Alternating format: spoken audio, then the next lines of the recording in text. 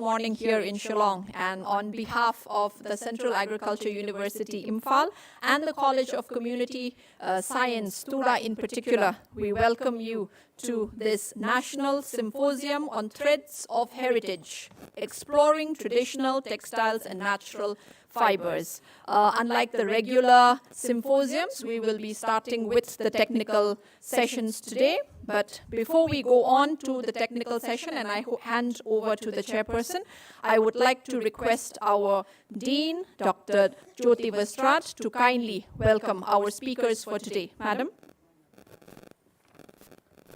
Thank you, Dr. Natasha. A warm good morning to all of you. Just yesterday we have celebrated the Republic Day 2025, and as we reflect on the theme of the Republic Day, Unity in Progress, celebrating India's cultural and economic growth.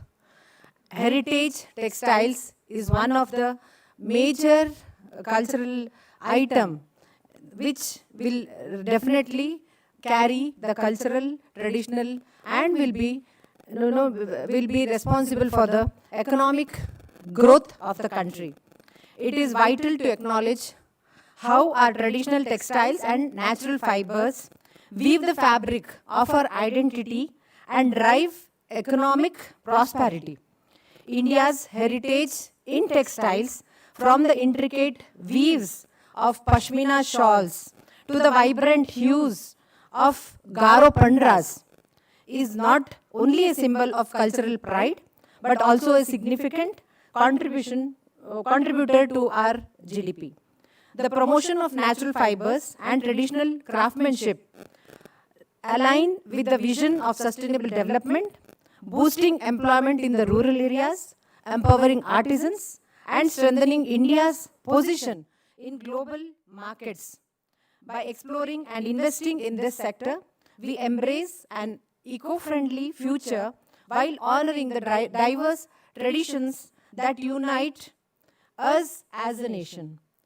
Today, I am very happy that we are organizing the first of its kind, Threads of Heritage, exploring traditional textiles and natural fibers, focusing especially the artisans and the fiber crop diversity of the northeastern region.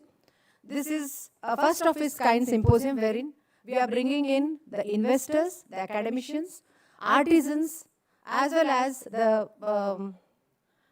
the lead speakers here on a common platform, so that the artisans who are working with the natural fibers are encouraged to continue their traditional practices of growing as well as weaving the tradition also. The natural dyes in the rest of the country, when we see natural dyes, they are of course going technologically high, but into the paints and all we are seeing them. But in the northeastern states, as we have observed, we have seen hand spinning, we have seen the arboreum cottons, which is rarely found in the rest of the country. I have even personally seen the Komala cotton, the short staple fiber, and there are so many unique technologies of the different tribes here, the Nagaland and Meghalayan as well as Assamese. They are into the spinning, weaving, natural dyeing, and the backstrap looming, especially as a textile expert, is there present only in this part of the country. Hence, to have a forum for the artisans to recognize their effort, we are organizing and we have made an effort here to bring all of them together. And today, since we have the inauguration tomorrow, Honorable Chief Minister has agreed to, and he was keen in inaugurating this program. So we are having the inaugural session tomorrow afternoon. However, we'll be starting the technical session. Before we start the technical session, I would like to welcome all the delegates, all the lead speakers who are here since yesterday. And I take this opportunity on behalf of the Central Agriculture University, on behalf of the College of Community Science, and on behalf of the CPGS ES Umiam to welcome our respected delegates. I'll just personally welcome you all, sir. I welcome Dr. C.D. Mai, sir, former director, ICR, CICR. I welcome Dr. Vasant Panditji, who is the treasurer for DRI, Chitrakoot. I welcome Dr. B.M. Khadi, sir, who is a former DOE at US Dharwad. I welcome Dr. Suresh, HOD at NEHU. Then I welcome Madam Vinita to this program, who is a lead speaker, who is from the CICR Nagpur. I welcome Madam Pushpa Khadi ma'am. I welcome, she is emeritus from the US Dharwad. I welcome Dr. Sharda Devi ma'am, my mentor to this program. Thank you for your presence also, ma'am. I welcome Dr. Thilgavati ma'am and sir, to this program. I welcome Dr. Raghavan sir, Venkat Reddy sir, Ajit Jamkandi sir, Mahesh sir and his team. I welcome Dr. Kavita Mone from Appanji. I welcome Bordolai sir from the Bamboo Research Institution. And I welcome all the delegates from all over the country. I can see. I welcome Dr. Shivkumar. I welcome Dr. Sujay also to this program. I'm seeing so many of you sitting at the back also. I take this opportunity to welcome all my faculty members, all the faculty members from CPGS AS, the student delegates, with much interest. We have got student delegates also.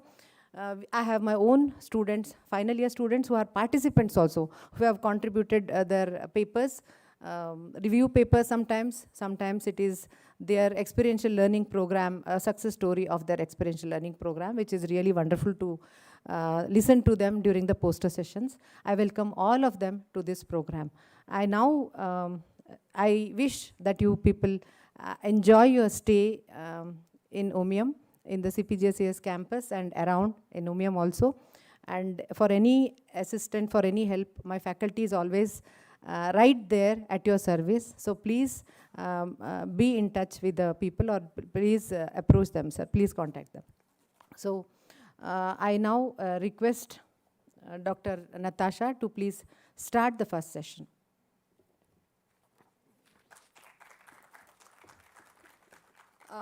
Thank you, madam. We will open the symposium with a series of technical sessions that feature thought-provoking presentations. We have interactive discussions and collaborative brainstorming.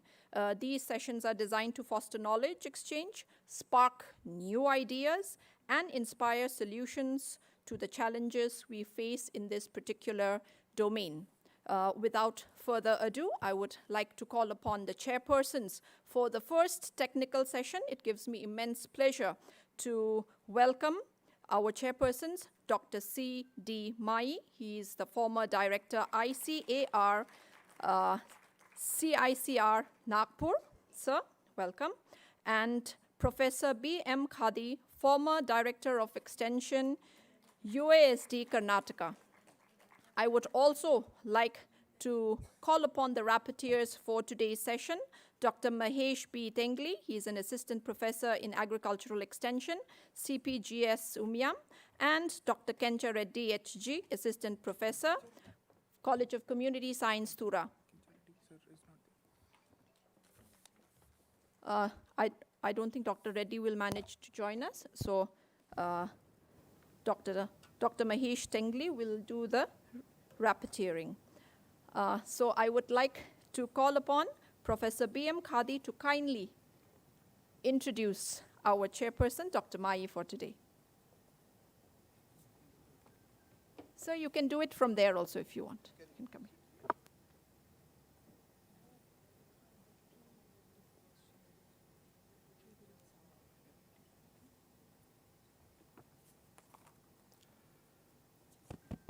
Good morning to all. I heartily welcome to you all who are all concerned and responsible for natural fibers to this symposium. You know already Dr. Jyoti Vastra talked about the symposium, that is Threads of Heritage, Exploring Traditional Textiles and Natural Fibers. On behalf of the organizers and on my own behalf, I welcome you all who have gathered here. I also welcome the great personalities, expertise, researchers, viewers, artisans, investors for this first session. You know that we are going to start the first session immediately. That is the sustainable cultivation techniques and innovative fiber production and fiber extraction technologies. You know very well that a lot has been done as far as the major fiber crops are concerned, especially cotton. We say that the king of fibers, then the jute, golden fiber, silk, queen of fibers, and wool. These are the major crops. A lot of work has been done. In spite of that, there is a need of, again, upgrade the program on these crops also, because the requirement of the country is increasing day by day.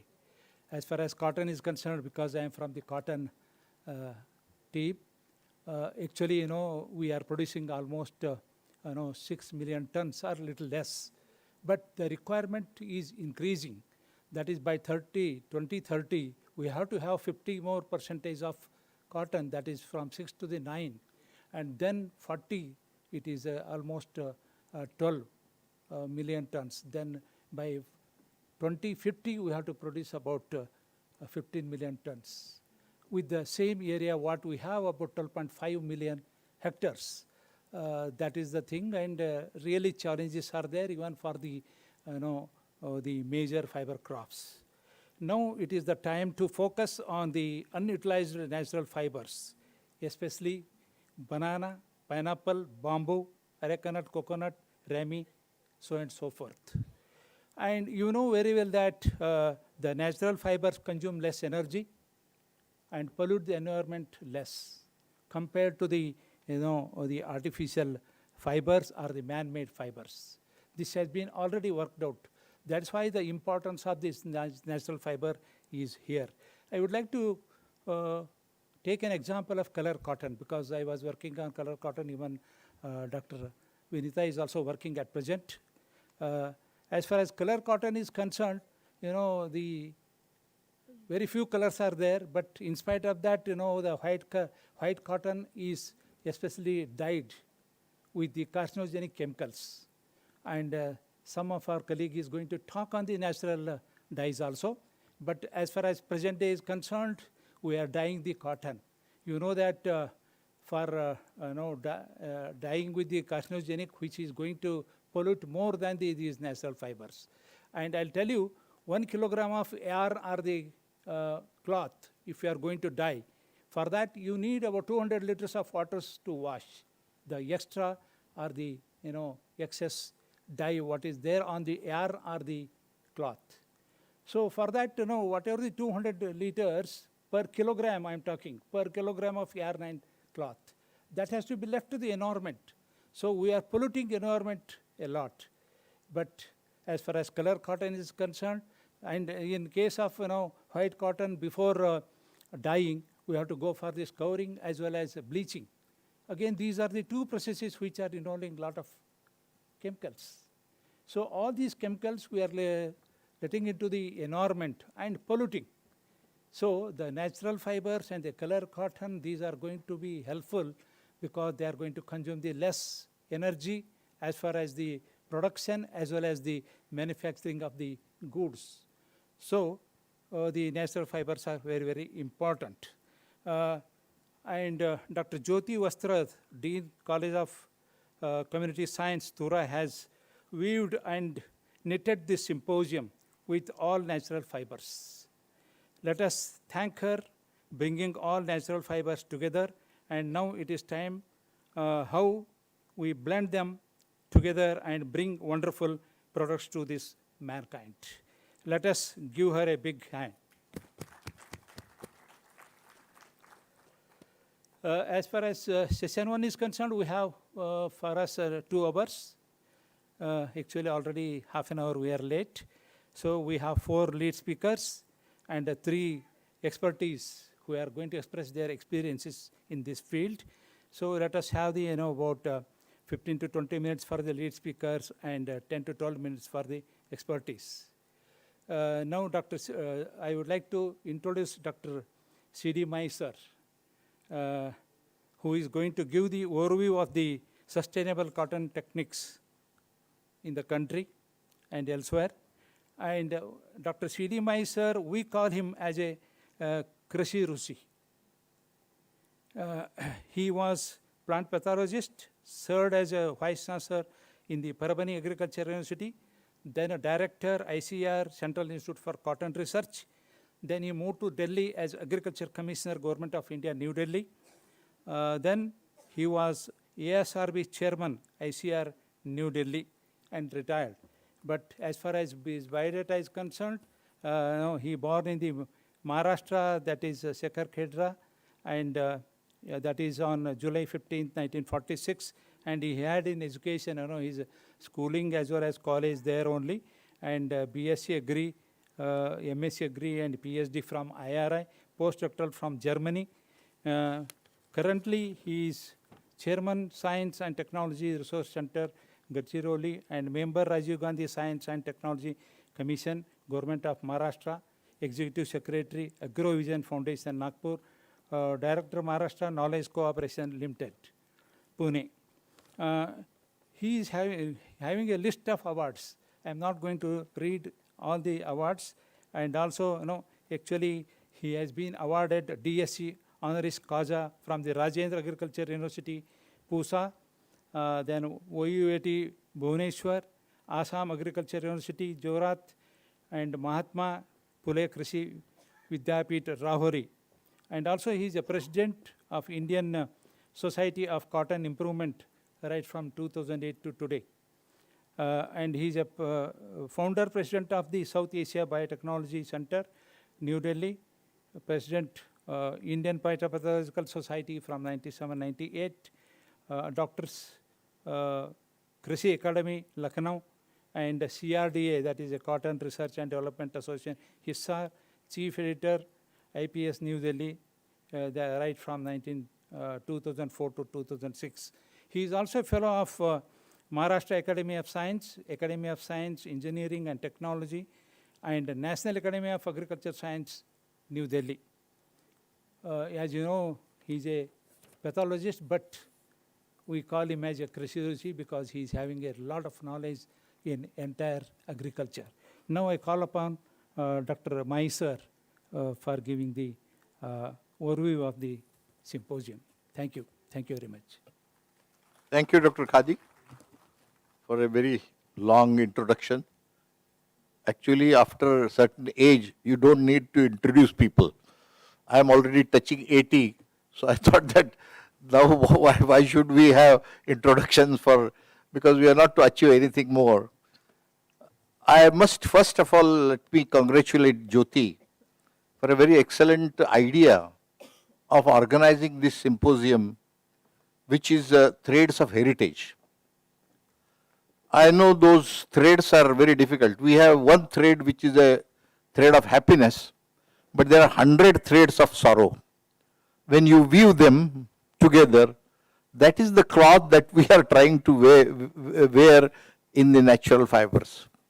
I think this is what, in Marathi there is a very good song, Ek dhaga sukhacha, shambhar dhage dukkhache.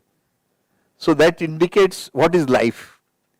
But I must appreciate her that she has thought over to basically integrate the production technologies, processing technologies, and also further what is that can be utilizations. I think this is where I have really appreciate her efforts in direction. So Jyoti, once again, kindly give her a big hand. It's a very,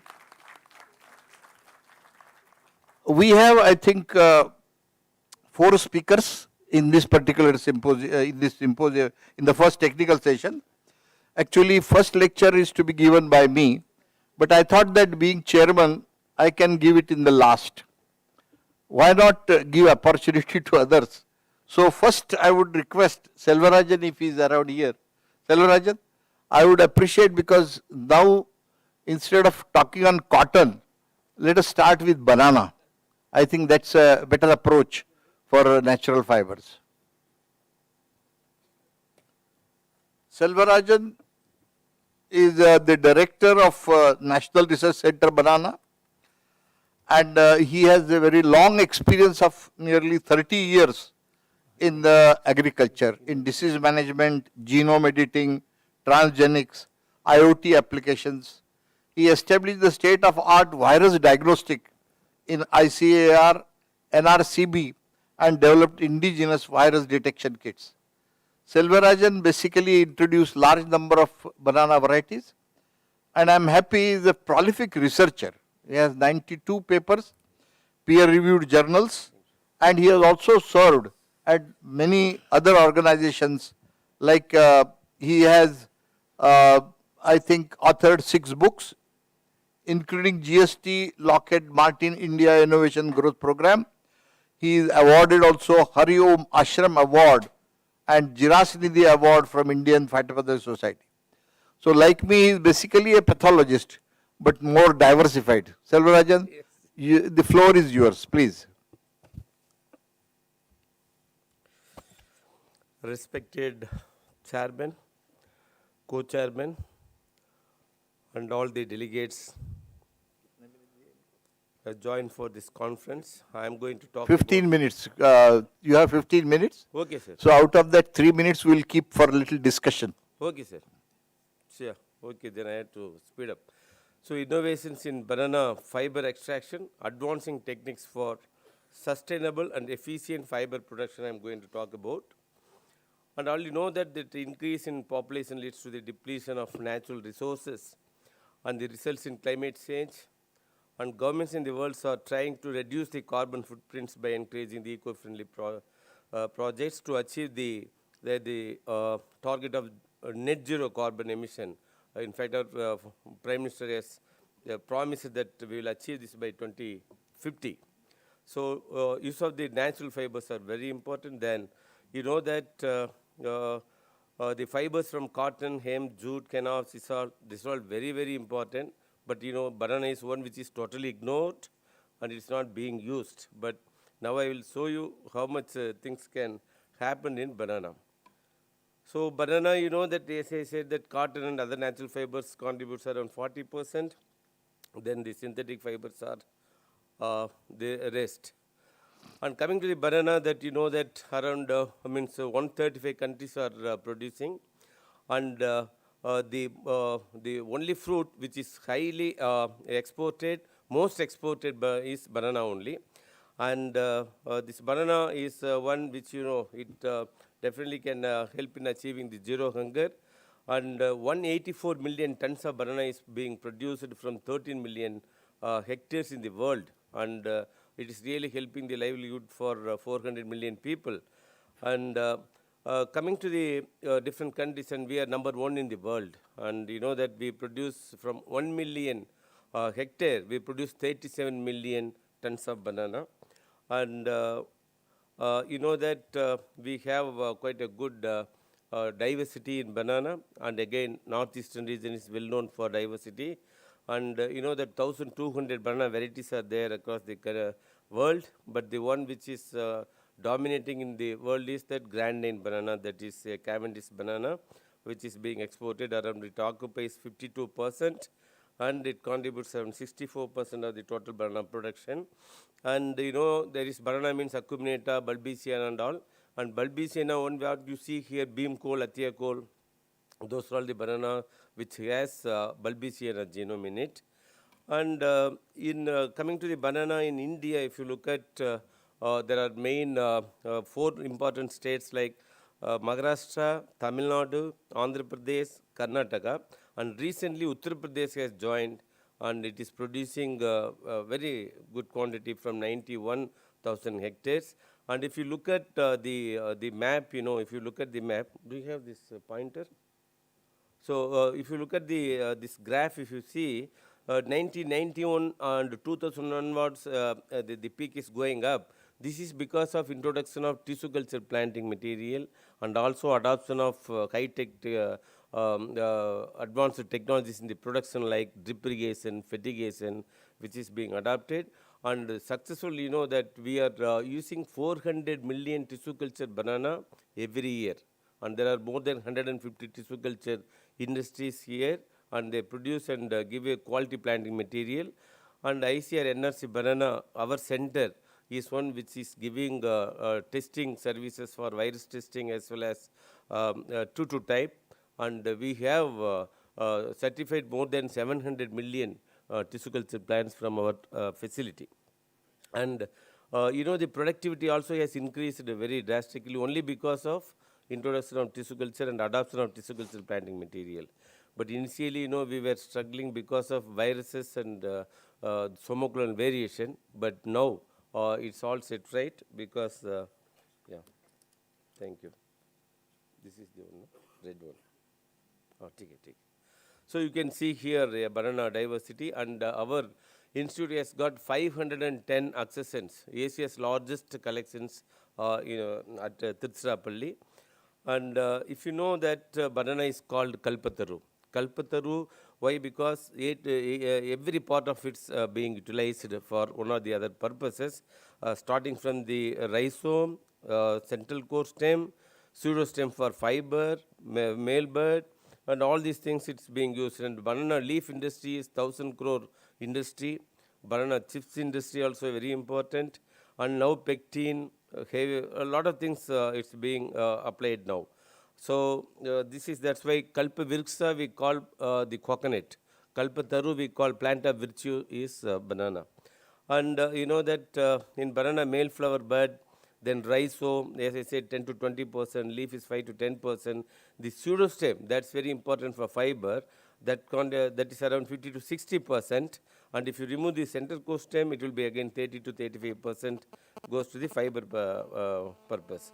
Globally, an excess of 1.2 billion tons per year of banana stems are being left to decompose.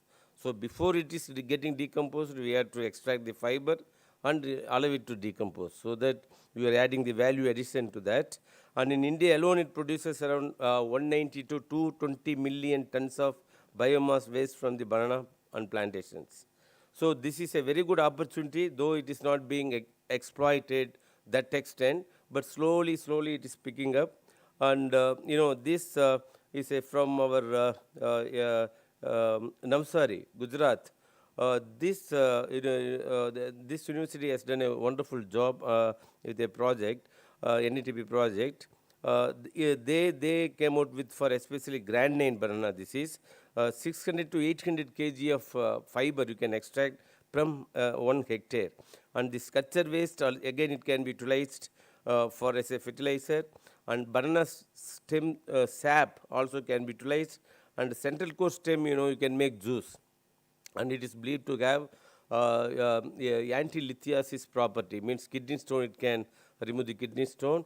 And this is one product which we have given licensing to more than 20 companies actually. So banana pseudostem sap is one of the important, and fiber. And you can utilize all these things and you can double your income. Whatever you get from the bunches, the same amount you can realize from the other than the plant, if we are utilizing it. And coming to the fiber, if pseudostem fiber, 14 to 18 leaf sheath, and that can produce a very good fiber. One which is coarse fiber is from 2 to 3 sheath outermost, then the soft lustrous fiber that is in the middle sheath, then very soft fiber you get again inside the this one.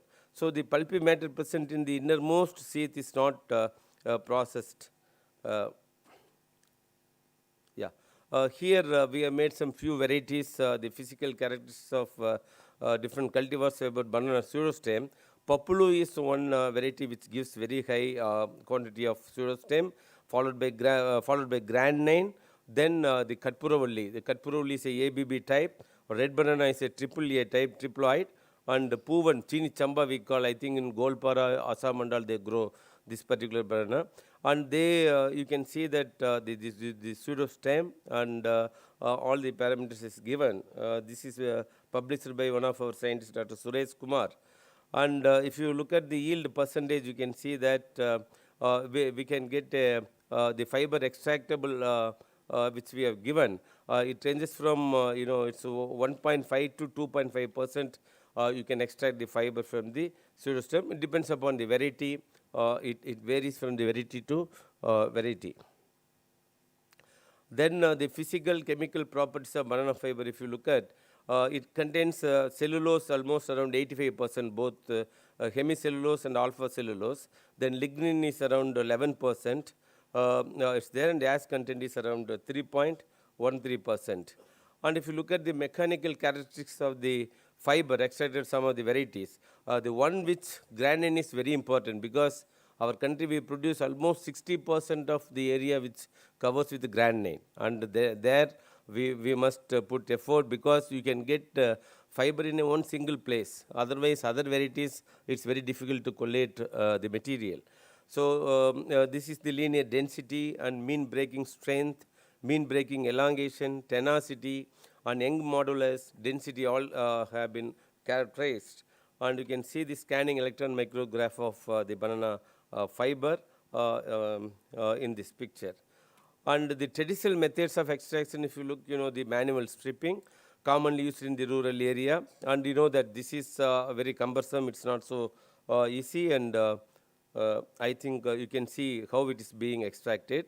It's very difficult, and it takes a lot of manpower, but once you do it, you get a very good fiber in this manual extraction, but definitely not cost effective. Okay, so I think I can move next to, yeah. Coming to the retting process, it utilizes natural microbial action to decompose the outer layer of the banana pseudostem, facilitating the separation of the fibers. In this method, the banana stem is cut into sections and submerged into in water. I think the jute also, they do this retting process is very important. It's for a period of 1 to 2 weeks it's being done. Then during this retting period, the microorganisms can break down the lignin and non-fibrous tissues, leaving the fiber intact. And this disadvantages, primary disadvantage is that process is time consuming again. The efficiency of the retting depends upon the factors such as water quality, temperature, microbial activity, and additionally it necessitates significant manual effort for fiber extraction and cleaning after the retting process. Microbial retting, as I said, that the Pseudomonas, Acinetobacter, Clostridium, Bacillus, all this could be utilized for this microbial retting. And as I said, it's a time consuming. Coming to the enzymatic extraction, if you look at, it's a costly affair, but cellulase, pectinase, hemicellulase, lignin peroxidase can be used. And again here the temperature, pH and all, it's very important. Then coming to the chemical extraction, all you know that use of alkali, mild acids, hypochlorite, then hydrogen peroxide could be used. Then this method is highly efficient and produces more uniform fibers suitable for diverse applications. The disadvantages, chemicals, it uses fiber extraction, create environmental concerns due to the waste containing high COD and BOD, halogenated compounds and lignin derivatives. Mechanical extraction is again or employed to extract fibers from the pseudostem. This is mechanically agitated, beaten and combed. And again the disadvantage is that the process requires an initial investment in machinery. And you can see this is a raspader type machine. Manually we have to feed it and we have to pull it back, and again a little portion will be, you cannot do it, otherwise we have to again once again we have to feed it. This is manual method, mechanical method, and this is another machine which is being used to extract the fiber. You can see here the recovery is more actually in this. And here, the first one raspader machine, sometimes accidentally you may cut your finger and all, but here this is a little bit safer one, and you can extract this one. And another recently we developed with the CAE Coimbatore campus and NRC Banana, we jointly we made this. This is really doing a good job, giving a very good fiber, and the sculpture waste falls down, and the sap also can be collected down. And this is a good machine, and recently Just a year back, we developed under a project, a NSF project actually we developed. This is a semi-automatic machinery. But this one, a China machine actually, I think one company from Maharashtra, they imported this one, and it is totally automatic, fully automatic, and it can handle at a time more quantity actually. So this one is being adopted in only one company in India. They are using this particular machine for extraction. And yeah, I think you can see this till it comes out. I think you can leave. Yeah. So here, it does every job, and finally it has to be, of course, it has to be dried. And pseudostem cutter, power tiller operator, raspadar, and raspadar machines, a different kind it is being done. Then coming to the rope making is another thing that we have developed a rope making with the CAE and NRCB we developed. And Circuit has done a lot of work in this line. And they did in one of the project actually. This is all from the Circuit only. They made this banana fiber spinning unit and cutting and cording unit also you can see here. And a single spindle spinning system also they developed. But now it is not being used actually, but they say it has to be improved. And enzymatic degumming banana fiber, as I said, 100% pectinase or lacase or pectinase and lacase combination, 25 to 75%, and pectinase plus lacase 50% also can be used for degumming, enzymatic degumming. And treatment of machine extracted banana fiber with enzymes such as pectinase, lacase, optimase.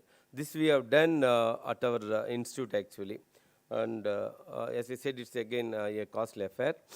And this banana fiber you can produce paper, then you can also produce composite, then you can produce packaging material, and handicrafts is becoming very common now, and even you can get from IKEA also. We are exporting many units in Tamil Nadu. We are exporting these handicrafts made from this banana fiber, and it's a light shades and all. It is being exported. And again, textile. A few people are doing in Tamil Nadu. They are adding 5 to 10% of fiber along with the silk fiber as well as cotton, and they make saris and other things. And banana fiber reinforced composite recently we made along with the Circuit people. Dr. Silake is one of our scientists. He's a structure and food processing scientist. He made this reinforced composite, and by adding 1% nanocellulose to this matrix, it is doing well. So removal of lead also. Using the fiber, you can this lead can be removed, and this one of the studies our Suresh Kumar and his team, they made that this can be used for heavy metals removal, like lead can be done using the fiber. Then we have given a lot of training to the especially women. They can use this extracting the fiber, and they can at least if they are not making the products, at least they can sell the fiber itself. And many self-help women we have trained across the not only our place but northeastern also. We have trained some people from the northeastern Meghalaya, under TSP we have done some in Bihar also we have done, in Manipur also we have given training in extraction of this fiber and making many handicrafts. And yeah, again one of the entrepreneur she is from Kusinagar. She has made that is Sri Maithili Enterprises. They are making a very good fiber and lot of products they make in Kusinagar. And of course, we gave the training and 2-3 technologies we gave, including banana center core stem sap also she is preparing and giving to the people and selling without collecting money. And those people who have got kidney stones, once they get cured, they come and give the money to her. So that way she is convincing the technology, and she takes the fiber also. And the challenges and opportunity, I think this is my last slide probably. Yeah, despite its rigidity, durability, sustainability, eco-friendly, biodegradable, nature-based product, the fiber production extraction, And market penetration faces several challenges in this worldwide, because many people, they made a lot of fiber and they could not sell it actually, because unless it is made some product, and if you make lot of fiber, it cannot be sold. So we need to have a real that chain, the value chain has to be there in this one. But nowadays they make, actually, as I said, it's a small village level, industry level, they make it and they make lot of fiber. But otherwise, I will tell you, compared to jute, like, you know, 0.5 million tons of banana fiber can be produced from India. 0.5 million tons of banana fiber can be produced from India. I am telling 50% of the banana, if you are using, just 5 lakh hectares if you are using, you can produce that much quantity, and it has to be done. So we need to have a good machinery development we need, and these are all the things which we require. And of course, I think government interventions and all, it is very much necessary to make this banana fiber industry in a big level. And it can also give empowerment for the women, rural women, and you know, like how we make milk cooperative society, like that they make banana fiber also. Every village one has to prepare and collect, and they have to make such a way that industry should grow. Finally, a lot of products has to be made, then only this can be made. So the future of banana fiber is a really promising one, and of course a lot of things are being made. And recently also, I think on projects they have Nectar, they have introduced, they got a big projects here to introduce in northeastern region for banana fiber alone. Around 60 crore rupees they got sanctioned. I don't know what is the level. We had an MOU. Now I don't know what is the level it is being reached. And with this I conclude. Thank you very much. Thank you, Dr. Selvarajan. Any very specific question to Selvarajan about banana fiber extraction?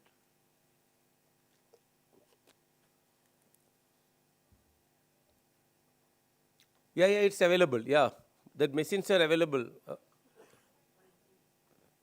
Okay. Availability of the fiber. Commercial available fiber is available. Yes. Commercial it is available. We can give you the list of people who produces banana fiber. Yeah, they are ready to sell banana fiber at the around 500 rupees, 600 rupees per kg of banana fiber is being sold, and there are many people who are producing fibers. Yeah. Okay. Weaving, yeah, we have 2 units weaving. There are many people having weaving, especially they make mat actually.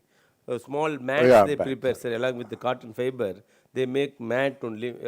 And saris also they make actually, but you know, it's not being sold big way, but it's there in Pothis, many Tamil Nadu stores if you go, sir, lot of silk and this banana fiber.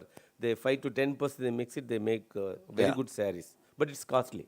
Thank you. Yeah. Are there any variability in the genotypes or those traditional varieties which are being grown in terms of fiber output? Yes, sir. Yes, sir. We have screened around 10 to I have not shown here 10 to 15 varieties, which is our Indian varieties actually. One variety called Pisang Awak group that they call Kantali here in Bihar and all, they call Kantali. That is giving very good fiber yield and quality actually compared to other traditional varieties. But the one which we have to aim is Grand Name. That is 60% of the area is Grand Name. Grand Name is giving very good fine fibers. So it is both purposes then? Yes. It is for multi-purpose banana variety? Yes, sir. Yes, Yeah. sir. Yeah. Yes, madam.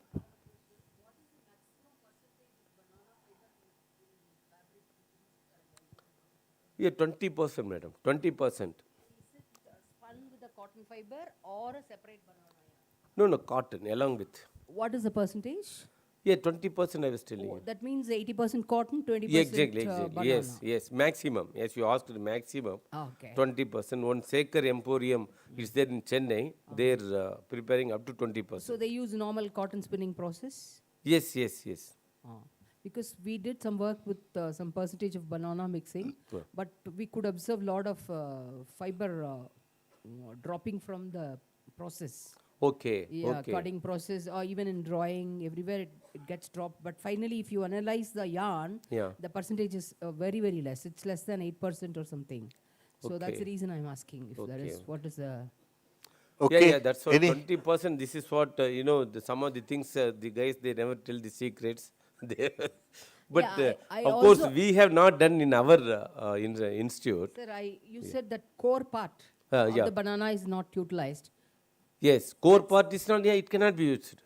But I just saw research where they have used that core part and the fiber seems to be very silky and they used a process like cooking and some decentralized process I have seen, sir. Okay. Central Coast In Coimbatore, people have started extracting that. that eco green people. No, I Okay. don't know I don't Okay, remember. okay, But okay.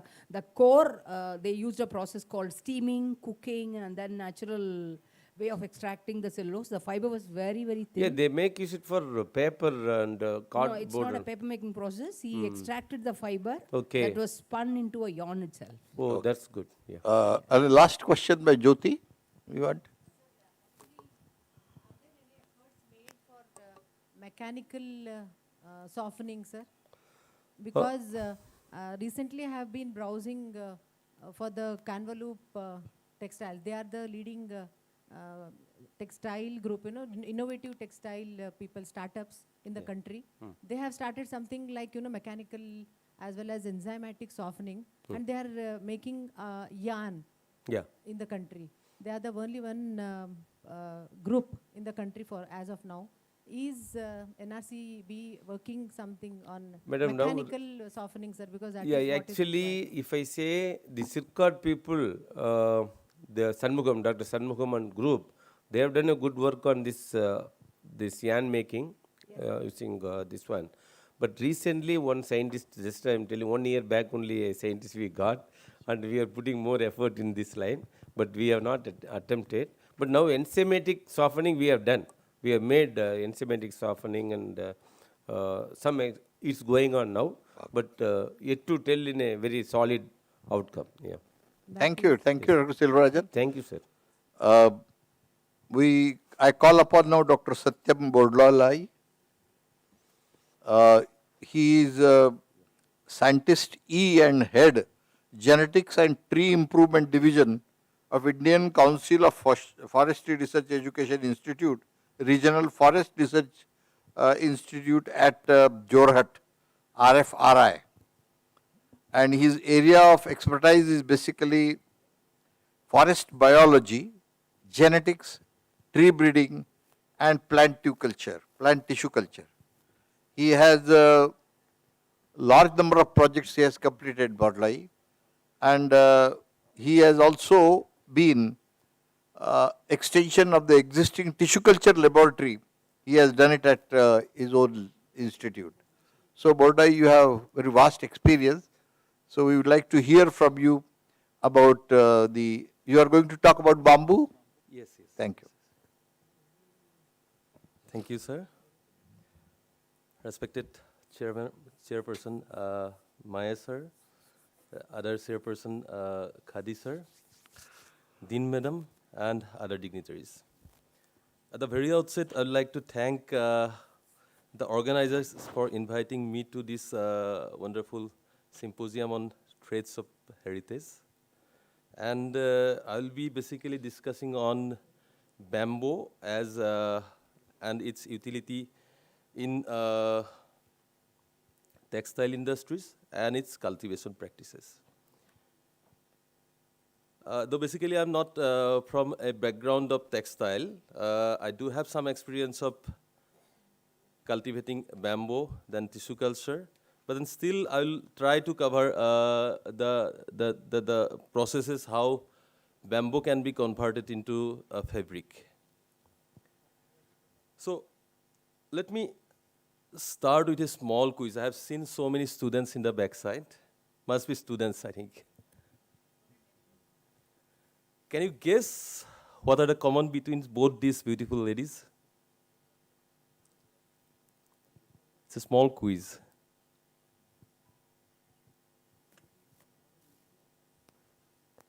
Can anyone guess?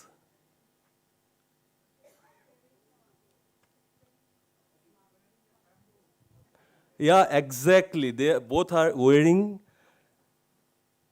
dresses made of bamboo. So bamboo, in fact, it's a kind of novel, kind of relatively new bioresource which is converted, which can be converted to fabric and textiles. And before going to deep into the processes and the varieties that we need to grow, I just want to tell actually what bamboo is. For the people who are not from the areas where bamboo doesn't grow. So in bamboo, it's a large group. In fact, bamboo is not a particular species, not a single species. It's a large group of species, different species, which are tall, arborescent, perennial, and woody grass. It's a grass species only. These are grass species. So if you look into the diversity of bamboos in the world, you can see around 1,200 bamboo species. Some people say it's 1,600. And in the Indian context, if you look into the number of species or diversity, it's 148. The current estimate says it is 148 species. And in the northeast, it's also quite rich, and we have more than 92 species in northeast India, different varieties of species. So as a bioresource, these bamboos have lot of utilities, right from construction to cuisines. And perhaps the newest one is textiles. So regarding the journey of bamboos to bamboo to fiber, it's a kind of cellulosic fiber. It's a natural fiber, and it can be divided into. Can I?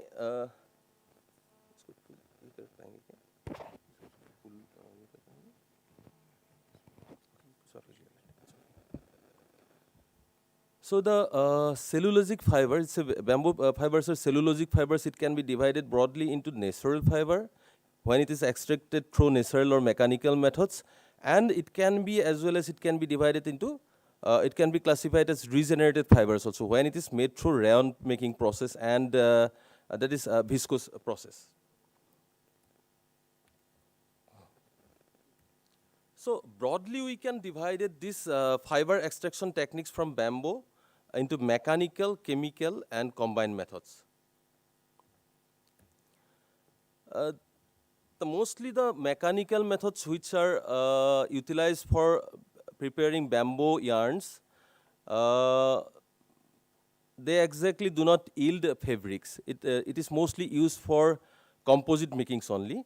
But then still, I will just I'll just show you the methods how we can extract fibers. The first one is steam explosion methods, which utilizes high pressure steam to break down the plant cell walls.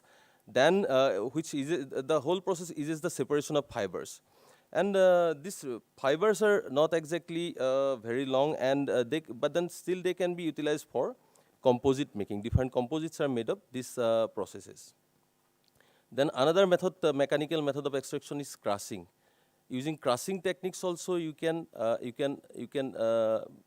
manufacture, you can yield bamboo fibers. Then another two methods, the rating method already sir has said, it's almost similar only. Then grinding is also there. All these mechanical methods, they yield bamboo fibers which are suitable for composites making with composites, bamboo fiber composites.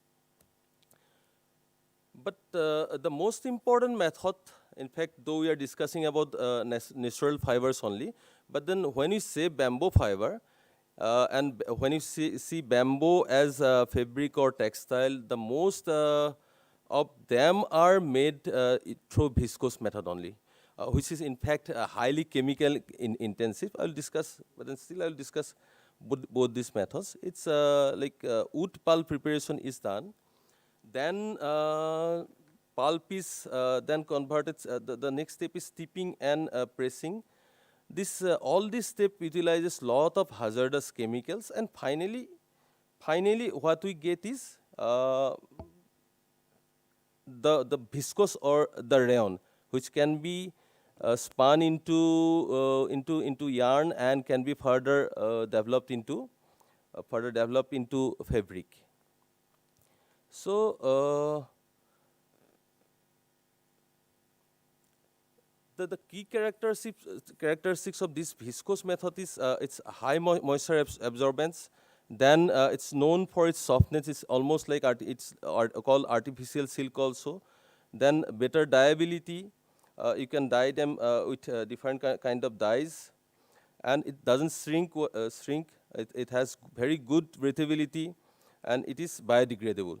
It can be made from, usually it is made from wood pulp only, but then nowadays mostly in China, instead of wood pulp, bamboo is being utilized as the resource, and of course in India we do not have any industry which is utilizing bamboo as bioresource for rayon. But then there are companies or industries, big houses, at least one big house I know, it's Grasim, they are doing some commercial kind of study to see the feasibility of converting bamboo into wood pulp. As we are having a huge area under bamboo cultivation, specifically in Northeast, there is a possibility that India also we can, the potential is that India also we can successfully grow, cultivate bamboo and convert into that dissolving grade pulp, which will further yield viscose. So this viscose made of bamboo can have lot of different applications, right from textiles. Then we do have non-woven applications also, like mostly in medical textiles, then surgical caps, surgical masks, wipes, hygiene products. Then industrial purposes also this viscose is used, this tire cords, tapes, then again conveyor belts are also made of this viscose, specifically from made of bamboo. So if you look into the difference or advantages of bamboo over wood pulp in preparing the viscose or rayon, is bamboo grows fast. It's perhaps it's the fastest growing plant. You can see a bamboo growing. It grows up to 1 meter a day. So it's a very fast growing bioresource which can be a good alternative to wood chips. Then it's a bit less hazardous in the sense we do not need to go for chemical or pesticides usually in bamboo cultivation. Then it needs comparatively less per hectare of area, comparatively less water requirement while cultivating the processes, cultivating this bamboo species.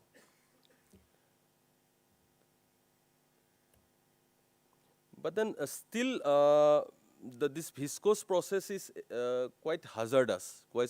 It specifically calcium disulfide, which is neurotoxin, it is used. A better option is there. That is lyocell making. Bamboo lyocell is right now available in the market, and perhaps 2-3 companies in India are there which are looking for production of lyocell, and one of them is Aditya Birla Group. They are also looking for lyocell, bamboo lyocell making.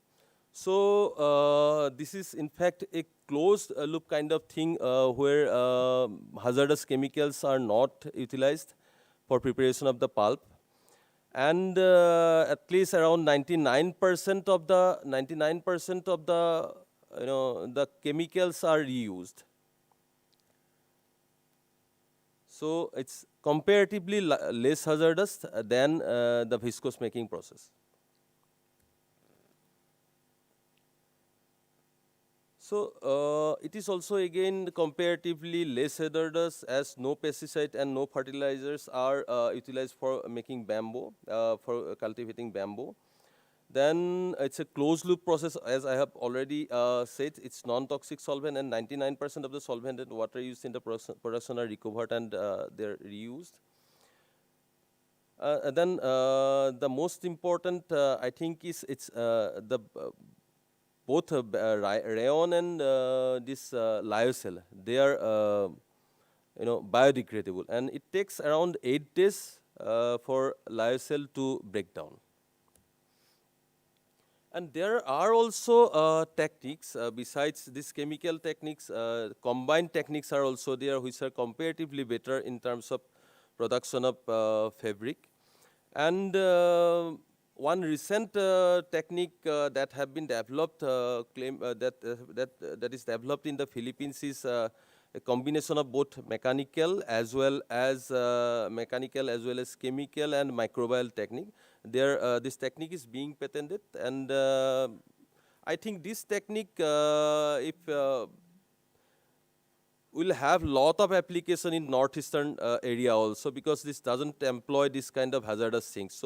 So that means they can yield wearable means textiles. Okay, sir.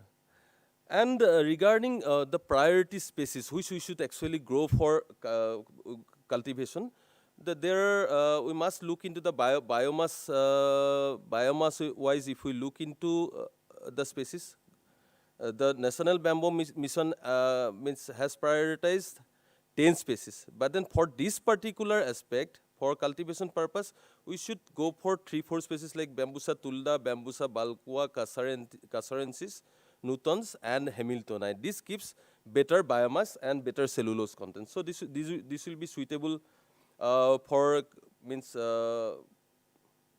rayon production, pulp production. Then if we look into the genotypes also, as we have high-yielding varieties in agriculture. We do have some developed varieties at RFI. We do have developed some varieties through selection. This may be a good option for cultivation. We have around 16 genotypes developed at RFRI. We have identified 16 genotypes which are high yielding, and the productivity is more. At least we can get 10% more productivity in this if we grow these genotypes. And we are discussing with those textile houses. They are interested in our genotypes, as this are having lower silica as well as more cellulose content. And yeah, silica is a bit, it's an impurity that we need to consider in rayon production, specifically through bamboo. Then, as we said, for tissue culture aspect, we can produce, at RFRI, we can produce bamboo clones in large number, in around 5 lakhs per annum. So at least if any industry starts producing, want to produce, so there will not be any dearth of quality planting material. We have a huge tissue culture laboratory, good tissue culture laboratory. There we can produce. So these are normal cultivation techniques. So bamboo is propagated through cum cuttings, then branch cutting. And these are tissue culture photographs from our laboratory only. And these production houses are interested in tissue culture techniques from our institute.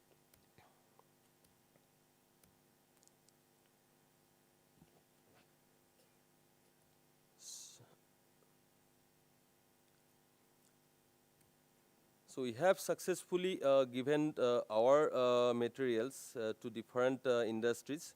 They can also provide genetically improved, they can also provide good quality planting material, and Grasim group is in contact with these license holders for quality planting materials.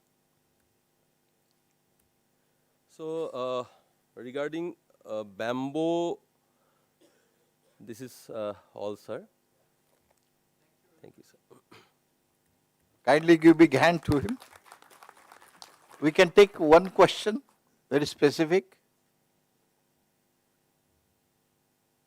If not, I would like to thank you very much. I think there could be further interactions while your tea break.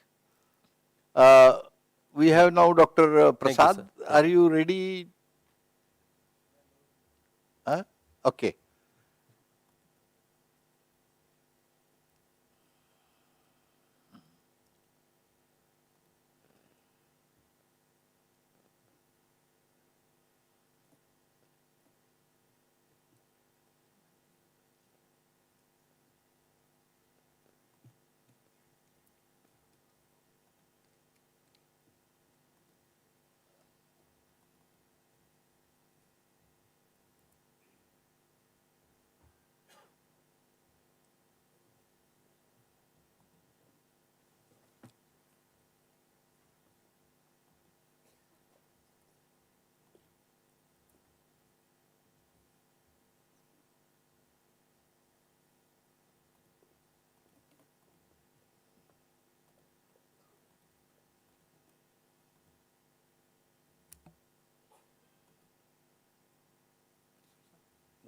You take it mine now, Dr. Mai. No, he's Prasad, no, Mai. Would you like to speak right now or after me?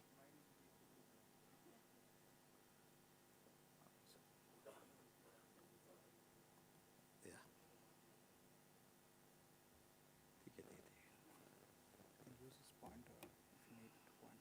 Okay. This one? That one. This one.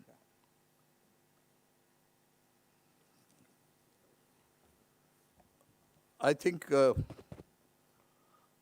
we welcome Dr. Prasad. Actually, I don't want as an ex-director to speak because the present director, but because now he said that because he is more up to date, so he will give cotton update very better. I thought that since we are talking about fibers, cotton is actually the king of all fibers. If you look into the cotton area, cotton utilization, cotton fiber, cotton products, you will find that it is one of the most important fibers in the world. And this was the fiber which actually Mahatma Gandhi used as a weapon for independence. Charkha, I think you may be knowing, that is how it started. Today in the world, unfortunately, there is 40% of the only fiber is utilized for making clothes, while 60% of this is synthetics. In India, we are lucky. We are still having 60% more use of cotton, natural fibers, and 40% only synthetics. But then, as I think in the morning we were discussing, the area of cotton is going down. Productivity has been, I think, slowly, either it is stagnant or going down. And that's why our major concern as a production scientist is to see how we revive the cotton productivity on a large scale so that it is utilized and it is now then becomes again the king of all fiber situations.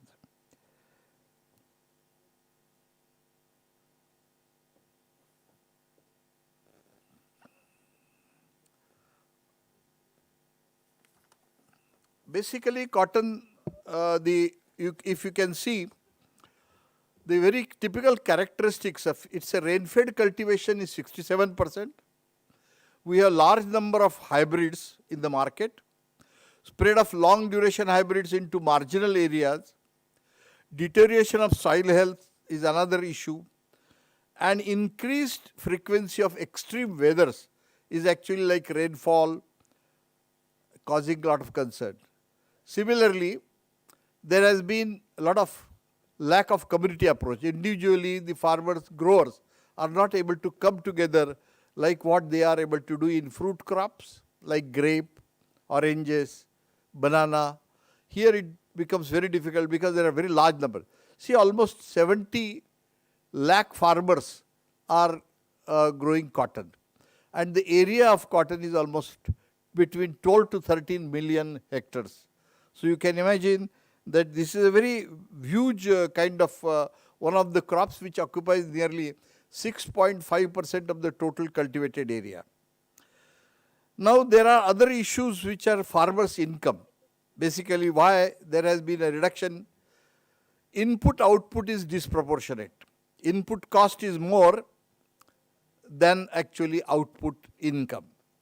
Imbalanced use of nutrient, labor cost, increased use of fertilizer, pesticide use is also very high. It is one crop which consumes highest pesticides in the country. So these are some of those issues from the farmer's point of view. That's why cotton actually farmers are getting reluctant day by day, mainly because of the cost of production. If the cost is more per hectare and the income is less, then naturally they would not prefer cotton to be grown. That is one reason that we have to be very, I think, very clear. And this has been actually worked out by earlier director Dr. Kranti, what is the amount of labor cost for picking, because we don't have machines for picking, and the major cost is on labor. Nearly 35 to 40% cost goes on picking of cotton in the field. Then there is also a lot of expenditure on pesticide. I said that amongst all these, nearly 25 to 30% of the pesticides are used only on cotton. And how this, therefore, under this situation, we can improve productivity. What we are having on the session today about the sustainable production system, how that we can improve. Productivity is basically a function of several factors, including soil, seed, rainfall, pest diseases, and management. Now, therefore, profitability of cotton farming is total output minus the production expenses. And the success have to be achieved in increasing productivity by keeping the current cost to enhance profitability. So, this we are trying to see how this can be revived, and in many areas, particularly dryland areas where I am working, we are trying to see that how the productivity of cotton in this rain-fed situation increase. There are also challenges like pest management. There are very serious pests like pink bollworm. Water management is another problem. Nutrient management is problem. Planting pattern is also a problem, which I think Dr. Prasad will be telling you what are the new areas which we are trying. Community cluster approach is again, and wide adoption of uptaking technologies. So we have done some kind of success stories in all this, and we have done it with the help of farmers in Maharashtra region. As an NGO, because I am working with an NGO now, where we are trying to upgrade the cotton production of farmers through small experimentation with the farmers. We have first success story on pest management. Particularly, we have a serious problem of what is called as pink bollworm problem, where we can use a technology called as pheromones, which is based basically on pheromone-based mating disruption technology. There is a white fly vector management can be done, integrated pest management can be done, insecticide resistance can be done, and community approach also can be done. So, for example, in disruption management, we have pheromone-based disruption mating technology we have used, and we have used it on a very large scale, like something like 7,000 hectares in the farmers' field throughout the country.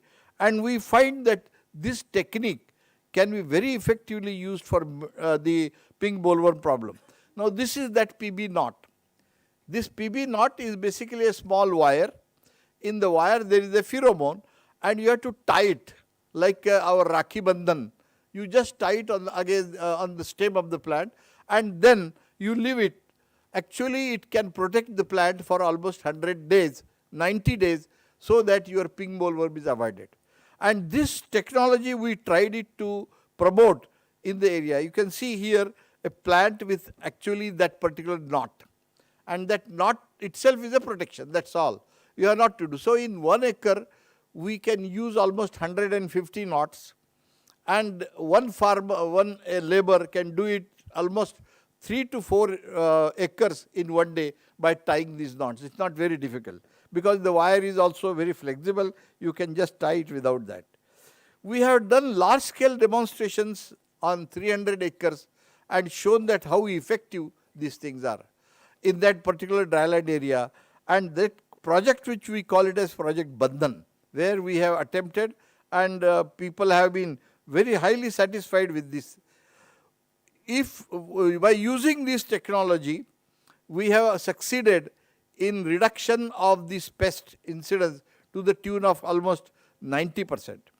And there is a reduction in the flower damage, boll damage, and we are able to increase the yield by 500 kgs additional seed yield, which can at least save 1200 rupees per hectare of the pesticide cost also. So these are some of, whole India we are trying to use this particular technology, where cotton is very is one of the major problems. Like in North India, Punjab, Haryana, we have tried it in Gujarat, Rajasthan, Madhya Pradesh, Maharashtra, Telangana and Andhra Pradesh. Now this technology, we have done it, as I said, Maharashtra, nearly 720 acres, Gujarat, Punjab, Haryana, Rajasthan, Telangana, all those total demonstrations are more than, actually if you see in the, they are almost total today, last year, we are touching almost 7,000 acres. Now, there is also another very good technology, the insect resistance management, which has been done by CICR, where these technologies we are trying to see that there is a proper use of pesticide, because there is a excessive use of pesticide can be avoided. That's how we have done. And there are hundreds of success stories again carried out by CICR with the help of the scientists, where they have shown that by using minimum use of pesticide, how productivity can be increased and we can avoid those things. Then another is white fly, is another serious problem in north, where there are I think opportunities where they are trying to use the management. The other is planting pattern. Now we are trying to see that how in the light soils, particularly where rain-fed areas, the profitability of cotton can be increased by using what is called as high density planting. I will not talk much about this because I think Dr. Prasad will give more outline, because this technology now, we are feeling that this is one of the promise after a long time for cotton yield stabilization and cotton increasing. And therefore, people will be re-attracted to cotton cultivation even in the north if we use proper technologies there. So these are some of those old results where this technology has shown a lot of profit to the farming community. Now there was a special project on cotton. All the three components were used by CICR. This is a slide from CICR, where we have seen that high density planting system, closer planting by 90 by 30 in the deep soils has given very good yields throughout. They have done it in the farmers field on large scale. Last year's, I think it is on a very large scale, and now we are trying to plant it in a district where concentrated 50,000 hectares will be tried. So likewise, there is a revival of all cotton cultivation in the area. Other very important factor is micro irrigation. Can we really adopt micro irrigation? If this is done, there are chances that cotton productivity can be achieved by nearly 120,000 per acre. We can achieve by, profitability can be achieved by using drip irrigation system. And there are, as I said, that total rain-fed area is 62%, where the productivity is only 300 kg. And surface irrigated area is 28%, where productivity is nearly double. But if we use drip irrigation, the productivity is tripled. So this is based on a lot of experimentation done throughout the thing, and these are some of the data which already has been provided. The fourth success story is integrated nutrient management. Can we also use, because traditionally only NPK is applied to cotton, and we thought that there are certain micro elements which are very essential. Now deficiency of nutrient itself is one of the serious causes of reduction in cotton yield. Therefore, we have tried to see that how best balanced nutrition can be achieved, and now there is a new technology which is called as crop tech cotton. So macro and macronutrient technology, where there are in a single granule, you have NPK, magnesium, sulfur, zinc, boron and iron. Now that particular granule contains everything. So you add this, and this is very cotton specific. Now that's why we are trying to see that we promote this so that we get, and particularly this is very important, sulfur is added where there is uptake of other nutrients is in. We have conducted trials on that and we have seen that we can increase the yield of cotton substantially. And now the last story is community approach, which we say that there are a lot of farmers producing companies. But the most important is, if we want to reinforce confidence in cotton cultivation, I think cotton farmers have to come together. And that is what our big job, and that is we are doing it through what is called as clear-cut extension methodology. Bring them posters, bring them booklets, reach every farmer, have more hoardings. So what can be done for cotton? And I think this has revived the cotton cultivation, particularly in the area where we are, that is in Maharashtra, Vidarbha region. And this I find where we involve a lot of politicians, where they can attract, so that farmers are, somehow we have to see that they do not go away from farming cotton. And these are some of those technologies which we use. Publicity, radio publicity, and all those extension methodologies we adopt. So there are lots of solutions, and those solutions can be basically very useful for cotton.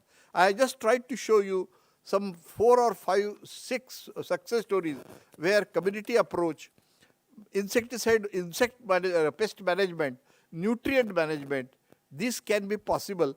And when we integrate everything, I think cotton productivity, which currently has been around 450 kg lint per hectare, can be doubled in the next 4 or 5 years. I think there is chances, and with the, I think this, I would like to conclude that this particular session, which is meant only for sustainable production, which was meant for sexual production, where will be now supplemented by my colleague Dr. Prasad on the same issues. So with this, I thank you very much and thank the organizer for inviting me for this.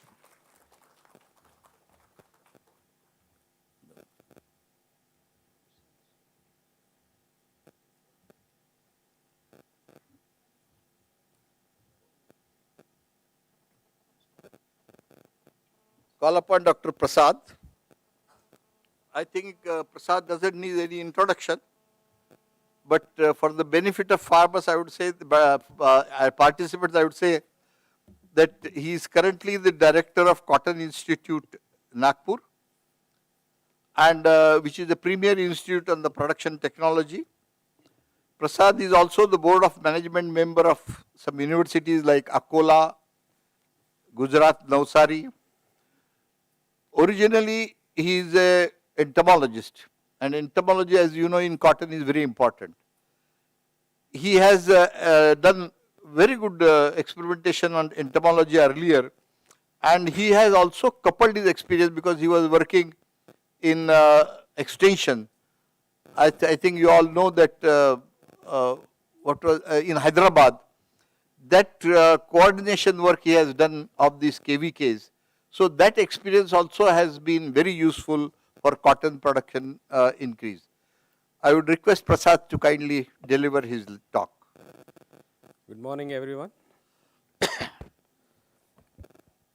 Most respected Mai sir, chairman of this session, Dr. Kadi sir, both former directors at CICR, the rapporteur, and all the dignitaries, invitees, the organizers, Jyoti Madam and Dr. Kencha Reddy and others, students, farmers, weavers, everyone who is present here, a warm welcome, and I'm very pleased to be here amidst you to talk about this and participate in this symposium, very important symposium which covers the threads of heritage, traditional textiles and natural fibers.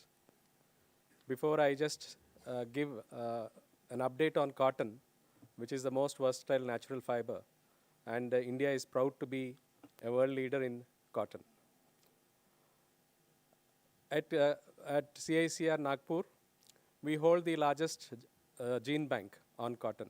medium-term storage gene bank we have. More than 12,386 germplasm accessions we have. Dr. Vinita, who is sitting here, she is the germplasm curator.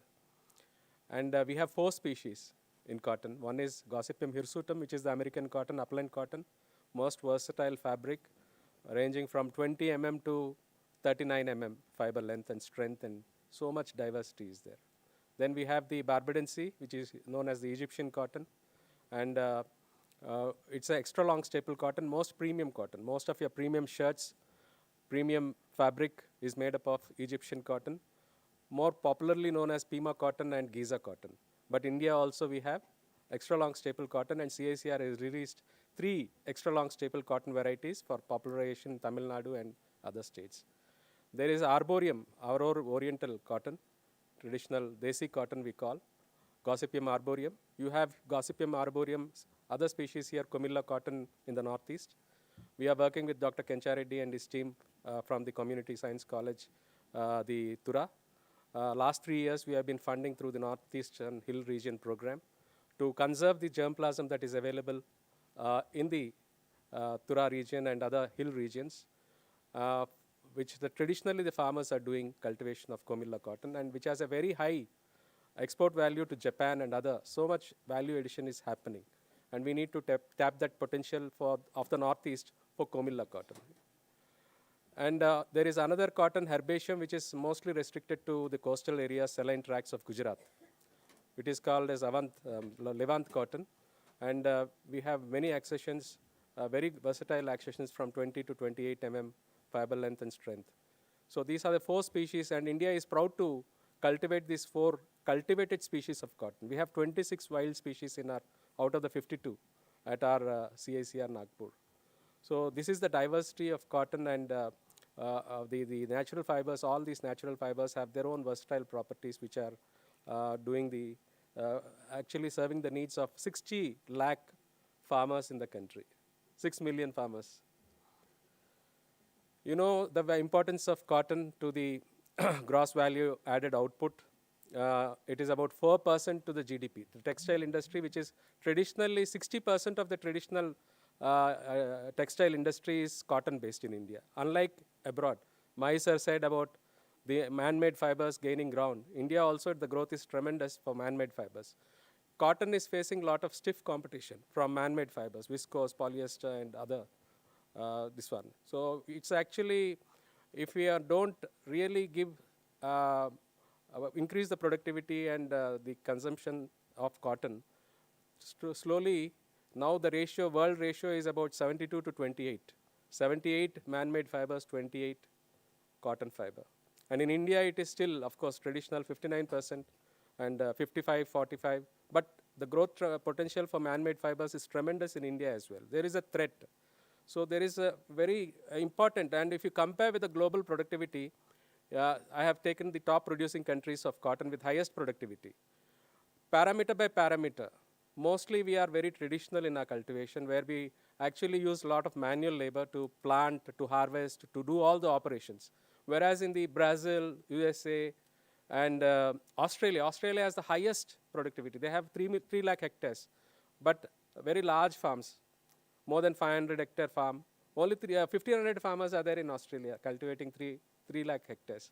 We have 60 lakh. And their productivity is 2,000 kg lint per hectare, means about 5 tons, 50 quintal per hectare they harvest. We are harvesting only 13 to 16 quintal per hectare because of largely rain-fed cultivation and traditional way of cultivation. In terms of technology also, we are behind. Means insect resistance is there. Herbicide tolerance is also combined in other countries. And planting methods, precision farming. The key difference between the highest producing countries and us is that they have irrigation and also precision planting, precision cultivation of corn. So we need to really step up.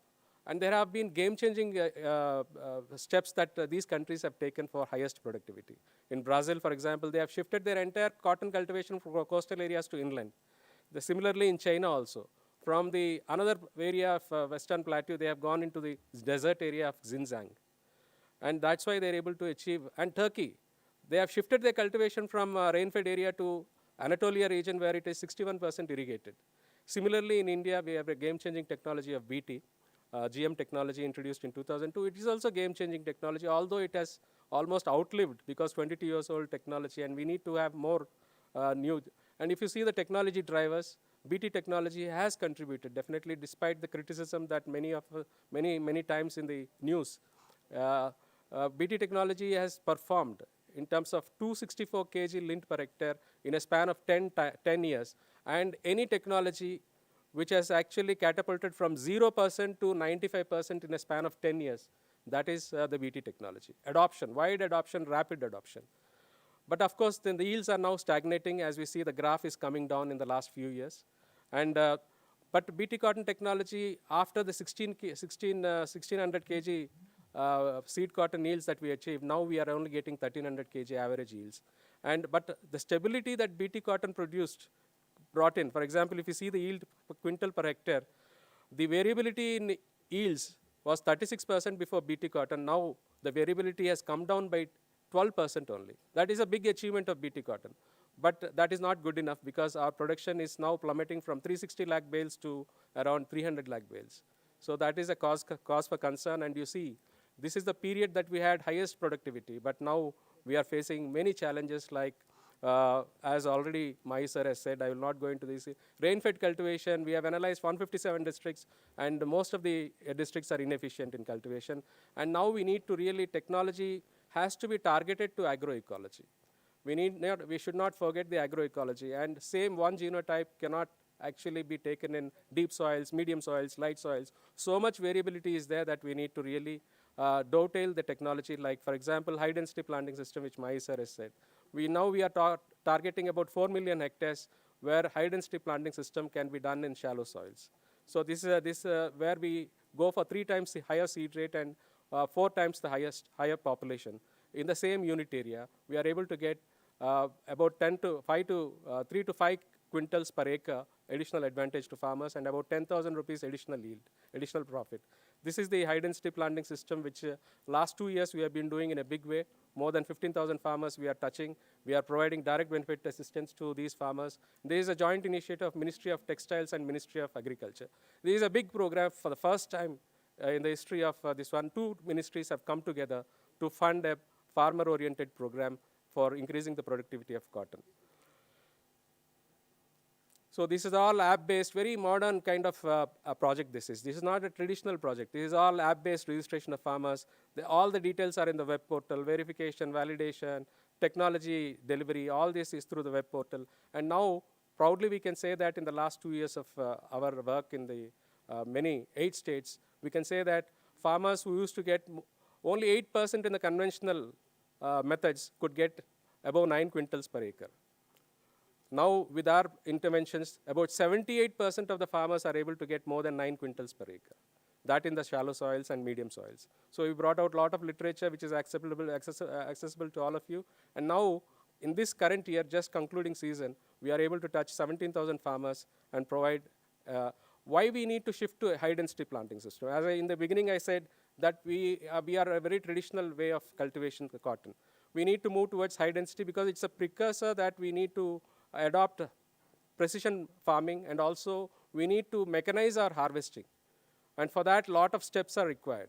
And that is the first step is high density planting systems, wherein we can harvest a single time, wherein the farmers harvest 3 to 5 times and they are not getting the labor. So single harvest, mechanized harvesting, the first step is high density planting, and we have been very successful in promoting this concept. So this is our own Suraksha variety, which is a very non-GM, non-GM, yieldless category variety, wherein we have grown in high density, and then we have resorted to mechanized harvesting using pickers. But some challenges are there in the defoliant and all. So for value addition, for the yarn and spinning industry, the most preferred way is mechanized harvesting with lowest contamination. Mechanized picking offers that flexibility of minimizing the contamination. Contamination, trash can be managed, but not contaminants. Contaminants like hairs, like which polythene and other threads and all get into this, and it poses a lot of problem to the spinning industry.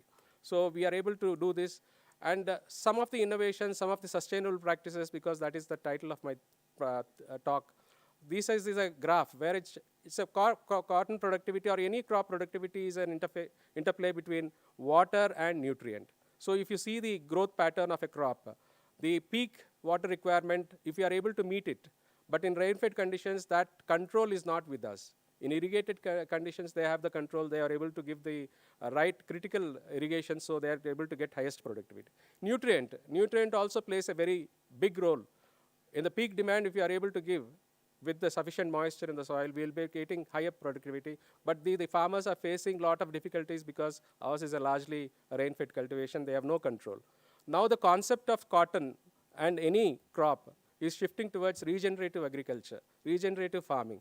So all these traditional practices that we talk about, soil, organic carbon, all those things that we do for increasing the soil organic carbon, they are all fit into the regenerative agriculture concept, and it is gaining ground. All the big brands are now driving sourcing of cotton only that is produced through regenerative agriculture practices. This is a shift that we are going to see in the next 5 years. If you are not really adopting the regenerative agricultural practices, many of the export-oriented and demand-driven production will not be able to meet. So we need to shift towards regenerative agriculture practices. Some of these practices, which all of you know, like mulching, green manuring, then intercropping, crop rotation, building the soil, returning the crop residue to the soil. These are some of the very important soil moisture conservation. These are all the best bed practices, even mulching like polythene, and now we are shifting to jute-based mulching also.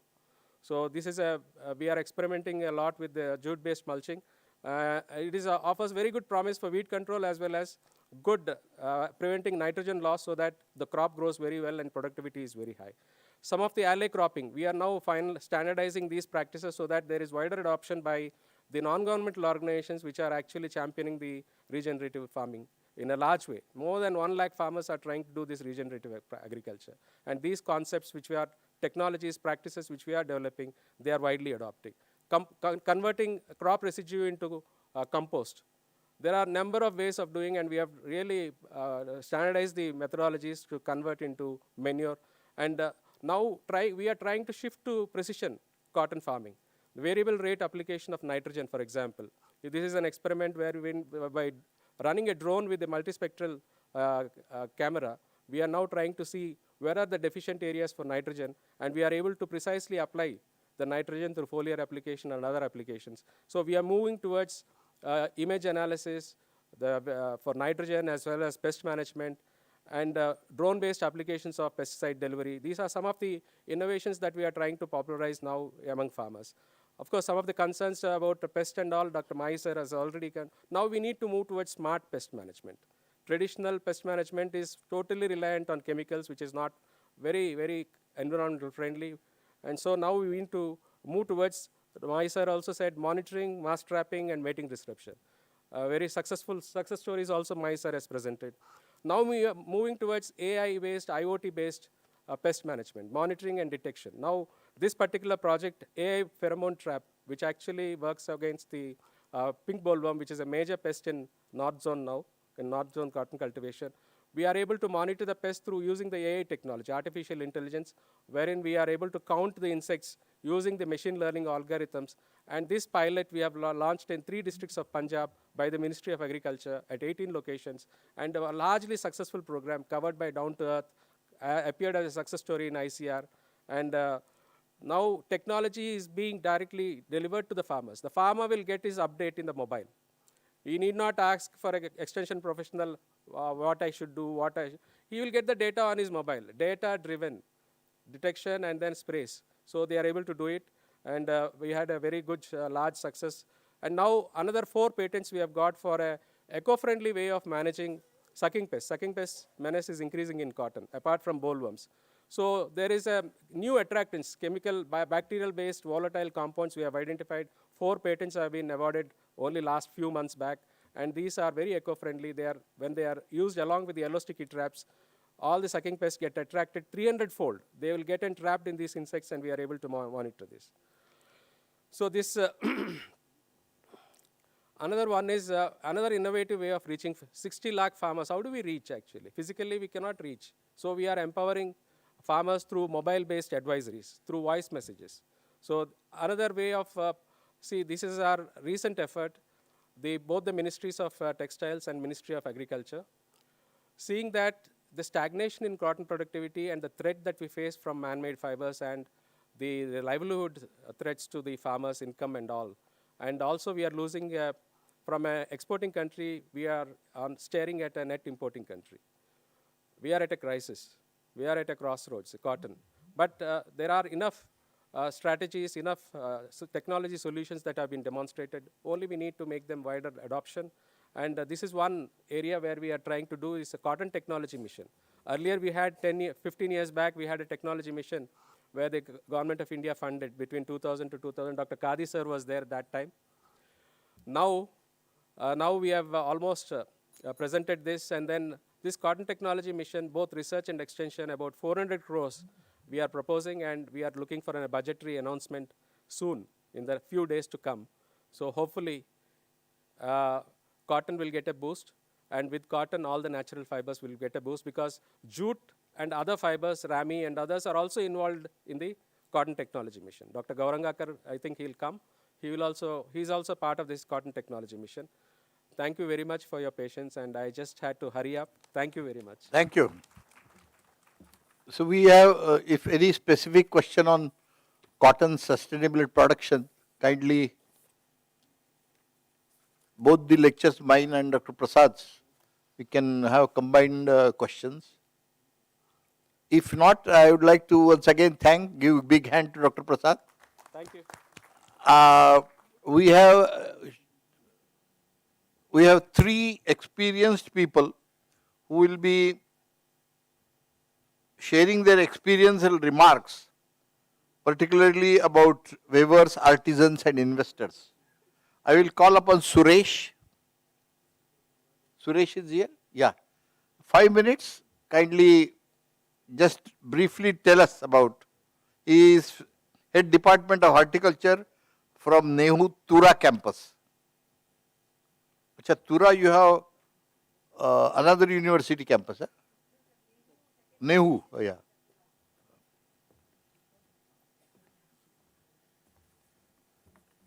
Good morning, Yes. everybody. Respected chair, co-chair, rapporteur, the dean, the directors of many ICR and other institutions, the producers, the processors, and the artisans, and my dear students. I take this opportunity to speak few words about, or the remarks about the present session, which the crops like banana, pineapple, arecanut, and other fibers is sustainable production and other things are this thing. Yeah, thank you so much. First, I thank the organizers for giving opportunity. Sir has given 5 minutes. I will go first. Yeah, it's a session without any PPT we have to do. That's why I'll do my best what I can tell to you. Yeah, I appreciate the crowd here. Unlike the other seminars, the students are very active. It's such a typical seminar, a very nice topic. That's why students are very active. I was just standing back and seeing many of the people, those who are having industry also very active to see the director's, ex-director's speech. Anyway, as I classify this crowd into three, 20 to 40, means students and teachers, and 40 to 60, then directors and all, and sir is in the age of 80. That's why three almost generations we can see. See, what I can say from my point, what I'm sitting here and thinking it, actually, the Almighty has given everything in the nature for His children. We are the children of Almighty, naturally.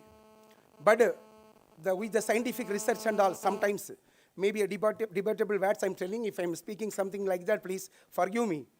Our research somewhere gone in a different direction to go in the wrong path also. Like that, because that's why sir used to, from his experiment also, the pheromone trap. From that I understood there are natural traps. Also there are many of this thing, because the entomologist and pathologist spoke before, banana pathologist also. There are everything is natural available. In our research we are going some away from that is synthetic type of things we are gone. That's why today our Dean Ma'am, Professor Jyoti took a topic in such a way, it's a traditional textiles and natural fibers. Everywhere if you go in horticulture, agriculture side also, people go for indigenous knowledge, traditional technology, or organic farming. Because we exploited, and we came back. When I was small, when I going to school, I found the slogans, use urea for bumper production. Yeah, we used urea. What is the result we are seeing now? Indiscriminate pesticides for bumper production. We say in the name of green revolution, many revolutions, yeah, we succeeded. We produced a lot, but we know the result, what happened today. We all are coming back for the natural thing in everything. Even from the cities, people are going towards the villages. That way, this seminar also going for natural fibers. I'll take only one point. I will not take much because time is short. 3 crops I plan to cover. One is banana, aracanut, and another one is pineapple, because for the natural fibers. Why natural fibers? We are using synthetic dress. We are sometimes very not comfortable when the temperature in tropical places. Here now we are experiencing, we can use synthetic also now today here. But when you go to south and tropical one part of country, you can't use those types synthetic. It's not good for the body. That's why you are going for now natural fibers. If you take natural fibers, 3 horticulture crops as a dominant. One is banana, one is pineapple, and another is, what I said is aracanut. And some more crops also there, date palm also we can take, and palm also, other palmyra from Borassus flabelliber also we can take. Many crops are there having the potential. But now, as sir said, the production, as this is the session with mostly of production. Production, if you take banana, how much India produces, 3 crore 78 lakhs metric tons. But from that itself, some things from the previous lecture you found, what is the yield of banana? With the 7 bananas, if you cultivate, you'll get 1 kilo of banana fiber. 1 kilo of banana fiber gives 120 to 150 kilos in the market. And now 20 to 40%, there's a question raised, 20 to 40% can be incorporated with the other fibers. So that way, banana fiber is having scope. So if we say the production in Northeast, followed by followed by Assam. Assam is the highest producer in the 8 states, because I am in Meghalaya, I'm speaking, followed by Mizoram, Tripura, and Meghalaya. These all producing more than 1 lakh. Assam is 10 lakh hectares. Sorry, metric tons. More than 10 lakh metric tons. Huge production in Northeast also. But see, you will come to the question, who are the people buying this? Who are the people utilizing this? Okay. Now I'll come before that. I'll just give a statistics about the pineapple, then go. Pineapple also we are producing 17,58,000 metric tons. India is producing. But in Northeast also we are producing Assam, after the Tripura, Meghalaya, Manipur, and Nagaland. They are also producing in a quantity of 2,82,420 metric tons by Assam, then Tripura 17 lakhs, Meghalaya 14 lakhs, Manipur 128, 12 lakhs, and Nagaland 12 lakhs. See, all metric tons. It's not less pineapple plants. I'm not telling fiber leaves. Then how many wastage fiber will be going in that? That you can think. Aracanut also like that, India producing 13 lakhs, more than 13 lakhs metric tons. Then second is Meghalaya. In the Northeast, dominating is Meghalaya state, this state. That is 51 lakhs.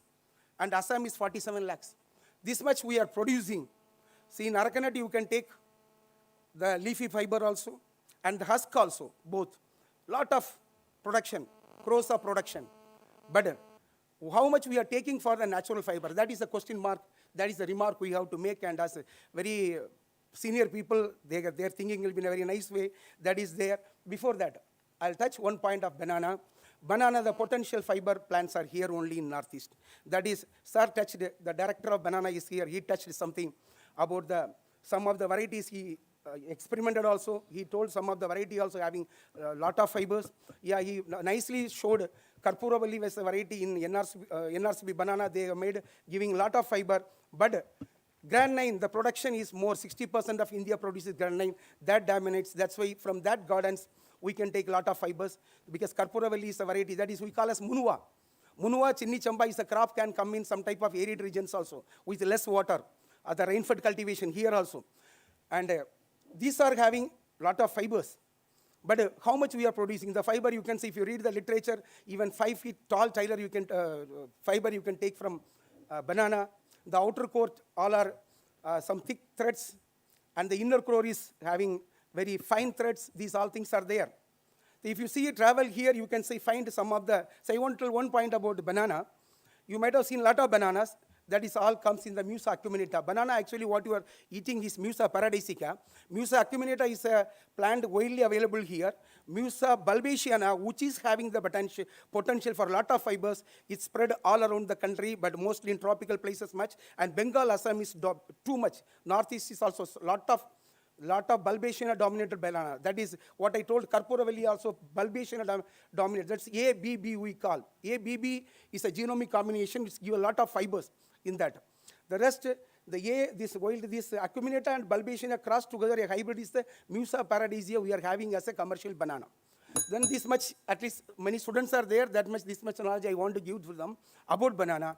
And there is a lot of scope, lot of companies working. Just I take one two points, sir, minutes more with your permission. Just some of the points because questions may arise. So who is taking the fibers? The first I tell before that, we are taking fibers and we are giving our resources to other countries. Like Arakanut, we are producing Arakanut in Meghalaya, but Assam uses and processes and earns a lot of money. This year, TURA 3 crore pineapple Arakanut produced for, but 30 crores is taken by Assam because they just cross the border and processed and take it. Processing we are not doing. Only up to yarn, means what you call as yarn we are doing, that is a farm which we can be used for the industry. After that it is going for other countries, the dominating countries, China. That's why I can request the students, you can think 1 or 2 points from this lecture or my remarks, you can take it. There is a scope, there are resources, but industrials are ready. So if you take, where you get 10 fiber people are, one is Salem Exports Bangalore, the Grammy Tumke Bangalore, then Kishkenda Trust, Eco Green Unit, Sri Achu Fibers, Kalim's Agro Unit, Tanwar Agro, and SP Grace Natural, then Jayalakshmi Foods, Explore Textiles, Veen Farm and Veen Private Limited also. These all they are taking, they are using, not only these 10, another many are there. That's why there is a scope. And researchers have to do some of the basic research and give on these banana fibers. That's as the directors are there, one question I can ask, as sir is also ex-director. We are having in horticulture, agriculture this thing, AICRP, that is All India Coordinator Projects on jute and allied fibers. And we are having for cotton. The professor has given a very good, wonderful presentation. We can learn a lot of things. These are for cotton fibers. But why can't we bring such a type of All India Coordinator projects for banana, pineapple, and Arakanut? That should be an outcome of this session, that we have to recommend these things and all. These type of things have to be started. Then only we are producing crores and we are not doing anything for the country. As time is not there, my point, some other points, I can't speak over here. With this, I trust my students and the young generations will come up for a further research and will not give our resources to the other countries, and with the natural resources available, we can come for the word sustainability so that we can give goodness for our next generation. Thank you so much. Thank you, Suresh. Thank you very much. Make it brief. Thanks very much. We will come at the end some discussion point. I would now call upon Mr. Raghavan. Mr. Raghavan is basically CEO of Veen Farms. He is from Hyderabad, and he is very passionate about creating livelihood in the rural areas by creating SHGs, self-help groups, by promoting banana fiber that are as smooth as silk. We are looking forward for his message in 5 minutes. I thank you all, the chairman and the organizers and the delegates and the future of India students. We have come to a long journey in researching banana fiber. We have come to such a stage there where we blend the banana with 40% banana and 60% cotton and achieved a count of 80%. And the balance, whatever we get about 1 kg of banana, we get about 35% of the finished product. The rest goes as a waste, which we don't throw it as a waste. It can be utilized in other products like handicraft and medical this thing, non-woven cloths, which we have achieved already. We want to help the few this thing, farmers and the rural women to have their own self-employment, which will be provided by us. And I will take this opportunity to supply all the yarn required for by them for in quantity, as I mean in the ratio of 50-50 or 100% banana fiber, which can be woven into a handicraft and other this thing. The lignins and pits can be used as a fillings for other this thing like sanitary napkins and diapers. It is medically tested by CITRA, South Indian Textile Research Association, and it has been approved. Even the cloth also has been approved. The cotton has the moisture absorption of 8.23% out per this thing by weight, whereas the banana has got 23.82% by weight, which is got a very good absorbent for cloth and all. And we have already made saris and cloths, other pants and this thing. We have already brought one sample sari, which 40% banana and 60% cotton. And we also have this thing, socks, whereas we have put it in the dairy. I'll show you this thing, sari here.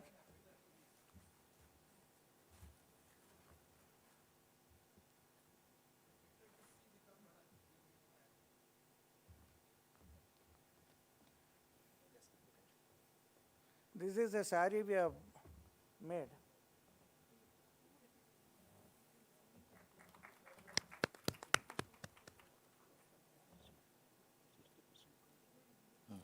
We want to help the local artisans where I was noticed just now, having very good skill and pattern. Thank you, ma'am. I'm not doing advertising.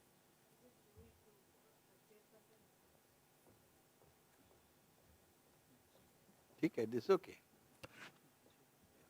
Banana. Thank you. Thank you, Dr. Raghavan. Anything else you would like to say? I think we will discuss it in the tea time now. Just to say that I want to help the local Artisans, handicraft and other thing.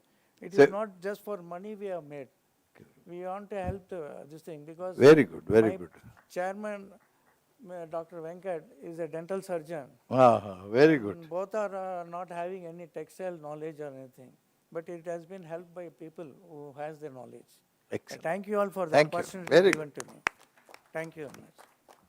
We have last speaker, or rather I would say the one who would like to share his experience is Kamesh Salam.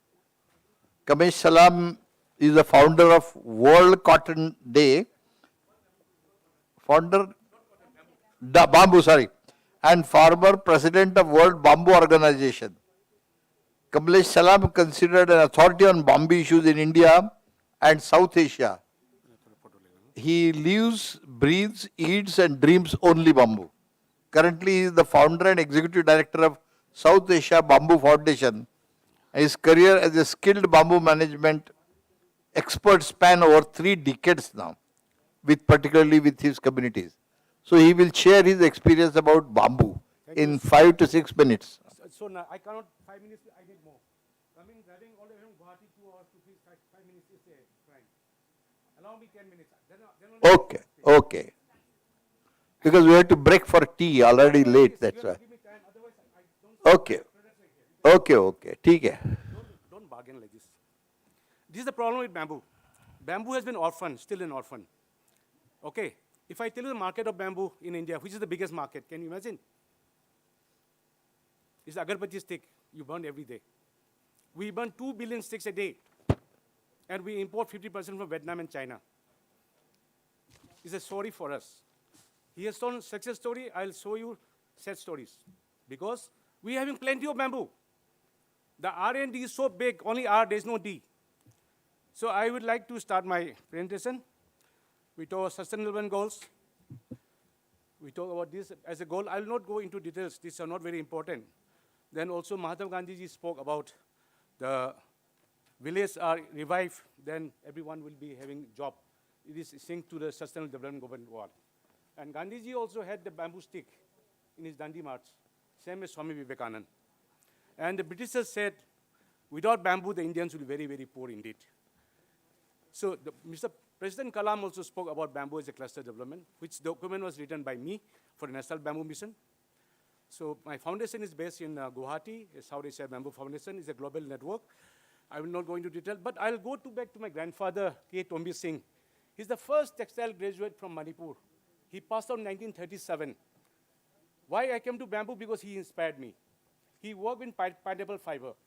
Pineapple fiber is a national dress of Philippines. He had gone to Philippines to study that. But when he came back, we started a pineapple yarn factory in my home. It didn't succeed because we are eating bamboo. The pineapple and leaves are very short. In Philippines, they only grow the leaves. They're calendaring, they do the cleaning, so there are issues there. So decades after, I had the chance to brief the Honorable President, Lady President of India on bamboo, Patilji. Yeah. So I'll not talk about bamboo. Somebody spoken about bamboo earlier. It's a grass of plenty. So biodiversity. What is bamboo? It's a grass. I fought for 10 years to declare bamboo as a grass. The British call it a non-NTFP, but it's a grass. But still, bamboo in the forest still remains non-forest, not an NTFP, and bamboo outside the forest become grass. So you cannot have a forest tomato and a non-forest tomato. It has a grass. In fact, I'm sad that the Agriculture Department has put bamboo in their mandate, but it's implemented by Forest Department. So there are a lot of issues I don't want to discuss today, but you should all know that the two bamboo types, one is sympodal and one is monopodal. Monopodal is a single that grows in China. Most of the fibers are made from monopodal. Our bamboos are very hard. Our tensile strength is very strong. It's not good for fiber. See, there were 4 paper mills in Northeast. Where they all gone? Jogi Hoppa, Jagi Road, Kachar, and Tuli, Nagaland. Where they are closed? Is it that bamboo is not available here? It's a pure mismanagement. We are making pulp. From pulp to fiber is easy. You can see the pulp here I have made already. So these are the challenges we have. Okay, the species recommended always said, I don't want to go into details. Distribution, I don't want to, but bamboo is a culture in Northeast. We worship everything without bamboo is incomplete. In agriculture, we use bamboo. In architecture, we use bamboo. If you see the Khanapara footbridge or in Sukleso, I have done that. Right now, I'm making the Guwahati airport for Adani. I have come all the way leaving my job just to meet you guys. Please don't mind by saying this. But you will see next year, and this year, a bamboo airport in Guwahati. Now fencing, baskets are very common here in Northeast. Every tribe has its own baskets. You can make out by seeing the basket which tribe has made this. So much integration with bamboo basket in Northeast. So I don't want to go into details. Bamboo in women empowerment is very common here. All women work on bamboo. They carry on the head, on the back, because bamboo you can cut, not unlike timber. So you can see, a village in Imphal called Pachoy. Whole village, they make this basket, all by women. E-commerce, bamboo is commerce. When you go to market, there's a village hut. They exchange with basket, with salt, with everything. So bamboo was used as a trading material. For mat boat, again here, challenges bamboo because people think bamboo is inferior. Poor man's timber. Because of this, termite. This picture I took in Goa. I went to Goa, somebody comes and says, Salam, you are very nice. Please tell me what to do, this house is all termite. It's not even 6 months. I said, sir, you have to burn this. There's no way out. So bamboo has a lot of cellulose. When I make timber, I have to remove the cellulose. But for bamboo shoots and others, cellulose is very much required. So these are the diseases with bamboo. When you see a good furniture, good house, you will always think this, whether it's a termite proof or not. So now I'm coming back to a project, which we are making sanitary napkin out of bamboo in Manipur, funded by DBT. And we have taken a bamboo called Melocana basifera. Melocana basifera is a very thin wall bamboo, very good for weaving. It flowers every 50 years. You know the bamboo flowering in Mizoram. This is the flower, bamboo that flowers. This has not much commercial value other than bamboo shoots or bamboo mat or for housing. So we have used this bamboo. And we are funded by DBT, Serum Institute, South Asia Bamboo Foundation, and NEHU. We are one of the partners here. And with the project investigators, then this is how the process for making pulp. Okay, so the products are here. But let me also tell you one, this is the process. The bamboo poles, we chip into small things, then we put digester, then digested pulp, then we beat and pulp is pulp. Now, if you go to Agra, if you go to Jaipur, if you go to any of these tourist attraction, what do you get there? Bamboo sari, bamboo jacket, bamboo shirt. This is all fake. Don't buy it. This is a marketing propaganda. Good pictures are shown. This is all propaganda. You know how much chemical is required to clean the bamboo pulp? It is possible in China or Vietnam where there is no law. Also, if you make pulp from one bamboo, your project will fail. It will only happen when you have a large cluster of bamboo industry where every part is used like in China. The top portion goes for one industry, the second portion goes for another industries, the last portion goes for different industries. At the end of the day, all the wastes are collected to make into products. Then only the sustainability will come.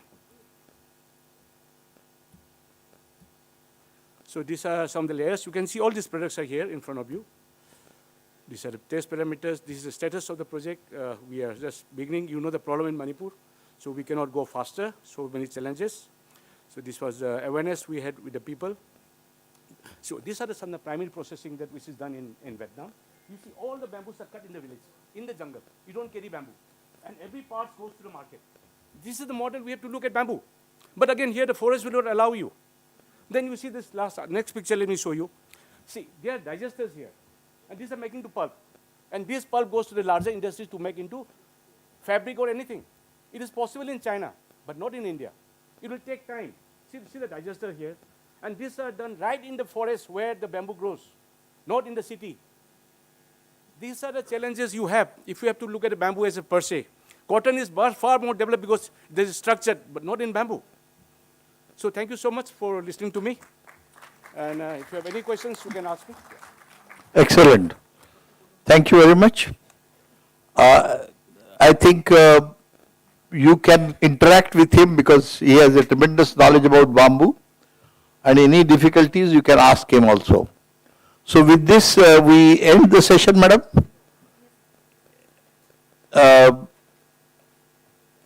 And we break now as per the program for tea. Is there any tea available? Very good. Thank you so much, chairpersons, for this wonderful session. I believe everybody has benefited one way or the other from all the expert talks that we have heard today. I would like to give some time to the rapporteur. Yeah. You can speak for him. Thank you, madam. I will just briefly sum up the technical session 1. We started with Dr. S. Selvaraj, Director ICNRC Banana, and he has briefed about the innovations in banana fiber extraction and stressed more on the tissue culture, which increased the production and productivity. And the main focus should be for the use of biomass waste needs to be addressed. And some innovations like popular cultivars like Grand 9, improved method of extraction, banana fiber reinforced polymers, and banana reinforced composites, and lead removal of banana fibers was his, this one. And most challenges he highlighted was market penetration and production challenges. So he asked us to take the steps like develop fiber extraction machineries, improve the fiber quality, eco-friendly extraction methods, and awareness increase. And Dr. Satyam Badoli focused on the importance of bamboo fiber. Coming to Dr. C.D. Mai's presentation, and the main success mantras was given was by Sir was mating disruption technology using this PB0 and the changing planting patterns in cotton and use of micro irrigation as well as community approach with extension literature. And finally, Dr. Y.G. Prasad, he briefed us about the cotton updates, and some of the threats he has highlighted on the cotton production is the man-made fiber, traditional cultivation practices, low productivity, lag in technology, and he suggested our technology should be targeting the agroecology and promotion of high-density planting system, use of digital power, smart pest management, AI, and he suggested for regenerative farming. Thank you everyone for this opportunity.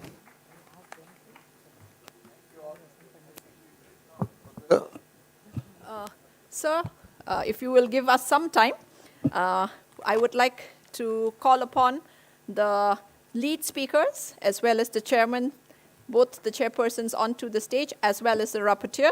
We have a few felicitations to be made. I request the speakers to come up, the lead speakers. Dr. Y.G. Prasad, Dr. R. Selvarajan, Dr. Satyam Bordaloy, Professor C.P. Suresh, Shri P. Raghavan, Shri Kamesh Salam. I would also like to request Shri Vasant Pandit, Treasurer DRI from Chitrakoot, to finally come and help our madam to felicitate all the speakers for today. Please come, sir. We'll have to felicitate. I would like to request our Dean Madam, Dr. Jyoti V. Vastrat, to kindly felicitate the chairpersons for today's first technical session.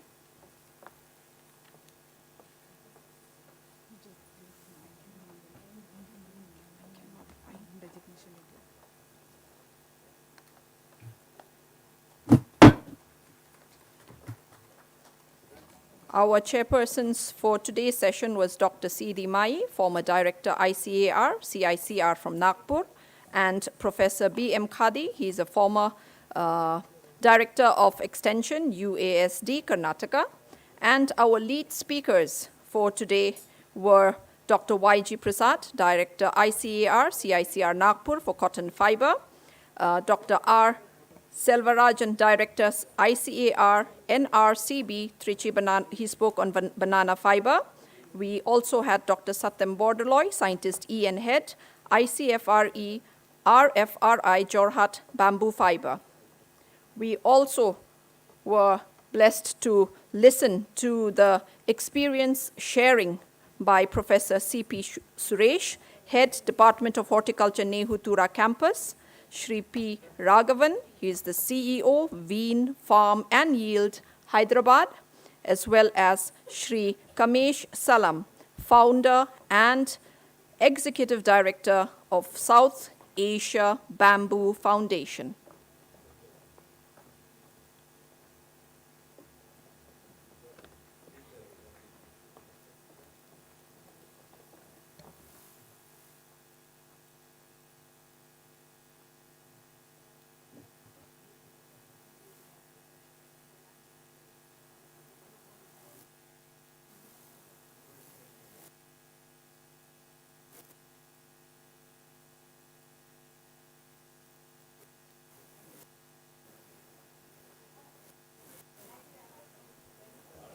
The focus of today's first technical session was on innovations in the sustainable production of fiber, with a focus on crops like banana, pineapple, bamboo, arecanut, rami, etc.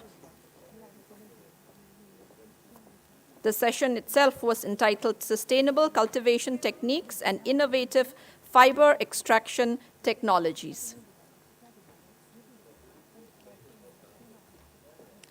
Our rapporteur for today.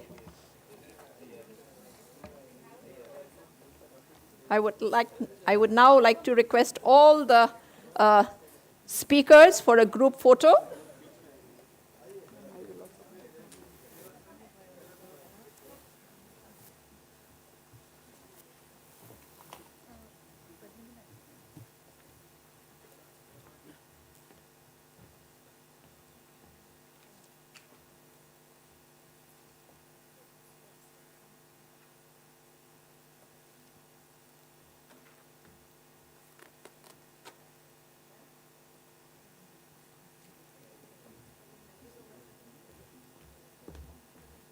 Thank you so much. We will now break for tea.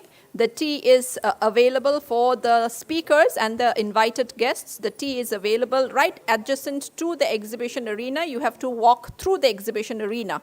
And for the delegates and the students, you know where it is. It is just behind the exhibition arena. You have to walk across the exhibition arena.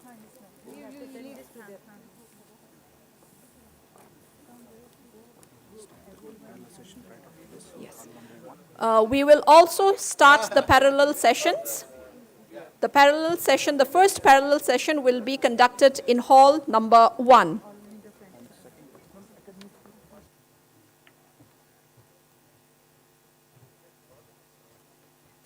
Theme number 3 will be in hall number 1.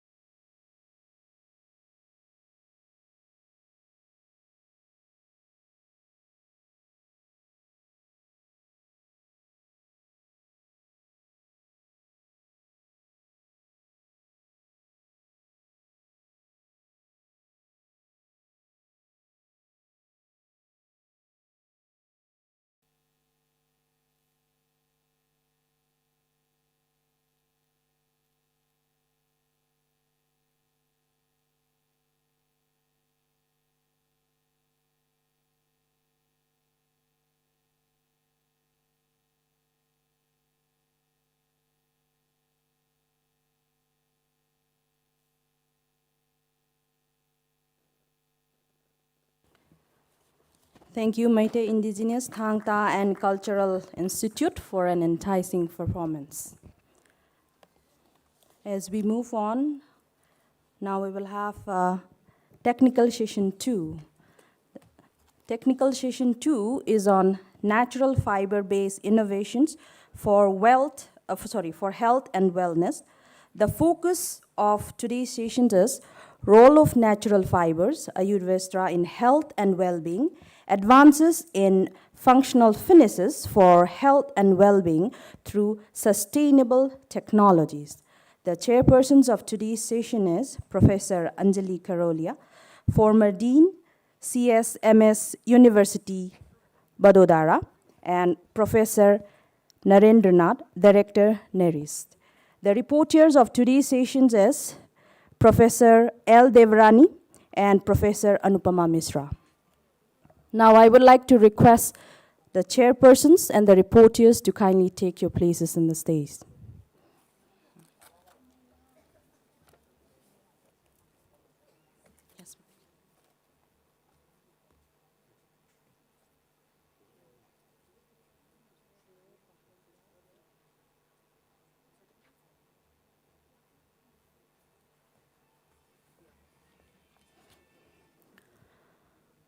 The lead speakers of today's sessions are Professor Sradha Devi, former Dean CCS Telangana, Dr. Vinita Basan Gotmare, Principal Scientist ICR CIR Nagpur, Dr.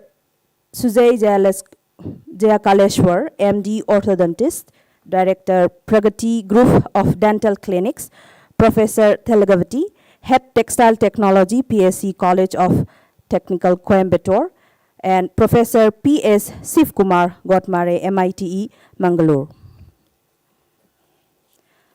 The experience sharing and remarked by the researchers will have. Okay.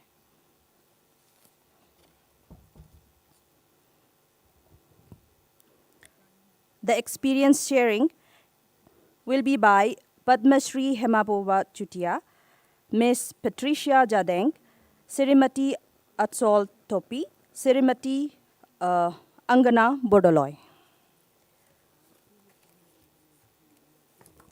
Now I would like to take a few minutes to introduce the chairpersons of today's sessions.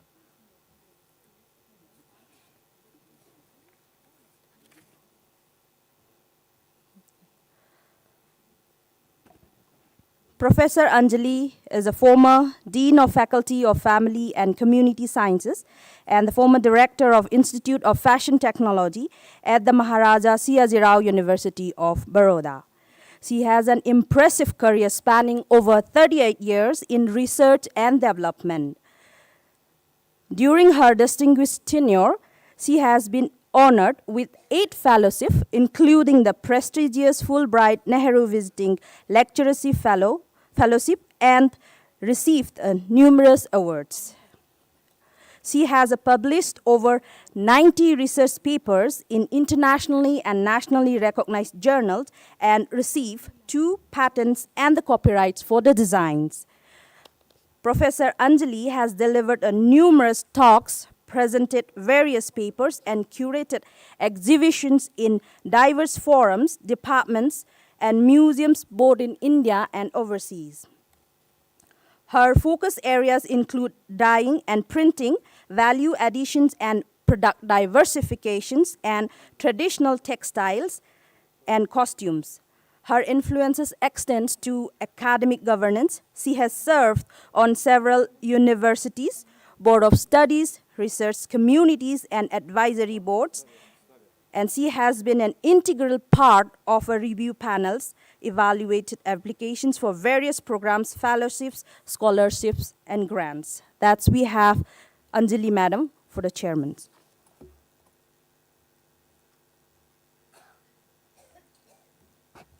For the information of the House, Dr. Narendranath sir is not yet reached this destination, so I requested Dr. Selvarajan sir to be the co-chairman for this session. Thank you, sir, for accepting in the last minute. We'll start. You can give it later. You start. Thank you so much, sir. Yes.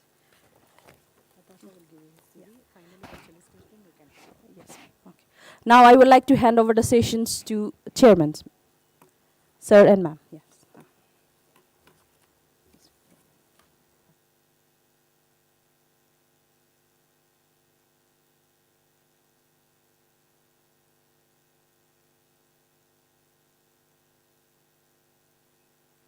Good afternoon, everyone, and a warm welcome to the second technical session for today.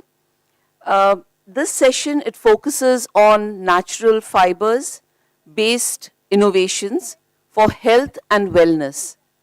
So it emphasizes basically the role of natural fibers and Ayurveda, which is going to be the first presentation today, for promoting health and well-being.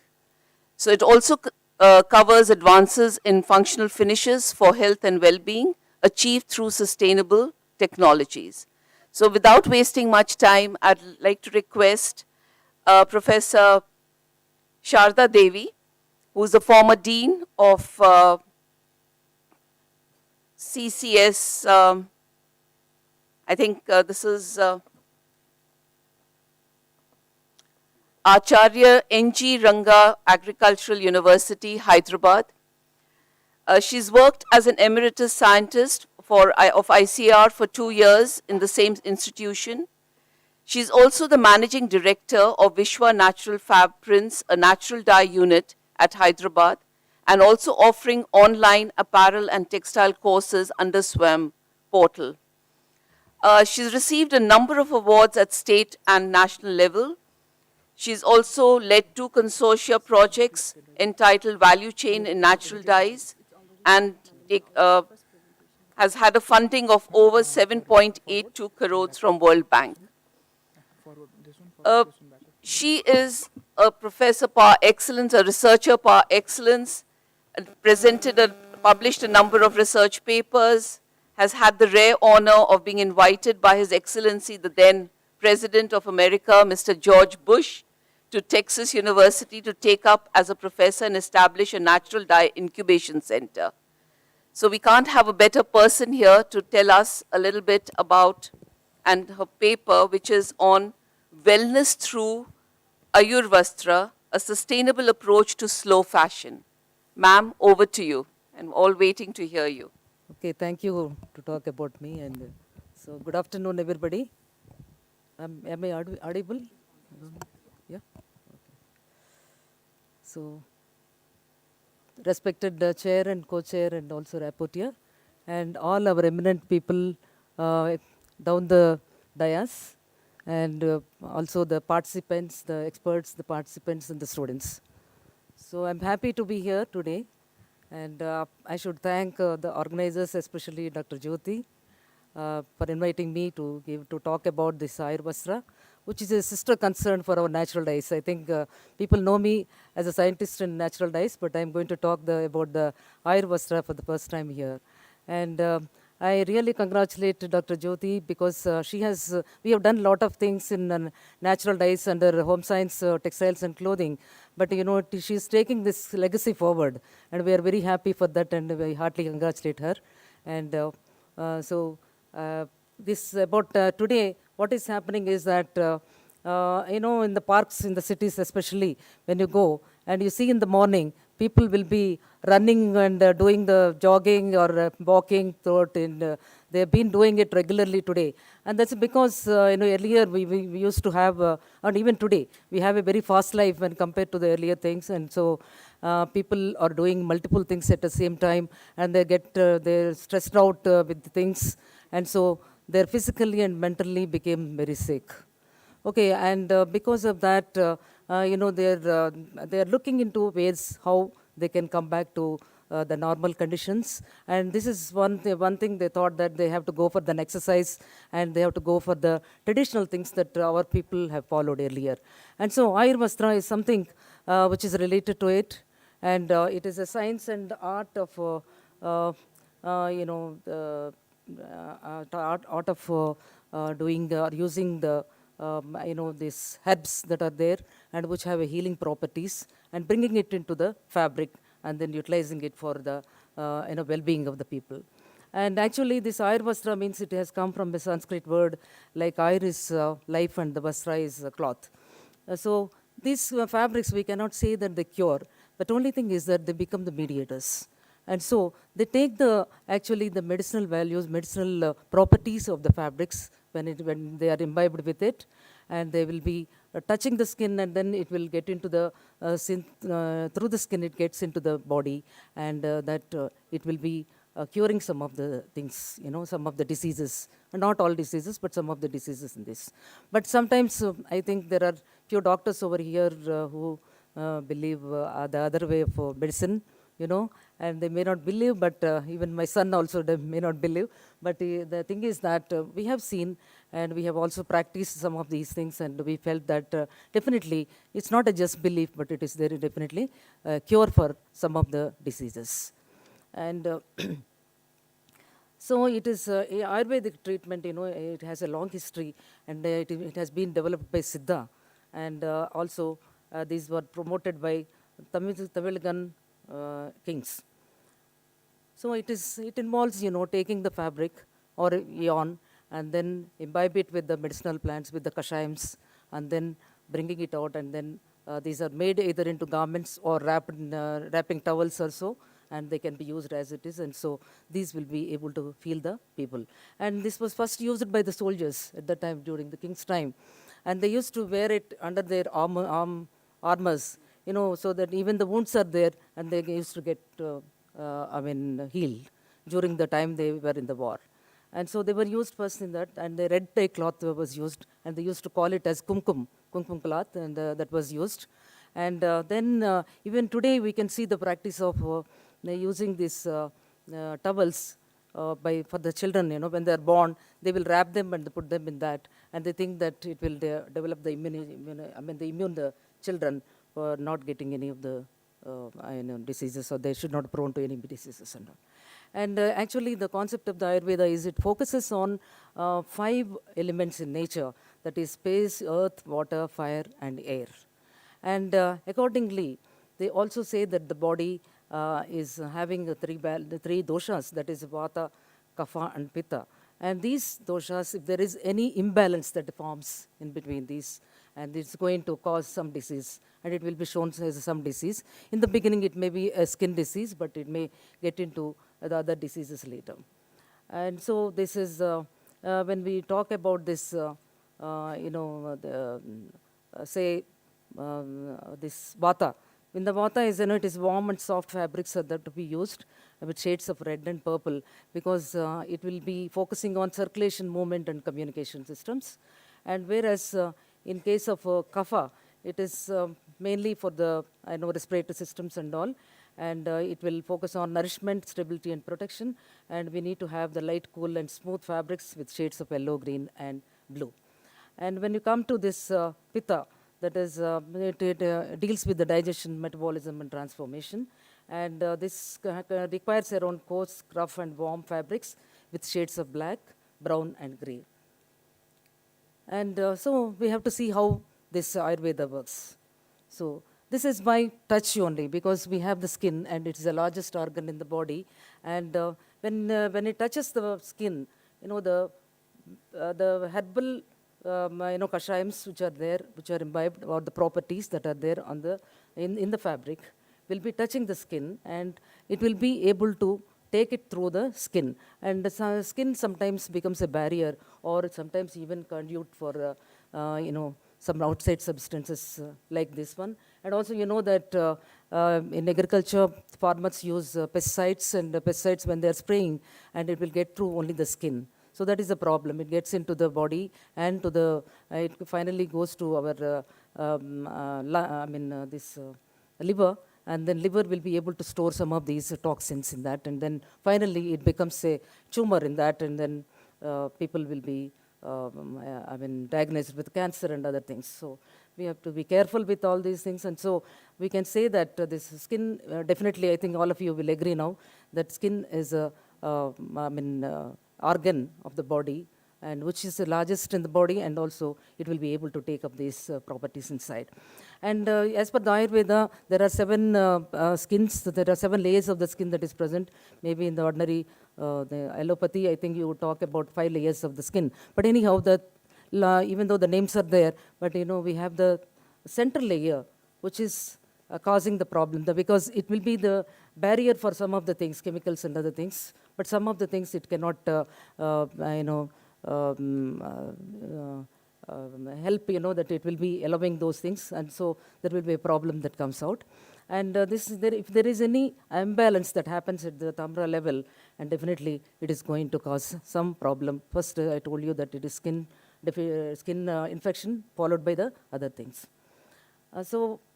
Because it is believed that when it contacts with the skin, and it will be able to enhance the metabolism. That is what they say. That the principle here is that metabolism will be enhanced in a proper way, because the toxins in the body are going to be removed by, because we'll be able to perspire well and all.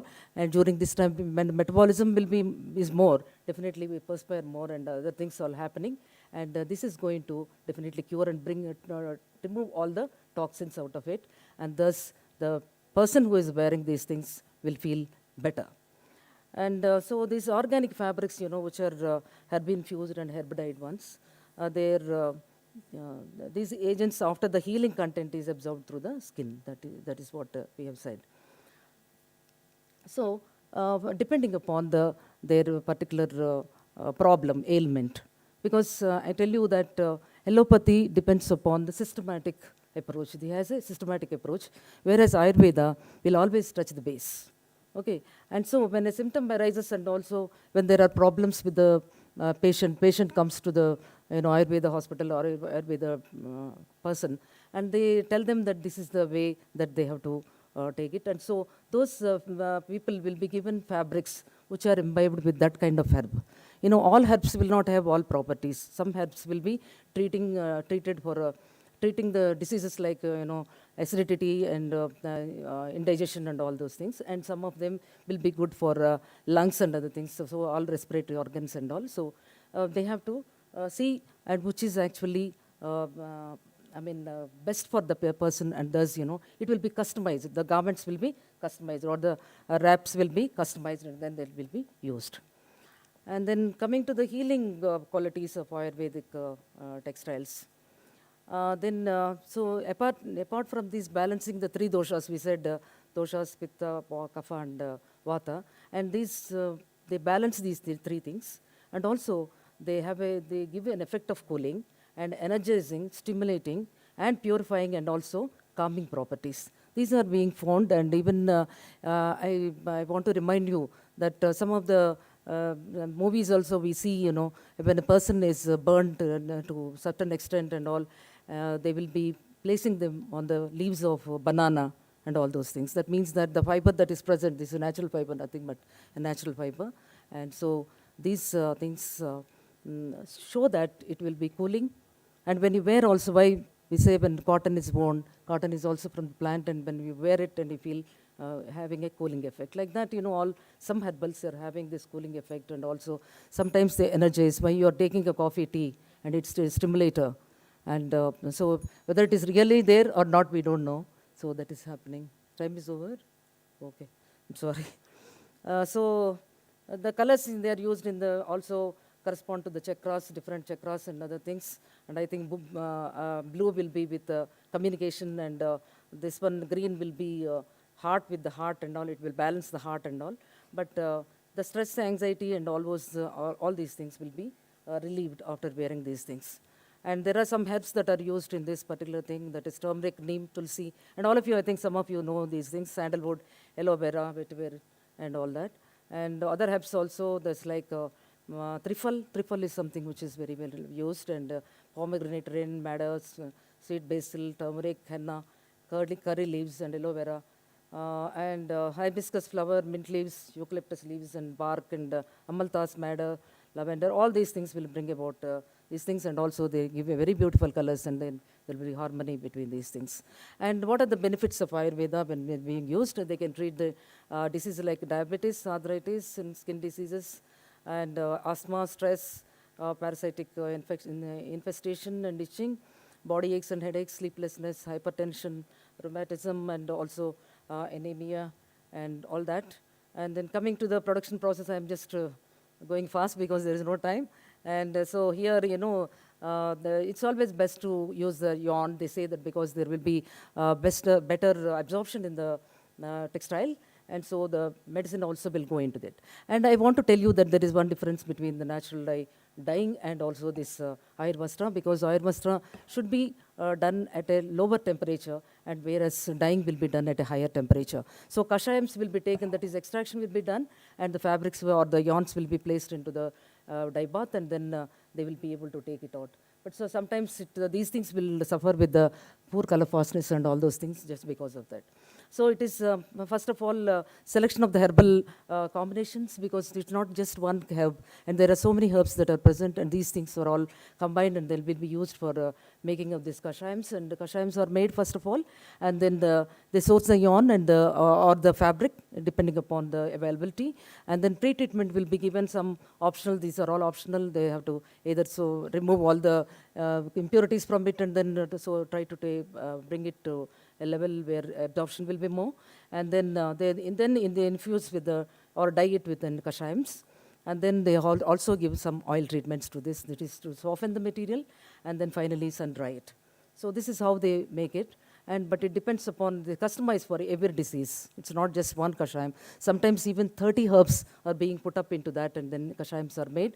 And sometimes with the gold, with the silver, with all these things, they will be making it, and which is very costly. But definitely, I'm sure that these are all, even cow urine also they will be using in some of these things. And so they are all useful, that definitely, because and our traditional or history says that definitely these are useful.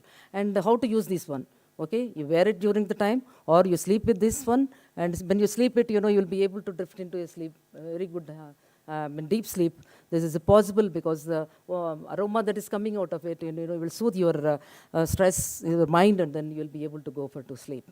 And so use these Ayurvastras during meditation, and also the mats that are being made. I think they are there in the exhibition. Please see it, and we have put up this thing from Ayurvastra Textiles Limited from Coimbatore. Mr. Kumar is there, and so they are making these fabrics and then buying and then selling. And there are also some other companies that are coming up with these materials. So this is, I know these benefits are in Ayurvastra can be seen in its use for both preventive and curative medicines. So, and also they say that they chant mantras during this time, and that is also going to help in the getting of these things. And so in order to, when you talk about the sustainability of these Ayurvastras, I'm sure that natural raw materials are being present, and so these things will be able to actually sustain, they're all sustainable. And herbal dyeing process also will be done, and it is eco-friendly process, and there are no chemicals that are being used.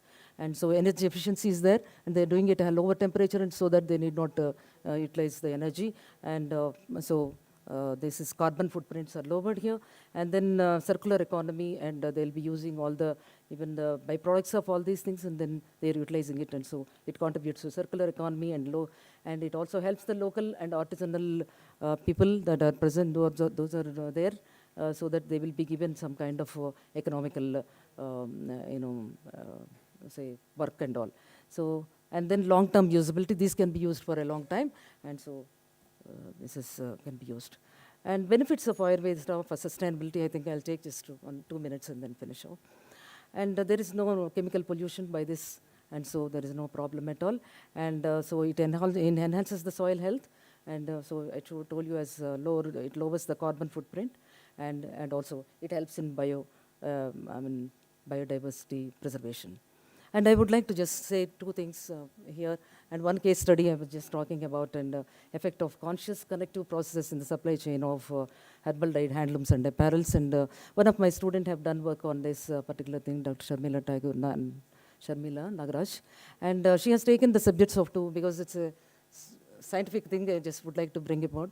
And she has taken the, one of the fabrics, and some 20 subjects, men and 20 women.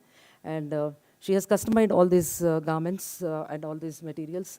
She has taken the proper fabrics, and then she has done the dyeing.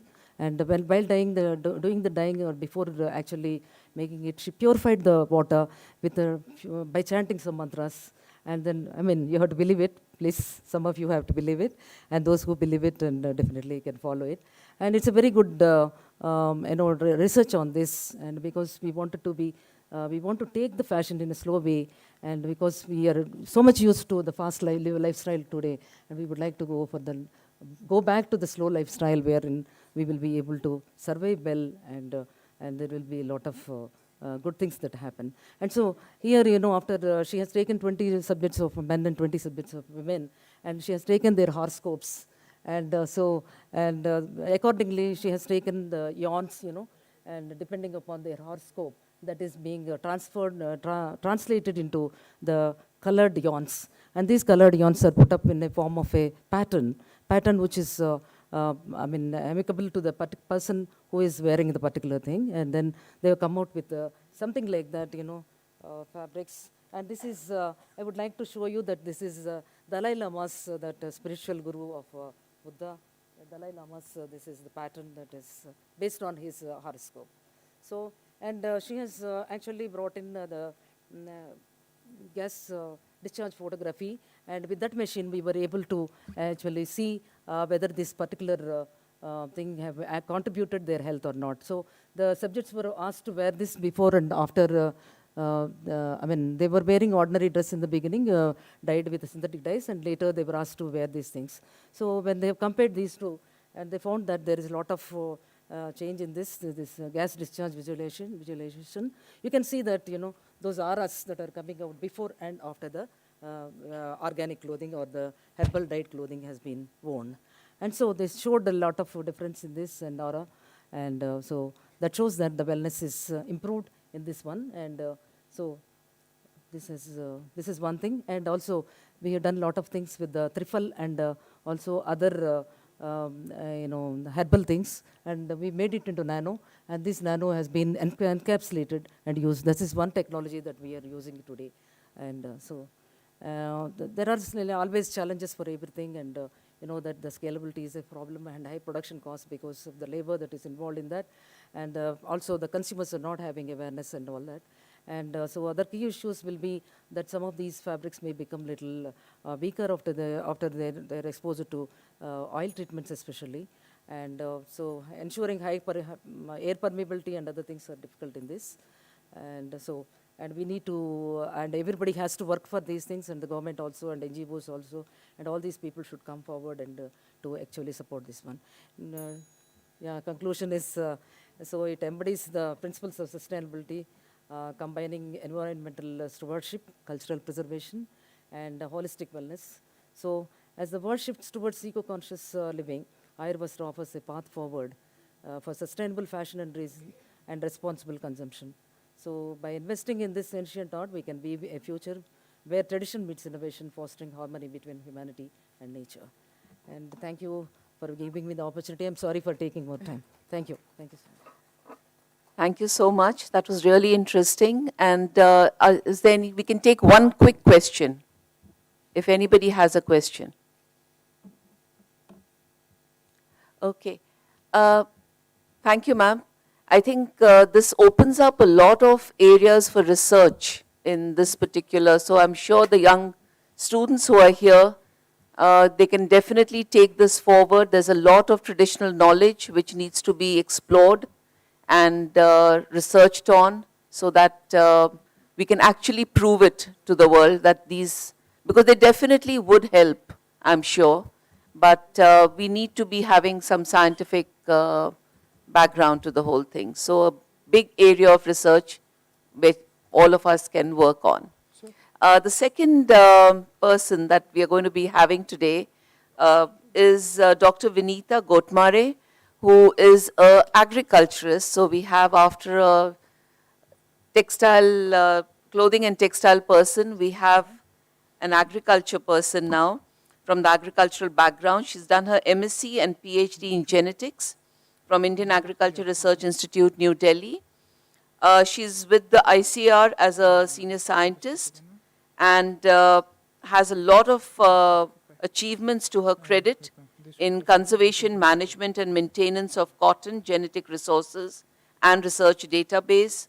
She's been given a number of awards and received a number of awards and honors, 3 gold medals, 2 silver medals, a cash prize, GRF, a whole lot, a Bharat Ratna from a gold medal award from him. She also has a number of publications, over 60 publications. She's undergone a number of national trainings, traveled to a number of countries. Today she's going to be talking on colored cotton. So looking forward to your session, ma'am. Thank you, ma'am. I'm sorry, but we are a little limited with time. So at 8 minutes, we are going to give you the first buzzer. Okay, I'll try my best. I'll run through the slides. And a very good afternoon to all of you. As ma'am has already told, I'll have to rush through the slides. Wherever you feel you need, especially for the students, you need some clarification or details, please contact me. I'll be very happy to help you out. So my topic for today is naturally colored cotton. Just before me, ma'am has told about the herbal dyes which we can use, which could be eco-friendly. But while using those dyes, again, we need lot of water while dyeing. And that water has to be discharged into the rivers or other water sources where we'll be contaminating our natural resources of water. So what would be the best way to save water as well as bring in all our desired colors to the cotton? So my first slide I would just go through is, so far we have seen only the white cotton. Though we have only white cotton in nature, we had seen naturally colored cotton also exists. And it dates back to 5,000 years ago. And mostly in the Aryan and Mohenjo-daro and Harappa, we could see the arboreums or the desi cottons. And in Hirsutam, particularly in Peru, there were the colored cottons. And later, in the Asian countries, there were a lot of naturally colored cottons which were seen in nature. Now, James Vreeland was conducting research, and while doing so, on the ancient textiles of Peru in 1968, he first discovered the naturally colored cotton, and that was in Peru, and it was reported in 1977. Scientifically, it was not much studied, but these were the kind of naturally colored cottons which were existing in nature. Sally Fox was the first lady in USA who worked scientifically on that, and in 1989, she had given her own Fox Textiles, and these were the naturally colored cotton where she didn't invent it. It had existed in nature for years. But what she did was, she carefully hand-bred these ancient, naturally pest-tolerant or resistant varieties into long staple cottons that could be spun into the conventional mills. And then, how do you have color in cotton? Just a gist of what is happening in the natural cotton, because of which the color comes to the fiber, is because of the caffeic acid, enamic acid, and the tan color which is coming, it is because of the anthocyanin pigment which is developed in the fibers while its development. Now, this is in detail regarding the development of lint color in cotton. I would like to explain it, but maybe at a later stage. Now, what are the properties of naturally colored cotton? Actually, the naturally colored cotton which is existing, they are having low strength. When we speak of cotton, it should have a higher length and the strength should be more so that it could be spun into high-speed ginning machines. But if they are lower, what could we do for that? And other findings are these naturally pigmented cottons, especially the green cotton, have excellent sun protection properties when compared to the other cottons, that is the white cotton. It is also hypothesized that the pigment in naturally pigmented color cotton fibers are present to provide the protection from ultraviolet radiation for the embryonic cotton seeds. However, they can also provide protection from sun's harmful rays. And the colors may start to return to their original color. Some naturally colored cotton, they become dark while being exposed to the sunlight. So I'll be coming to these points later again. Now, what is the status of color cotton in our country? Not more than 200 to 250 hectares of land is under the color cotton, and mostly they are from the short staple cotton. We have a gene bank at the Central Institute for Cotton Research, Nagpur, and we have these different colors, that is the brown, tan, and green. The green which we imagine is the bright green color of leaves, but the existing color in the gene bank is of a faint green color and towards the brownish color. Now, these are the germplasm collections which we have. There were varieties which were state released in Angrao, that is in Andhra Pradesh, the then Andhra Pradesh. Some of the varieties were released through state trials in US, Dharwad. And we have more than 50 accessions of color cotton, accessions in the gene bank. While working with the wild species, I have been working with the wild species of cotton for the past 25 years. And while working with these wild species, I have developed the naturally brown color genotype, which is an introgress derivative, and that we had to stabilize because there were the different species with ploidy levels where this derivative was stabilized, the color was stabilized, and it was registered with the NBPGR New Delhi for the first time in 2013. This was the naturally colored cotton genotype, which was registered as a genetic stock. And just for an experiment, because we know that the color, when it comes with color, the fiber is poor in length and strength, but still we tried to get it spun into a cloth with the help of Emgiri. We have one source in the audience who has taken these efforts, and we could spin a cloth with this lint of this genotype. This was the one with the Mahatma Gandhi Institute for Rural Industries. That was with the genetic stock which was registered with the NBPGR. Now, there were some other derivatives which are light brown in color. The lint is light brown in color. The color is stable. The lighter the shade, the higher will be the length and strength of this fiber. These are some more variations in the germplasm after some research, and the fiber properties are given below. Now, these are the collections from Guntur, that is Angrao, which were submitted to the gene bank, and we have these variations in the gene bank accessions. What are the commercial prospects of color cotton? There is a high demand in the European market as well as in the Indian market, and the short fiber, that is less than 24 mm, that is spun in the handlooms. And currently we have very limited demand in India. Slowly it is growing, and we could go for organic farming. These are the perspectives of cultivation, that is we could go for contract farming, and CICR can coordinate with the contract farmings because it is necessary to maintain an isolation distance of 50 meters while we cultivate these color cotton varieties. Now, this is the green color cotton where I am working currently, and we are trying to stabilize this color.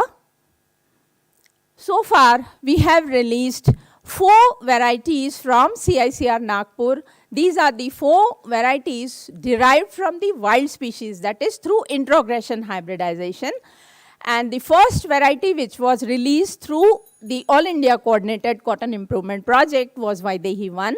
The second was the Arboreum variety CNA 17522. The third one is Shalini or CNH 17395. And the fourth variety is CNH 18521. These are commercially cultivable varieties which have been released through AICRP and have been already given to farmers for cultivation. And some more arboreum varieties through population improvement are CNA 1091 and 1092. We have processed some of these varieties through handloom weaving, and jacket and shawls have been prepared. They have been already in use they have been in use because of their natural color fiber. It doesn't need any artificial dyeing process for the fiber to take color. And these are some other aspects where naturally color cottons could be used for. Now, having developed brown color, actually brown color is the most stable color, and that is the reason we could release varieties with brown lint. We are working on other colors, and in future we would like to see vibrant colors like these. Thank you for your patient listening. I tried to finish as soon as possible. Thank you so much. But extremely interesting. Does anybody have a question for? Yeah.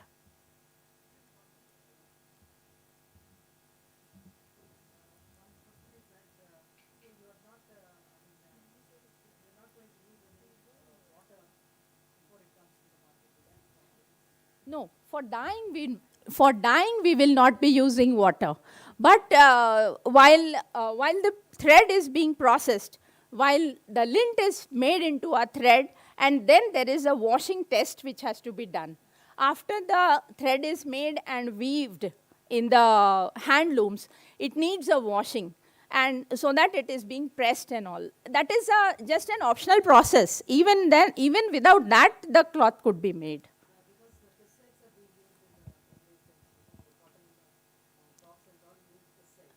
All these varieties are non-GM varieties. These are suitable for organic cultivation.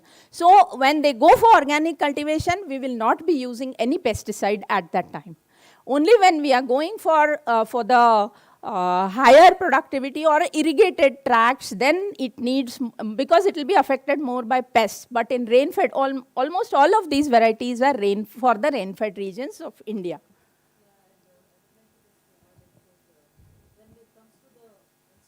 Yes.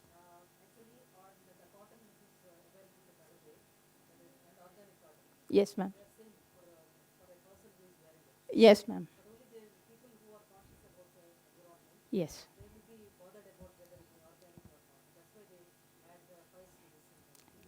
Yes, ma'am.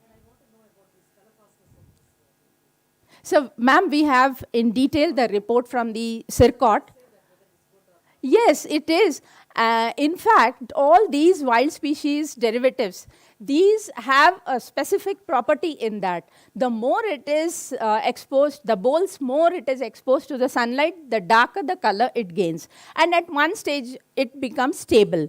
And it does not fade even after repeated washing. This was tested at CIRCOT as well.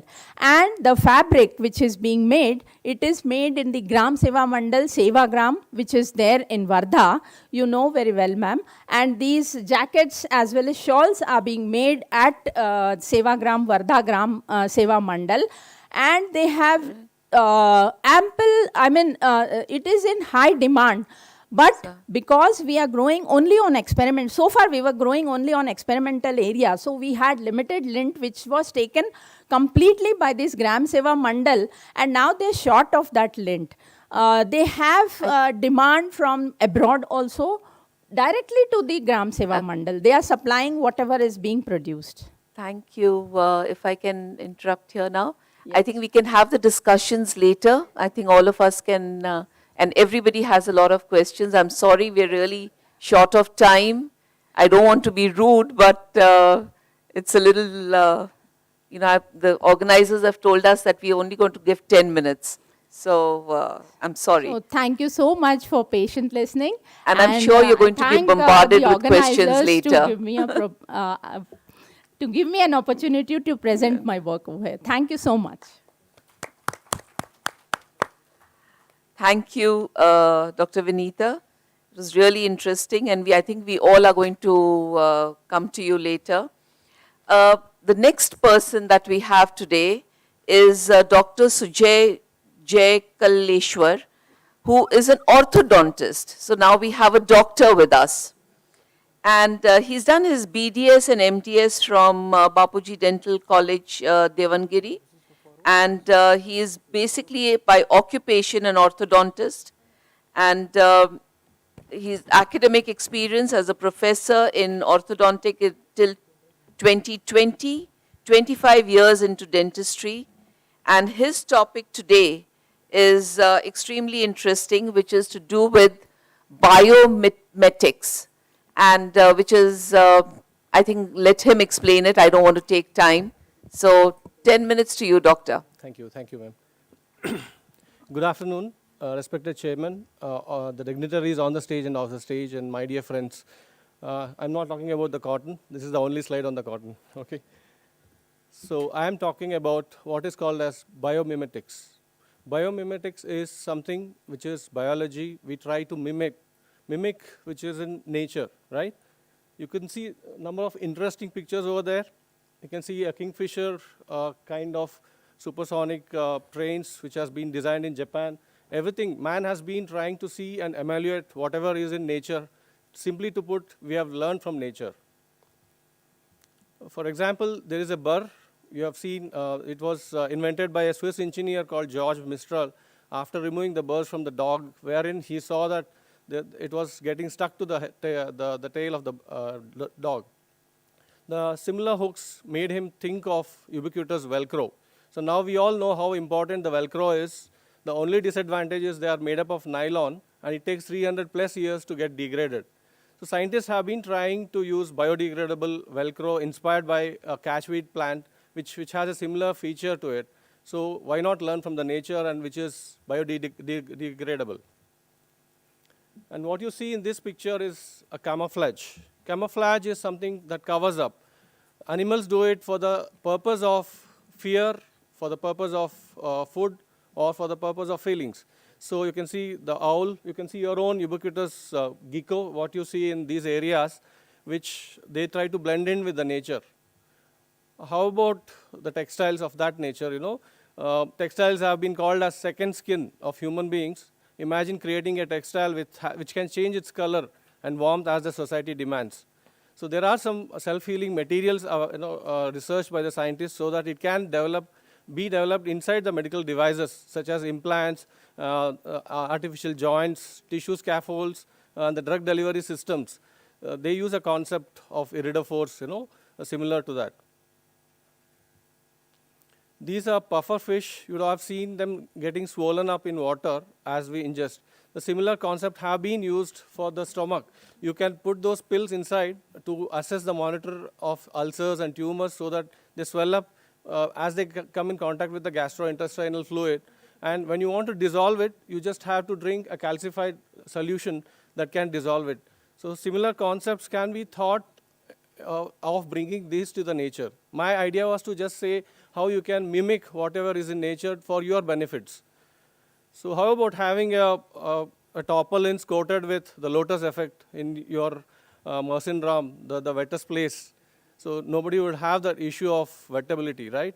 So the lotus effect is nothing but the surface roughness because of super hydrophobicity, which can repel the dust, which has already been used in various paints, like company called Lotusan, a German company which has been using it. They use a concept of the surface coatability of the same. And your own Manipur, I think you know about Vijay Shanti, who has been doing a wonderful work on the lotus. They are having a lot of cloths stitched out of it. Lotus fabric, in fact, has a lot of healing effects, like ma'am was saying, which can be used for headaches, heart ailments, asthma, and lung diseases. internally in the body also, the coatings can be used for making artificial kidneys, the blood pumps, and to prevent corrosion and contaminations. However, there is some limitations of the lotus effect, because whenever there is a heavy viscous fluid like blood or any oil spillage that happens, this becomes a penetrable membrane. So the professor, Dr. Eisenberg from the Harvard School, they have come up with a unique material called slips. Can you identify what it is? Has a rough surface coated on this. Here, even the wet surface slips the water away from them. So the scientists have found that the plant's surface is slippery as it becomes wettable by the nectar secreted by the inner margin of peristome of rainwater. That's how the pitcher plant works. So they have created something called as slips, the slippery liquid infused porous surfaces. So in fact, one of my friend who supplies me the materials to my dental clinic has created a material where our OTs are coated with that, so that it does not let blood or any spillage that happens to the inner membranes of my dental chair or materials like that. So this is a concept which can be used for catheters, blood transfusion systems, for anti-icing properties, self-healing, and even for the corrosion resistance. One more interesting topic I wanted to bring was the Gecko-inspired surgical glue. As you all know, Gecko has that unique setae in their hands, which has got mounts which cling in one direction. Whether the surface is wet or dry, it just hangs on to the surface. The same concepts are being tried for the bandages, especially those inner surfaces where you don't have to again give an incision, again do the stitching and cause second trauma to the patient. So this could be a boon for us, all of us. Especially since I come from the dental background, I would like to say I'm an orthodontist. We use braces, we use orthophosphoric acid to etch the enamel surface. So the problem is the enamel surface can become many times the hypomineralization and things like that. And if we can build it up something like Gecko's products, which can cause no damage to the enamel surface, that would be a great innovation. So the prerequisites, what we see about natural fibers is we want something which is not allergic. We don't want something which is carcinogenic, non-toxic, or flame-proof or non-irritant. And usually we use them as non-implantable and implantable materials. Non-implantable could be for orthopedic purposes, wherein we use it for plasters, wound dressings, orthopedic belts, for protective eye pads. And implantables are like sutures, grafts, artificial joints that goes inside the body. And that could be a blessing if at all, if you can find out a material which has its antimicrobial features. So I could be wearing a scrub which is which will prevent me from getting diseases, antibacterial or antiviral kind of things. We have tried using aerial roots of banyan tree, which has got a good moisture regain. Also, it is bacterial and anti-fungal in its nature. So they have tried doing baby diapers, feminine hygiene products, nursing pads. Also, they have tried using fiber reinforced composites, wherein it can be used for tissue engineering using 4% of graphene contents in it. Another interesting product is Sisal. Sisal, I am a part of cleft and craniofacial programs in African countries, where we go and treat the kids for their hair lip and cleft lip patients. So I used to see a lot of farms of Sisal. They don't use any, I would say, pesticides or anything. They just grow ubiquitously, which can be used. And it is very easy to draw the fibers out of Sisal. And they're very strong, which can be made for coir and other purposes. Like I said, they don't use pesticides, and they are fire resistant. And these can be used for various medical products, such as lumbar support belts and things like that.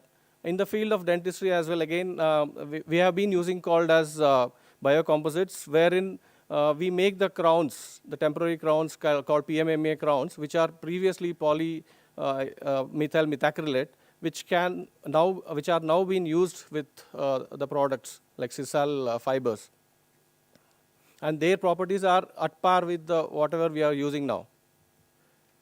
And Kinaf, you must be knowing about Kinaf, how it grows and how good it is for the nature to grow the kidnap. Within 3 months, you would see that they are rising to the feet of almost 10 to 15 feet. And it has a good odor control properties and fire retardant antimicrobial properties, and which is already used in various medical and dental products. So in like, implantable processes, we use what is called as fiber reinforced composites to stabilize the teeth when it is shaking. Instead of using glass fibers or wire which can cause damage internally to the tissues, this can be thought of adding up with fiber epoxy or any other materials which can be made of biocomposites. And my favorite part, use natural fibers always to keep your oral hygiene clean.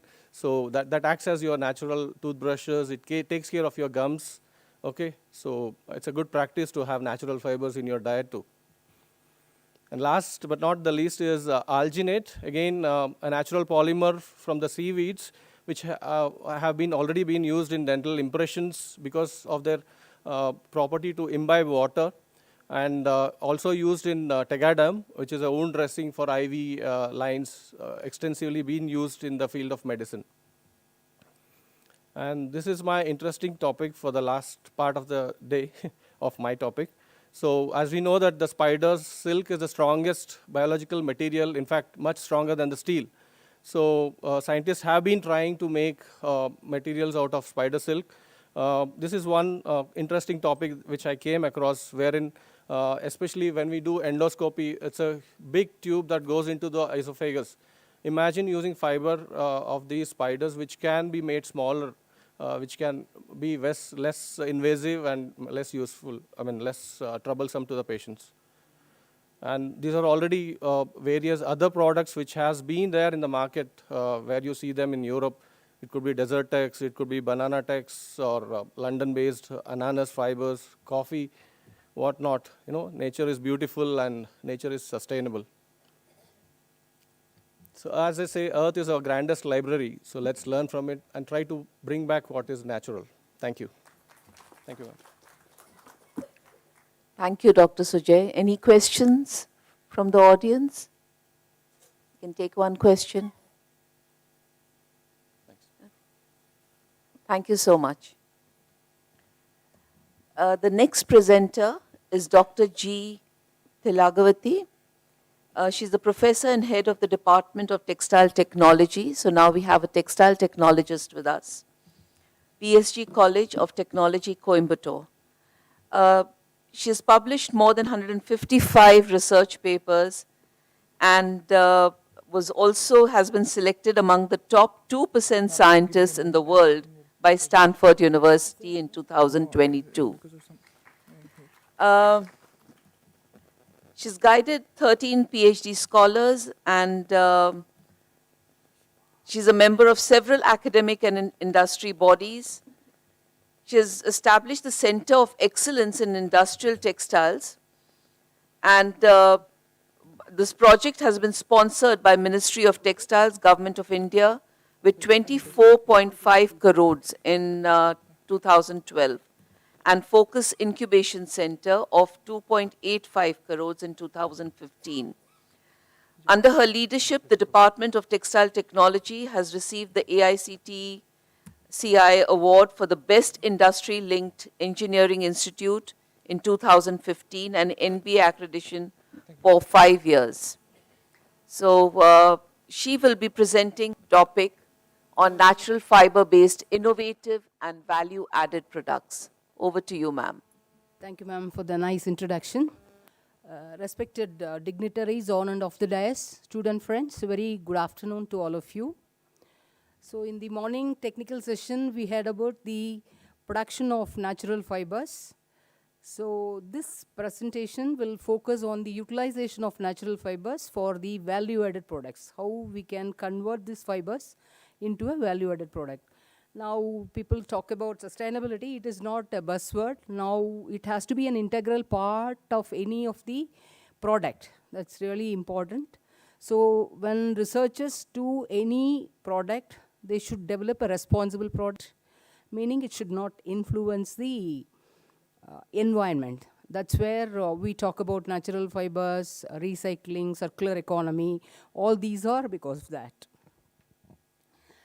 coming to the topic, it is value-added products made out of natural fibers. So my topic is based on the research case studies which we have undertaken in our Center of Excellence. Many of the technical content has been already published in the good reputed journals. If you want to have more details, you can refer to those journals because of the paucity of time, I'll be rushing through the presentation. So all of us know synthetic fibers because of the linear economy, meaning produce, consume, and discard. So it has become a landfill, and we should be aware that we should not spoil the land. So coming to what are the shortcomings of linear economy, as many of earlier presenters have also been talking about the landfill, microfiber contamination, problems of decomposing, all these. So we have to avoid all these. When you want to avoid all these, you should think of natural fibers or circular economy. Meaning, these are the three principles of circular economy. Where you have to utilize natural fibers or eco-friendly materials, circulate the products. That is, when you design a product itself, it should be a circular one. Select a material, it should be cyclic. So that's how you have to produce, and reduction of landfills. So I'll be taking only the first concept, utilization of natural fibers to develop a value-added product. So you may be knowing that these fibers are not fully utilized for the value-added products. So we need to explore the potential of these fibers for the various value-added products. So that's how we started our research. We had utilized various natural fibers like cotton, jute, pineapple. All these fibers are converted into a nonwoven or converted into a composite or converted into a structure which can be utilized for various engineering applications. That was our basis of our research. So as Madam said, we have established a Center of Excellence where we focus on the various themes. We work on coated and laminated textiles. Because this project was funded by the Ministry of Textiles under Technology Mission on Technical Textiles, we have been sanctioned with 40 crores to establish the center, where we work on coated and laminated textiles. For example, coated and lamination is the tarpaulins or the awnings which are used in the airports. That's an example. Green Concepts is use natural fibers for whether it's a upholstery product or it's a mat or whatever it is. That's how we use. And coming to the insulative materials, we work on acoustic insulation, thermal insulation. Acoustic means, so when we talk inside the auditorium, the sound should not create a noise. So we need to absorb the noise. So we developed a lot of materials which can absorb the noise under various frequencies. That's how we worked, acoustics and thermal. And then cleaning solution is to remove the dust. Oil sorbents, we have worked on oil sorbents, industrial wipes, and specialty products. That is conductive textiles. Conductive textiles, we worked to develop, to measure the heart rate, breath rate, everything was measured using a textile. That is, textiles was inherently made into a conductive material. So textiles will conduct electricity. That's how we developed a sensor which was used to measure the breath rate. And coming to the final concept is air filters, liquid filters, and battery separators. So wherever you go, filtration is very important, whether it's air filter or liquid filter. So we use natural fibers or recycled materials for developing a filtration products. This is the core theme of our Center of Excellence. If you see this, just for those students to have an inspiration, we have developed a lot of products made out of coir. If you see a garden article, vertical garden, you can see a corrugated box developed using a recycled polyester fiber, like something like your carton box made out of paper. We have developed a corrugated box, and you see that there is a caustic material which is used inside the auditoriums in our Center of Excellence itself. We have demonstrated. Even in our college, we have used that. So, and what you see here is coir. coir made into a thin sheet, and over which we have printed, anything can be printed. We have a very good printer. So what you see is Kartikeya printed on the coir sheet. So we develop all these products in our Center of Excellence. Because we have a very big press, and using this press, we compress the coir into a thin composite, or it can be made into a thick composite. If you make into a thick composite, it can be an alternative product for the wood, plywood. And these are the various products we have developed using a needle punching technology, meaning for the students, it is not converting fiber into yarn. Fibers are converted into a fabric using a mechanical punching process. So using that, we have developed a shoe felt abrasive scrub pad, which we did it for a Carborundum Universal, a company called, which is working on abrasives. So these are some of the products. And this is again other products which are utilized, and our center has developed a product which is branded in the market in the name of Comfy Care.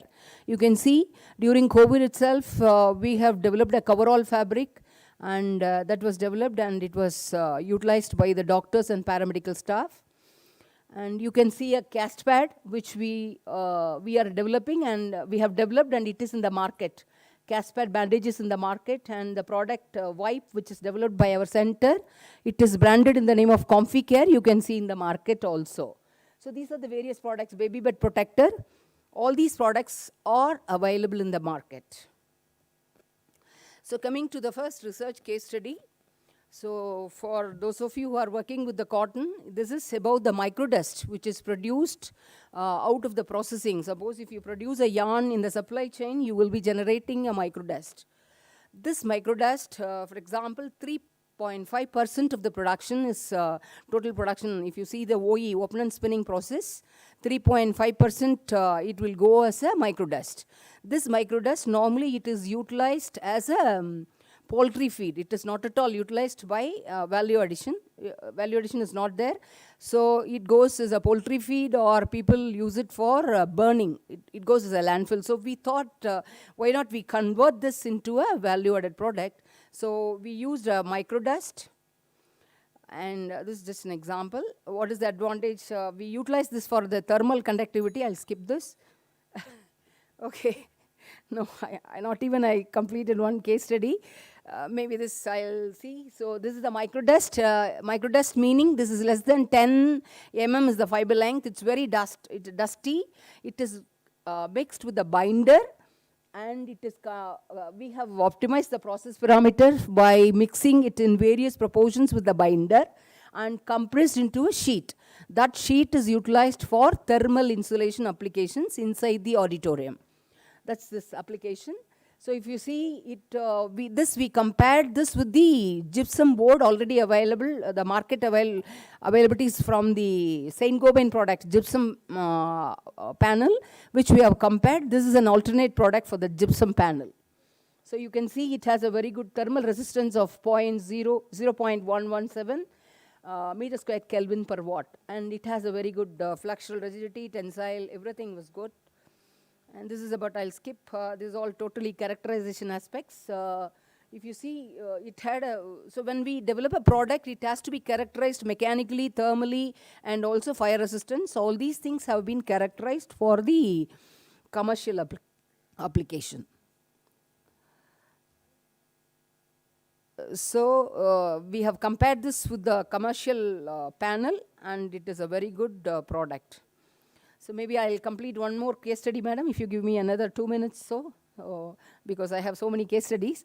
So this is about the hybrid multi-layer gradient density coir structure. So which is, all of you may be knowing about the coir fiber. Coir fiber is converted into a non-woven structure. This non-woven is built like a gradient structure so that it will be utilized for absorbing the noise inside the auditorium.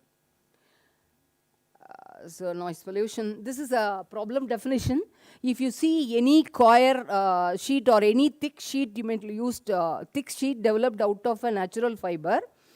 It is called as porous absorber. It will have only high frequency noise absorption. So our problem definition was it has to simultaneously control low frequency noise and also high frequency noise. So we combined a thin panel along with the porous absorber.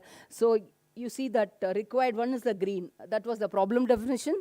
We could develop that using a coir structure. So you may be knowing coir fiber. Coir fiber is converted into a non-woven. You see this is how it is density gradient structure.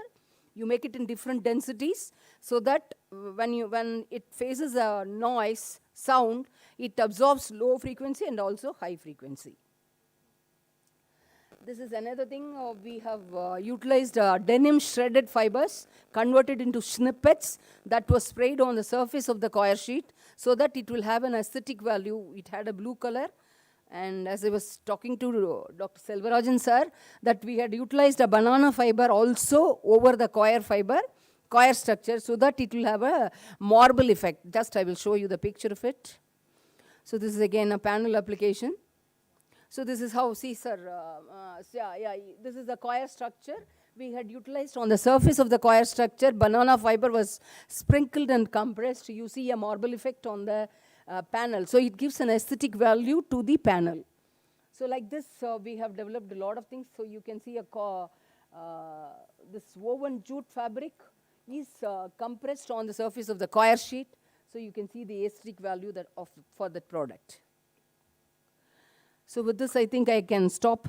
We had also done a lot of case studies using jute fibers. Is that okay, ma'am? Yeah. So this is the filter we developed using a coir and jute fiber. And finally, pineapple leaf fibers. We had used it for developing a tissue paper which had a very good disintegration efficiency. So flushable wipe we have developed using a pineapple fiber. This is all based on the research in our center. All are characterized, which are all published in the thing. This is the Center of Excellence. You can see Madam Smriti Rani, when she was the Minister of Textiles, she visited us. And these are the facilities in our Center of Excellence. We have a needle punching line, hot melt lamination line, thermal bonding line. We have a face mask manufacturing line, wet wipe we can produce. And this is a broad UV flatbed printing machine. Anything you can anything on flat surface. So it can be a glass or it can be a panel. It is something like 8 feet by 4 feet, 6 feet you can print on it. We have a heavy press, and these are the products I showed you earlier. And these are the testing facilities. So for those of you students who want to characterize your products, we have a very good tensile tester imported from Zwick Royal Germany. We have two capacities, 10 kilonewton, 100 kilonewton. Other natural testings we have. We have a good air permeability tester, capillary flow porometer, which can measure the pore size of any structure. And these are all some surface characterizations. And we have a good analytical machines also, flammability testers, both horizontal, vertical, inclined. And we have a very good scanning electron microscope. We do services for various industries and also for the researchers. And this is, if you see here, we have a very good acoustic tester, UV transmittance analyzer in the fabric. All these testers are available with us, so you can browse through our website. It is there. So with this, I complete. Thank you for the patient listening. Thank you so much. It's really excellent work that is being done. And I think the way forward for all of us. Any questions? Yeah. One question.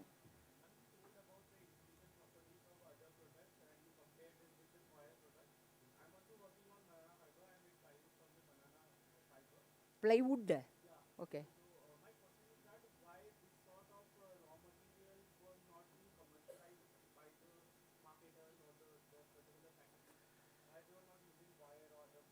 So no, R&D is not there. Now only people are aware of the natural fibers. Now I think a lot of auditoriums, they use these natural fibers against glass wool or anything.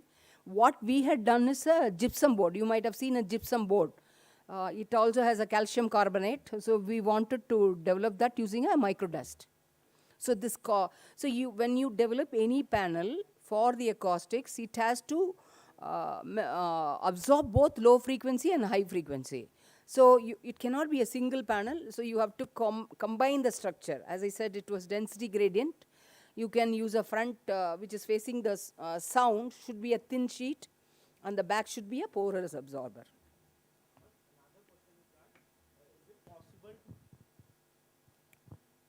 Is it possible for this sort of raw materials to succeed into the market? Sure, sure, definitely, because if you develop it on par with because it has to have good fire resistance, and if it has a functional property, definitely it is possible. As I said, we had utilized in our auditoriums inside our college, medical college and arts college, we have utilized this and it is working good.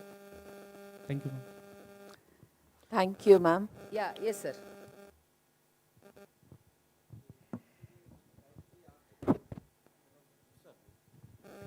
When we are talking about natural fiber, yes, sir. Actually we are on the same platform, and we are also facing challenge. We are also facing challenge, particularly when we are converting the natural fiber into the any of the insulated material or some kind of the board like that. First of or important thing, the supply chain management. Because of the whatever the industry required, large scale production. Yeah. So our like banana fiber or small, they are a small quantity. And then cost. So I want to understand from you how it is a cost economics actually when we are talking about the synthetic fiber and natural fiber. And if it is a natural fiber, then what are the other advantage which can be our USP over the synthetic fiber? It's a very good question, sir. As far as natural fibers are concerned, if you see coir fiber, which is abundantly available nearer to Pollachi in our area, so the cost of fiber ranges between 7 rupees to 17 rupees per kg. So when you want to convert that using a single process, it's a non-woven process, we have a wider width machine. Now any needle punching machine you take, it is wider width. It can be scalable. So you can easily convert it into a structure. So that's what normally when you see in the auditoriums, for just an example of sound absorption, they use a loose fiber. In front of it, they use a fabric. So instead of that, if you use a panel which is compressed into a structure, which can be easily built it like a structure. It is easy, scalable, and it is viable, sir. So we have utilized in our center itself. We have tried with coir fiber, and banana we had utilized as a aesthetic value to add value to the coir structure. So when you add banana on the surface, it gives some white effect or marble effect. So we had done it, and yeah, aesthetics is very important when you develop any product. So that's how we got into snippets of denim fibers which are recycled, shredded and cut into small snippets. That we worked along with Deakin University, Australia. They cut the fiber into small snippets, powders that was sprinkled on the coir structure, compressed, and it looked like a blue panel. Thank you. Thank you. Thank you so much, ma'am. Our next speaker, the last speaker as lead speaker here, is Dr. P.S. Shivakumar Gowda. He is an M.Tech. Now we have a robotics and a AI person with us from MIT Mangalore. He has 20 plus years of experience in teaching and research. He's published over 75 research papers, got research projects over 1 crore, guided 3 PhD scholars, has had a research exposure at the Department of Aerospace Engineering, University of Bristol, United Kingdom, Commonwealth Doctoral Fellowship in UK in 2012-13. He would be talking about exploring the future scope and innovation. I think it's a fantastic way of ending this particular session with what is the future now of innovation in natural fiber composites. Over to you, sir. Yeah, thank you, madam, for my nice introduction. Respected chairperson and reporters, and respected audience present over here. So I will be speaking of exploring the future scope and innovations in natural fiber composite. And just the previous deliberations, Madam has covered a lot of things. I will just go through rush through the slides because of the, as we are running out of the time. And the MIT campus nicely spread over in 70 acres in the beautiful green landscapes. It caters the 4,000 students with UG and PG programs near Mangalore. It's away from Mangalore 28 kilometers. And this is the first initiation Modi government has taken, and to fight against the corruption. So many things, and comfortness is going very high. So many things, and comfortness is going very high. Then the we are like this, like yes. Then the teaching and communication technology have exactly improved from 1981 to now 2024. So then I get coming to the composite material. Composite are a multi-phase material, and if you can combine it at a macroscopic level at 2 or more constituents, you can get the new material with a good functional properties. And constituents of materials, you know that matrix fibers, we have various matrix, both synthetic and natural binders, and fibers, glass, carbon, synthetic, and bio natural fibers and natural fiber and also. And fiber architecture, we have various aligned, short, continuous fibers, so many things. Then why composites are important in primary and secondary structural applications? It has got a strength to weight and stiffness to weight are several times greater than the steel or aluminum, and the fatigue property is also good, and the toughness is also very high, and composites can be designed that do not corrode like a steel. So always if you add 2, you will get 3, like that kind of properties we can achieve in the composites. And the combination of properties we may get through the composites.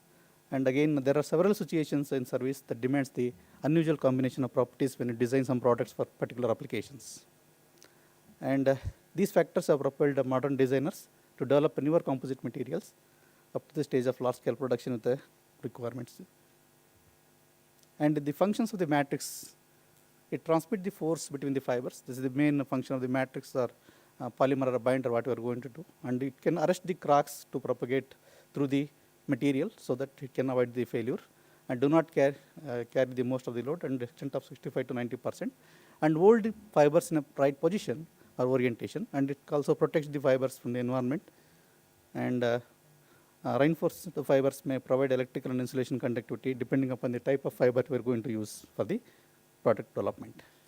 And this is the types of composite reinforcement. We have the particulate, flake, fibrous, again oriented random, again in the oriented using to develop the composite material for various intended applications.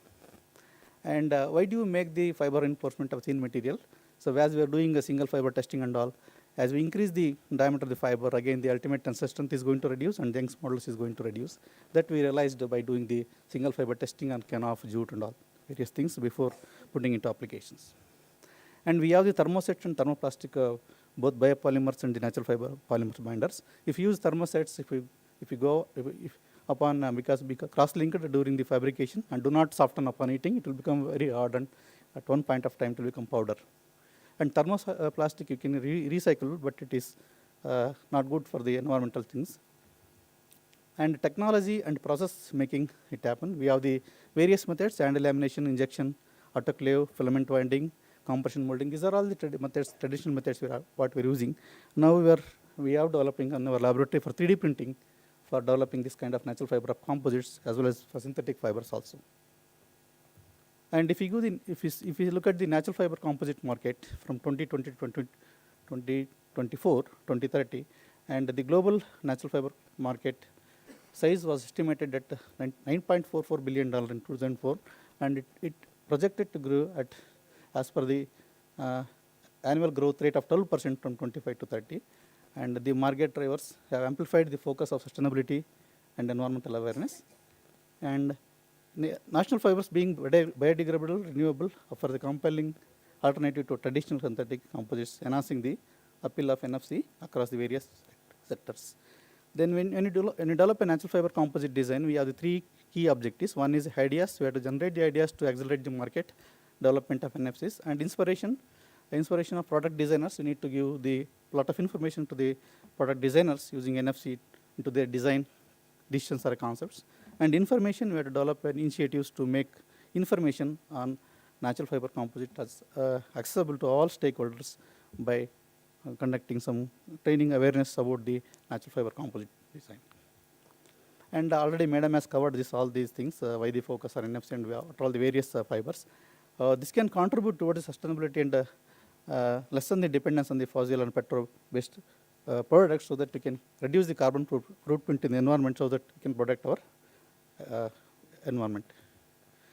And hence the availability of natural fiber composites is certainly not a sunshine for the future development of NFC, because many of the things already Madam has covered in the previous discussion. I don't want to go through all those things. Then you can't. Then why product designers essentially to try the NFC? The answer is to this rather straightforward. Product designers like industrial product designers, craft persons or event artists could capture the imagination of potential users by infusing aesthetic aspects into a product. For this, natural fibers is the best for introducing all these things and create a product with a personality. That means that, let us say, example, aerospace engineer always be looking into the focus on lightweight and strength. And sometimes unnecessary things could lead to build blind creativity and inhibit a open mind to other solutions. So hence, NFC can be used in the interior of aeroplanes, instance, but this option is affected, neglected because of the narrow engineering focus on structural engineering, that is on strength and stiffness. And you know that even natural fiber composite has been around for several hundred of years, but now because of the sustainable development, we are looking into the more serious about natural fiber composite, how exactly what to bring into the product design by giving us so many functionalities and the aesthetic looks. The ultimate objective is to large scale adoption and use of NFC in products in all segments of the economy is very challenging. And again, material properties, how exactly we have to suit the material properties. Let us say we have the natural fibers, but natural fibers are very weak in strength and balanced mechanical properties. But for that, if we have any kind of like nanomaterials like graphene and carbon nanotubes, if you just coat it on the fibers through some various processing technology, so that you can enhance the properties and you can easily you can use in products for structural applications. And what we can call it as the product's personality. And I don't want this one. And what are the key areas where the innovation and the future scope of natural fiber composite? One is advanced manufacturing techniques. We have nowadays 3D printing technology and nanotechnology. These two we can embed into the natural fiber so that we can manufacture at large scale. And automotive and transportation, lightweight and fuel efficiency, sustainable materials, and construction architecture, in eco-friendly building materials, bio-based materials, and aerospace, aviation, and packaging and consumer goods. And seeing is believing, natural fiber composite products. Steve Jobs is the Apple co-founder. A lot of times people don't know what they want until you show it to them, so that we can attract towards the natural fiber composite. And these are the overview and natural fiber composite processing and utilization. So how exactly we are processing the fibers and how we are using to manufacture the composite and how exactly we are putting into the application. And this is the e-scooter. So main body of the e-scooter, that is flax fiber combined with the bioresin and composite parts produced by vacuum infusion method. So it is designed by Martin and Seaman Studio, Amsterdam. So similarly, we have the lot of products we can develop. You can see this chair, so flax and canaf fiber is hard pressing method. We are using thermoset resin. And similarly, we are using this for the paddles. We can give the natural look and flax eco credentials. Will certainly appeal to a certain type of consumer product. And again, flax fiber combined with a bioresin. So here also we can have the very good acoustic and as well as the aesthetic look. And this is the nice NFC natural fiber composite tool we can make with the jute fiber combined with the epoxy resin. So epoxy is a very good one for developing this kind of stools and this kind of chairs and cafe chairs and all. And again, it's acoustic, this one, focal song speakers. We are using flax fiber and pre-impregnated with the fiberglass sandwich. So this also, we are already knowing this. And these are the bags and chairs also we are developing. And this is the coir coconut fiber natural latex to make the containers for keeping the food items and all, because food grade is very good in this. And again a Tipu lamp, so this is the lamps we are developing for this one. And bicycle frame, nowadays in European countries they are developing using this biocomposite, using natural fiber composites. And these are the long board and all. Again, driving the progress of this NFC, exactly what the reputed automotive companies, Mercedes-Benz already using a lot many composites into their lot many interior applications, and 150 kg of renewable materials in 87 components of the S-scale brand they are using in 2024. So NFC is also used in the A-class, C-class, and the D-class automotives. And this again is this one. And recently, while traveling to Guwahati, in the Bangalore airport, they made a very good bamboo fiber composite for this AC ducts and roof design and all. And these are some of the applications. See, this is the BMW series cars, electric cars. How lighter it is, the entire body can lift 2%, and also they are introducing flax fibers in various exterior interior applications. And you can see this it is very beyond our imagination, natural fiber composite. We have to introduce a lot of safety factor to develop this kind of. If you go to Kazakhstan, Pakistan and all, they are traveling like this. It is very difficult with natural fibers. Still, if you can work out with some technology so that we can bring into the carbon fiber composite and we can develop, we can satisfy this kind of people also. And this protective clothings, using this. And medical implants like artery implant, hernia mesh and all, they are using already this. And next, coming to our current research in natural fiber composite. So this is the one kind of research we are doing, that is called the development of natural fiber power ribs for automotive components. So just one mesh we are developing with a coir or jute, so that it will add the strength to the upper sheet, so that we are developing this kind of things. And we tested, it has got very good strength, all balanced mechanical properties with the epoxy resin, and we are using some other biobinders also for this. And this is the development of natural fiber solar cooker we developed. Usually solar cooker cabinet is made up of plywood, and we took jute waste bags and we prepared with adding some black pigment in that, and we tested for this solar radiations and all, and we cooked rice and the potato, and the cooking time is very less, and it can hold the heat a longer time because it is very good insulation material. And the second development is we are introducing self-healing, we are preparing capsules, micro capsules by using dicyclopentadiene as the self-healing material, and you are embedding wherever it is a critical regions of failure, then you are checking how exactly it is going to self-heal the composite. As the crack appears, automatically it has to close. And this is one more development of banana jute fibers also we are using with a PF resin, and you are getting very good balanced properties using just Arthur's method, and we published some good papers out of this. And this is a new area where we are looking into development of natural fiber hybrid wales, very thin 14 microns wales we are preparing by using kenaf and jute.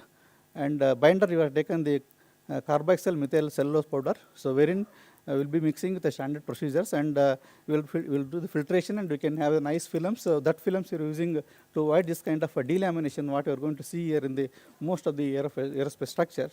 So we are introducing wherever it is critical, there we can give the strength and toughness to the laminated composites which are for the aerospace applications.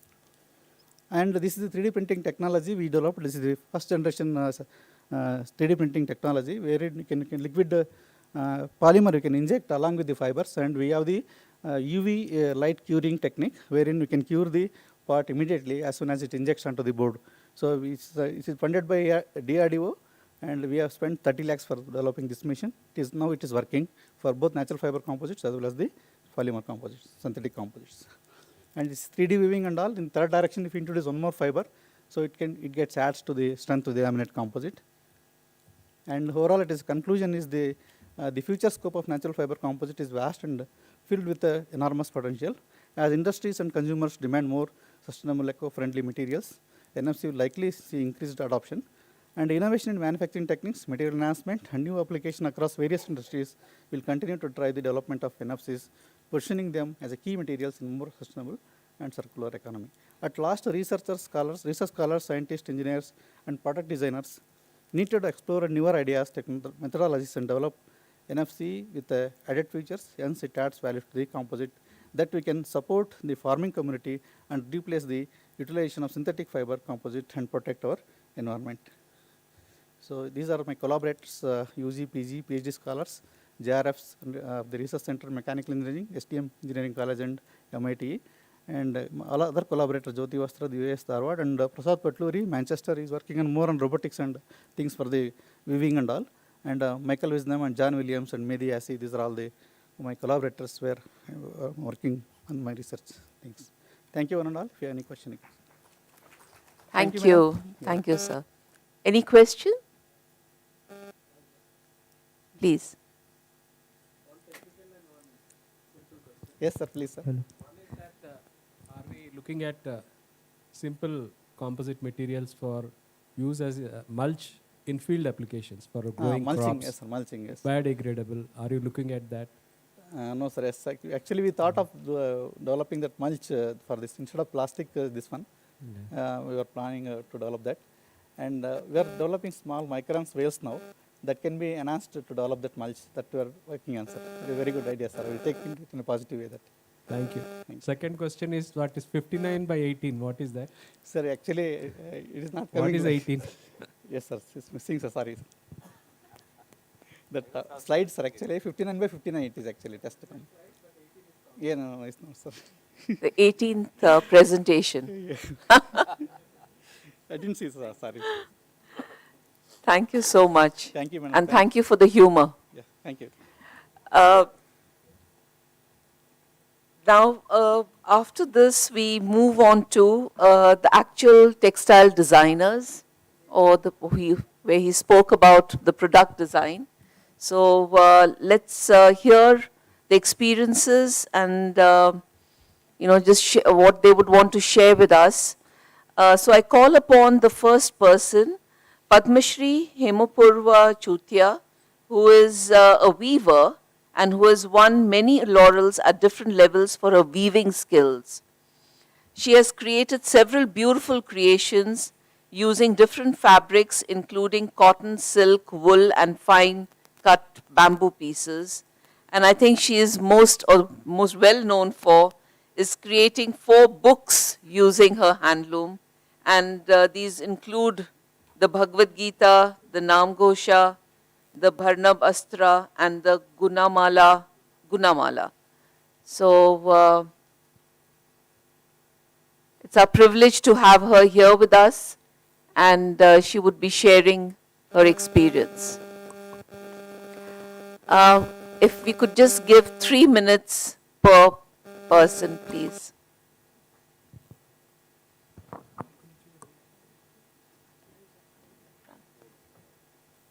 I think she'll need would you need an interpreter for her?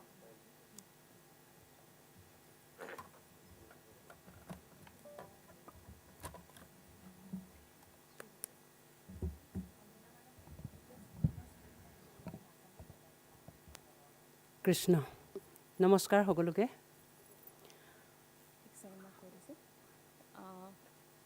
Madam will speak in Assamese, so I will translate on her behalf. প্ৰথমে মই এই মঞ্চত আমাৰ আসনত বহি থকা আমাৰ প্ৰত্যেকগৰাকী চেয়াৰমেনক মই আন্তৰিক শ্ৰদ্ধাৰে সেৱা নিবেদিছোঁ আৰু মঞ্চত আসনত বহি থকা সকলোকে মই শ্ৰদ্ধাৰে সেৱা জনাইছোঁ। মই অসমৰ ডিব্ৰুগড়ৰ মৰাণৰ এগৰাকী গাঁৱলীয়া খেতি কৰা তাঁত বোৱা মানুহ। আজি এই অনুষ্ঠানে আমাক আপোনালোকৰ লগত দেখা সাক্ষাৎ কৰিবলৈ এই পৰম সৌভাগ্যকণ দিলে, তাৰ কাৰণে যিসকল ব্যক্তিয়ে মোৰ লগত যোগাযোগ কৰি অনুষ্ঠানলৈ আমন্ত্ৰণ জনালে, তেখেতসকলকো মই মোৰ আন্তৰিক শ্ৰদ্ধাৰে তেখেতলোকক মই মোৰ শ্ৰদ্ধা কৃতজ্ঞতা ও সেৱা নিবেদিছোঁ। মই তাঁতৰ শালত তাঁত বৈছিলোঁ। আপুনি কৈ দিব মৰাণৰ। So, Hemaprabha madam, she is from Dibrugarh. She is a born weaver. She's been weaving all her life. আৰু খেতি কৰোঁ। And she is a farmer also. মই তাঁতৰ শালত কাপোৰ বওঁ, আমি যিযোৰ ব্যৱহাৰ্য কাপোৰ সকলোবোৰ বৈ লওঁ।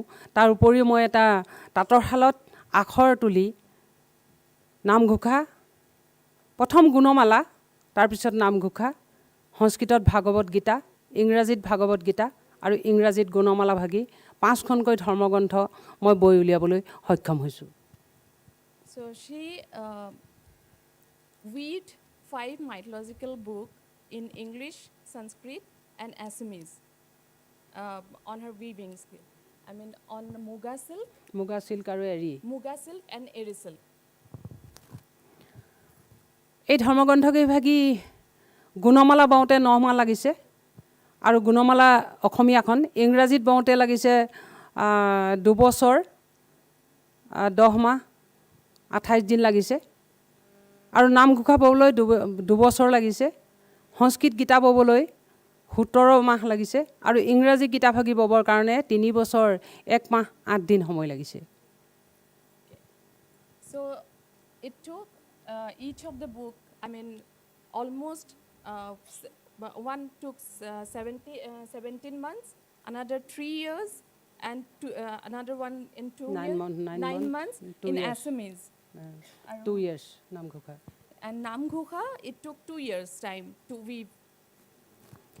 এখন গ্ৰন্থ মই অলপ ইউনিক ধৰণে বৈছোঁ, যিটো আমাৰ সাধাৰণতে সূতাৰে কাপোৰ বয়, মই কিন্তু এখন গ্ৰন্থ বাঁহৰ কাঠিৰে বৈ উলিয়াইছোঁ, যিটো বাঁহৰ কাঠি মই কটাৰীয়ে খুব সৰুকৈ সূতাডালৰ সমানকৈ বনাই আৰু সেই কাপোৰখন বাঁহৰ কাঠিৰে বৈছিলোঁ। সেয়া হ'ল ইংৰাজীত Gunamala. So Gunamala, she weaved that entire book in English with a very unique technique. So instead of thread, she made bamboo fiber by hands in a very fine fiber, and she weaved with the bamboo fibers what she made by hand. এইখিনি কৰাৰ কাৰণে অসম চৰকাৰে অসম গৌৰৱ আৰু ভাৰত চৰকাৰে পদ্মশ্ৰী সন্মানে আমাক সন্মানিত কৰিছে আৰু অসমৰ বিভিন্ন অনুষ্ঠানসমূহে আমাক আদৰি লৈছে। So because of her this work, she is honored with Assam Gaurav and Padma Shri Assam Gaurav in 2023. 2023. এই গোটেইখিনি যিকেইখন 5খন ধৰ্মগ্ৰন্থ আছে সেইখিনি সংৰক্ষণৰ কাৰণে মই অসম চৰকাৰক আবেদন জনাইছোঁ তথা ভাৰত চৰকাৰকো আবেদন কৰিছোঁ। এটা বৈজ্ঞানিক পদ্ধতিৰে ইণ্টাৰনেশ্যনেল লেভেলৰ এটা উন্নত প্ৰযুক্তিৰ সংগ্ৰহালয় নিৰ্মাণ কৰি যাতে এই সৃষ্টিৰাজি অদূৰ ভৱিষ্যতৰ কাৰণে সংৰক্ষণ কৰি যাব পাৰোঁ, তাৰ কাৰণে মই প্ৰয়াস কৰিছোঁ আৰু চৰকাৰৰ ওচৰত আবেদন জনাইছোঁ। So her wish is to preserve all her artwork through a museum.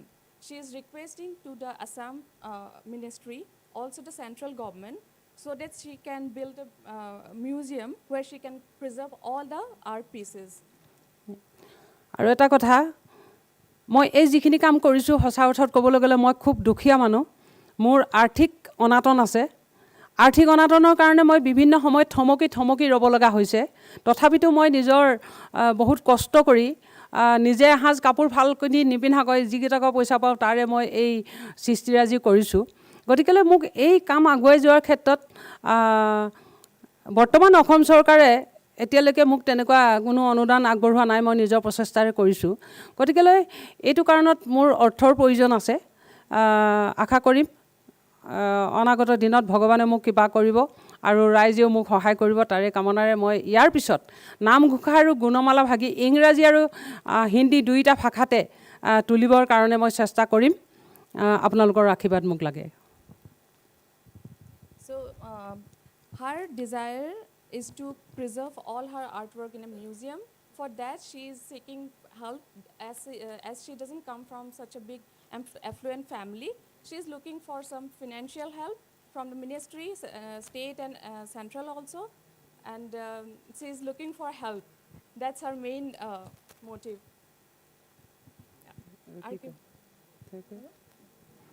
সকলোকে পুনৰবাৰ সেৱা জনাই আজি এই অনুষ্ঠানত উপস্থিত থাকিবলৈ পাই নিজকে ধন্য মানিছোঁ আৰু যিসকলে মোক ইয়ালৈ আমন্ত্ৰণ জনালে পুনৰবাৰ তেখেতলোকৰ চৰণত মই সেৱা জনাই মোৰ ক'বলগীয়াকেইটা ইমানতে সামৰণি মাৰিলোঁ। ধন্যবাদ।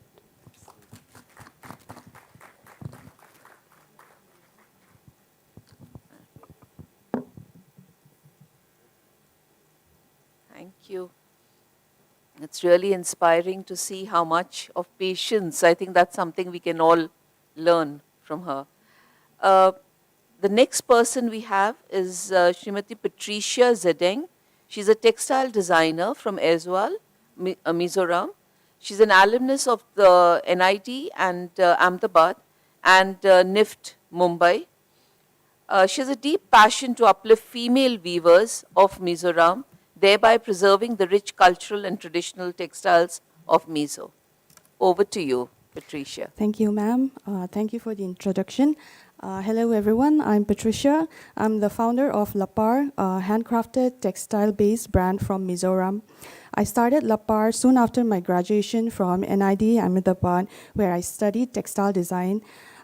It has always been a passion of mine to work with Mizo crafted textiles, being a Mizo myself, and to showcase it at a bigger platform. I want to sincerely thank the organizers for this event.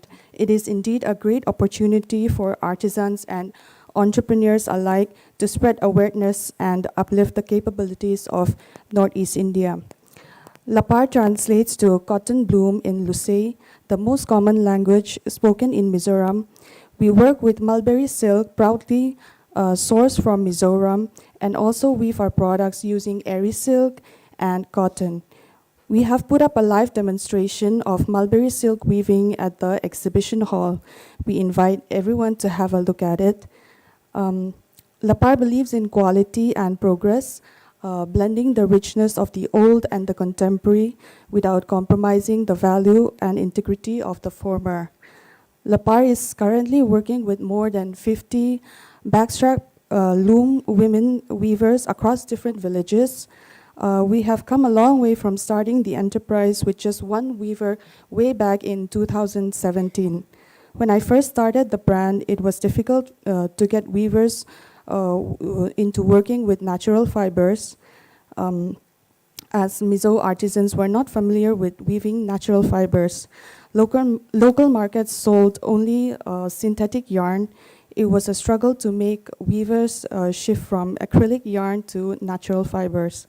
Now all the weavers associated with Lapar are able to work freely with cotton. Our expert weavers are able to handle complicated weaves using eri silk and mulberry silk.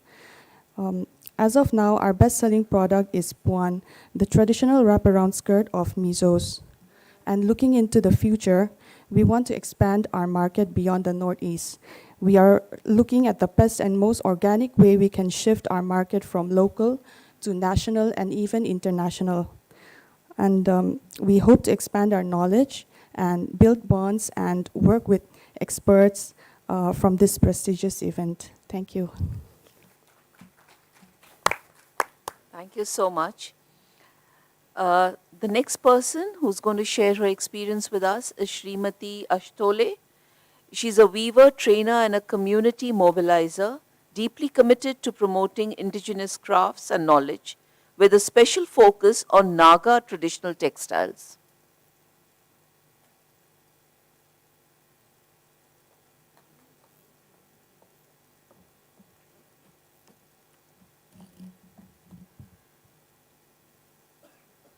Very good evening to everyone, respected chairpersons, lead speakers, and students and organizers, and all my fellow artisans.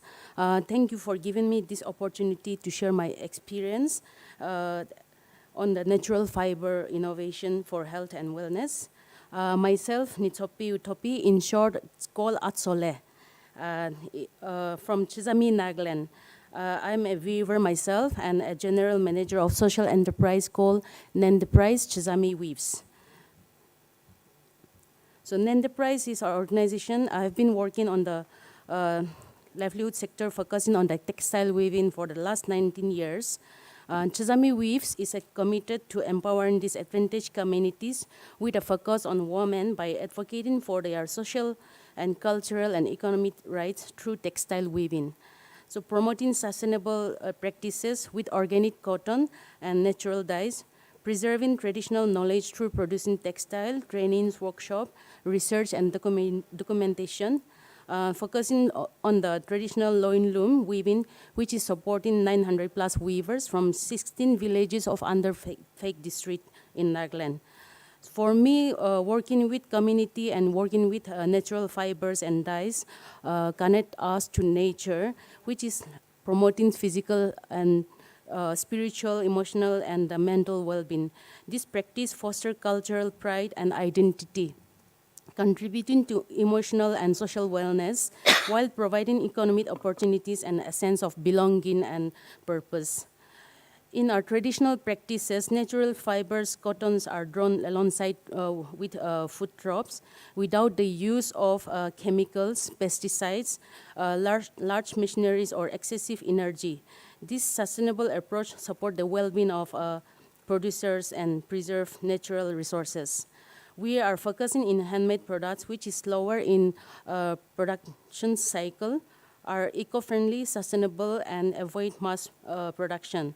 They help us reduce waste and minimize environmental impact. Supporting livelihoods by creating work opportunities for local communities from seeds, drawing to finished products. The decentralized model which empowers communities, allowing weavers to control their own schedule and work environment. And I have also observed that our foreparents live much longer, healthier lives as they wore only the natural fibers, clothing, and ate locally grown food in the past. And I am deeply grateful to our elders, the knowledge keepers of my community, for their wisdom and knowledge for passing down such invaluable teachings. And I believe that combining ancient wisdom and modern user-friendly technologies can greatly enhance our overall well-being. Looking forward to user-friendly and technologies for our small communities. Thank you. Thank you, and all the best. The last one today is Kiran from Kiran Foundation, Manjuli, Assam, Srimati Kanmai Payun. She's an artist from the Mission community hailing from Majoli, Assam. She's an extraordinary weaver and her talent has been passed through generations. She's been associated with the Kiran Foundation as a full-time master weaver since 2018. I invite Srimati Kanmai to the dais. Is she here?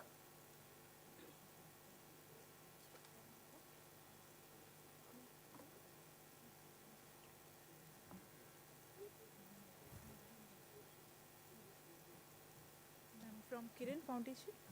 Angana Bardole. It says Kanmai Payun over here. What you gave me, I'm sorry. I'm really sorry about this. Yeah, that's what I was thinking. And It's okay. I'm really sorry about this, but we have with us Angana Bardoi.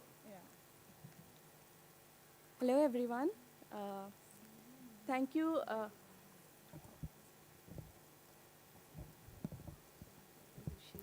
Hello, everyone. Thank you for this beautiful platform to speak about our journey, to share about our experience. I'm Angana Bordale. I started this journey in 2016. Okay. 2016, with a thought that I do not fit in the frame of city life. I lived in Delhi. Then I thought, let me find an opportunity to go back to my homeland and do something.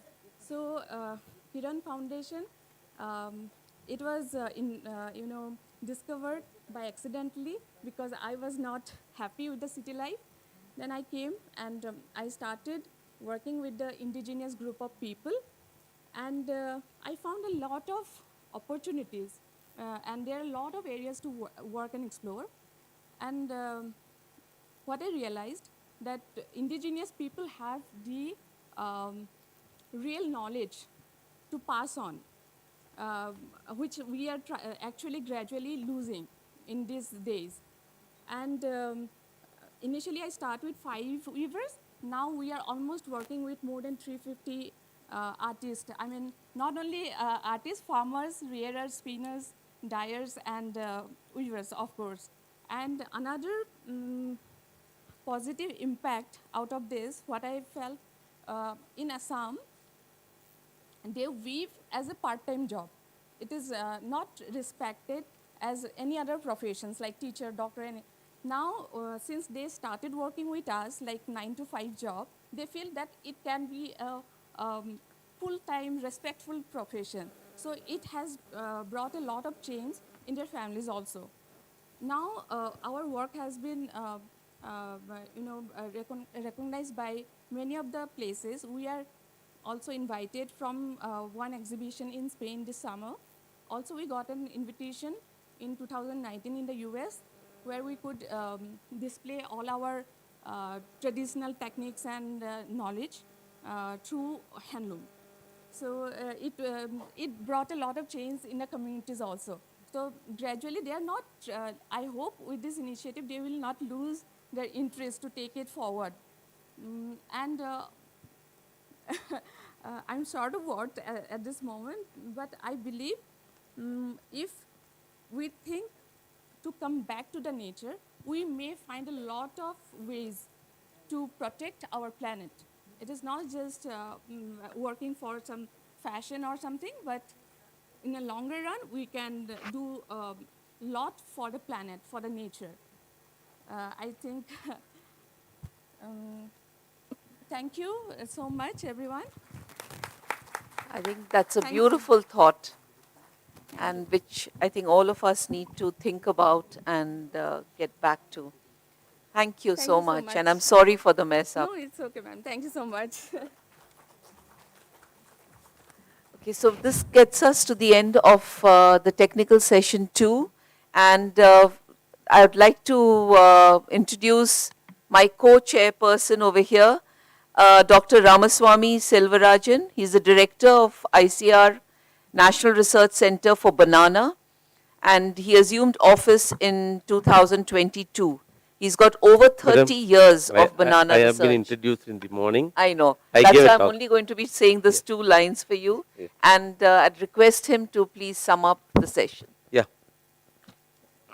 It's really a very good session, and really enjoyed the talks of first 5 lead speakers, and very good information and diverse information. And first from Dr. Professor Sarada Devi, she really talked about this oil vastra. That's really a novel thing which to hear, and only in India, Ayush is there, but otherwise no other countries they follow, but people are now following. Oil vastra is really what she has shared. It's really interesting, and definitely a lot of things to be scientifically investigated, and a lot of opportunities there to do this type of work. Then I was remembering about, banana leaf bath they take actually. Banana leaf they roll over bare body, and he said it helps in kidney patient and all, they used to do this type of thing. Probably this is nothing to do with fiber, but we do not know there are a lot of good qualities of fiber, and it is used for the treating the people especially for skin problems, and that way really a lot to do research. So she gave a wonderful talk. Coming to the Dr. Vinita, very nice talk, and only 200 hectares of cotton, colored cotton is being grown. Probably we expect still more to come, and as you showed that last but one slide, a different colored cotton, and if such cotton, if you are able to breed through genome editing or whatever the method you follow in the years to come, really it will really bring a lot of changes, and it will protect our environment also. Then coming to the Dr. Sujay, he really, the doctor, dentist, and really he shared a very nice talk, and Velcro, camouflage, and many, the picture plan, gecko, many things which he is brought and explained about how it is being utilized in the medical field, the fibers which is being used in the medical field. And really all these things are very innovative talks, and it was really, especially for students, it will make them, it definitely they would have got inspired to further look into in their research. Then the last two in the lead talk, very, very informative, and those two labs, they are working a lot, I understand, and unfortunately we could not give time. Otherwise, I think 15 or 20 minutes time had we given, we would have also learned a lot about them. Professor Tilagavati, excellent work she is doing, and the facility which she was showing, so good, and again she is one of the 2% of top scientists. She has been recognized, means that shows that the quantum of work which she is doing, and also highly impact journals she is publishing. And in fact, I would be really to have a collaborative. I got a partner to collaborate, especially for banana fiber, that which you talked about, the mosaic, this and all. Then coming to the that last Sivkumar Gowda, though it was really, he took that presentation so nicely, very funny, and really he put a lot of this one to make us not to sleep probably. That, but it was really good talk on the natural fiber composite and his innovative ideas which he has given, and a lot of applications which he was listing out. That's so good that a lot of applications are there, including BMW. He was talking about very lightweight composites which could be applied. And I think a long way to go in this type of research in India. I understand a lot of research is going on in Germany and other places, but in India I think still more emphasis should be given on this NFCs and its applications. And I think this type of conference, probably the recommendation is going to be given to the ministry. It will definitely, if they take up further forward, this sector has to be really given more importance to do further research in this line. And of course, experience sharing by all four speakers, including Badmasri, Hemaprova, then Patricia, then Thopi, all very, very interesting. Finally, Srimati Angana Bardoli, so beautifully she was telling that from Delhi she came back to the village, and really Kiran Foundation doing a very great job, and giving a women empowerment and livelihood, and really you are very empathetic. You are showing empathy. That's very great, and such thing it has to be replicated in all over the not only in Assam but also other states. But very, very fantastic sharing and very good presentation. Thank you very much. Thank you so much, and thank you to the organizers for giving us this opportunity. Thank you. Thank you, ma'am. That comes to an end of technical session 2. Now we would like to felicitate the chairpersons, the lead speakers, and all the invited, all the experience sharing weavers, artisans, and investors who are involved in these sessions. So now I would like to call the chairpersons, reporters, lead speakers, and all the artisans and the weavers to please come over to the stage. Now I would like to call upon all the chairpersons, Professor Anjali, Dr. R. Sivarajan, reporters of today, Dr. Namita Singh, lead speaker, Professor Shraddha Devi, Dr. Vinita Pasant, Dr. Sujay Jayakalaswar, Professor Tilagavati, Professor P.S. Sivakumar, all the weavers, Padmasri Hemapova from Assam, Ms. Patricia Zadeng, Srimati Azole Thopi, Srimati Angana Bordoloi, please come to the stage. Now I would like to invite Professor S.N. Puri, former Vice Chancellor of a Central Agriculture University, and Professor Indira Sarangtemp, Dean, College of Agriculture, Imphal, and Director of Instructions, along with Dean, College of Community Science, Professor Jyoti Madam, to kindly come over the stage.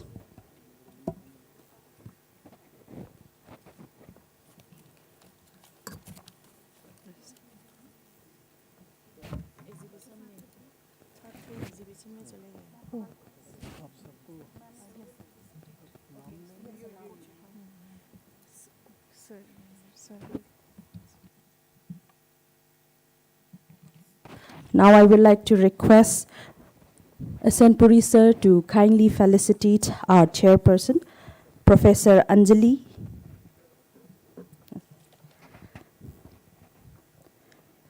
Please give them a big round of applause, ladies and gentlemen.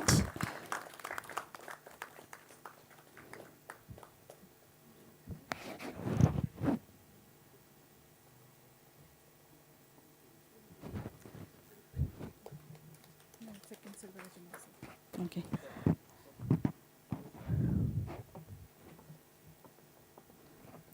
Now I would like to request sir also to kindly do the honors to felicitate Dr. A. Selvarajan.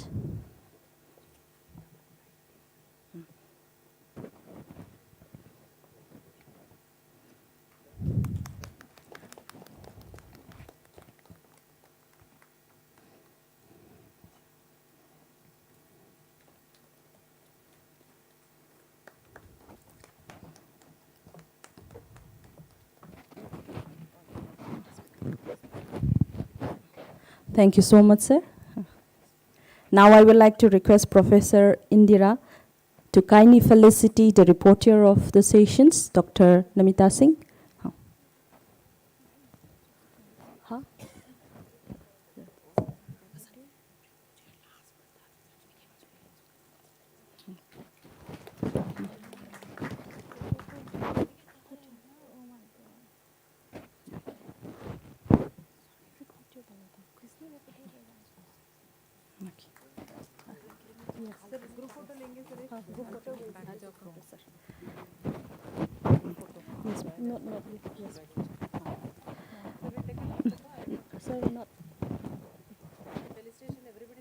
No, ma'am. Not yet.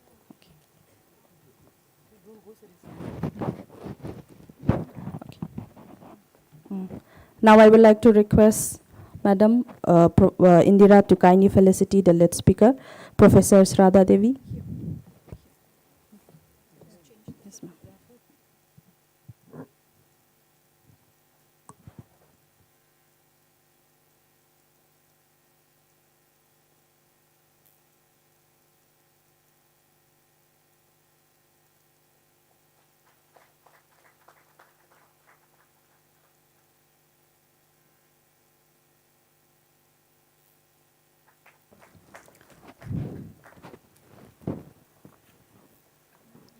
Now I would like to request Professor Jyoti Madam to kindly felicitate, yes ma'am, Dr. Vinita Pasant.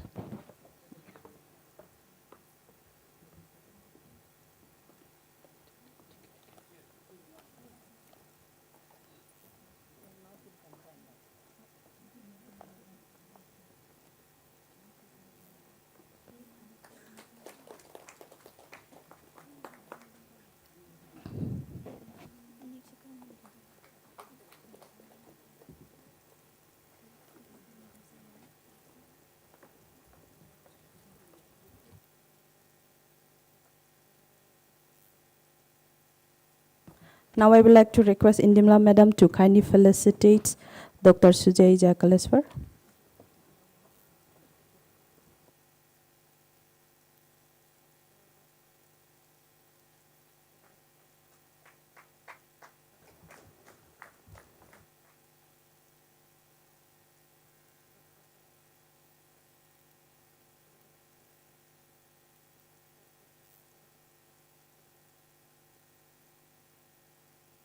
Yes, I would like to request Indira Madam again to kindly felicitate Professor P.S. Shiv Kumar.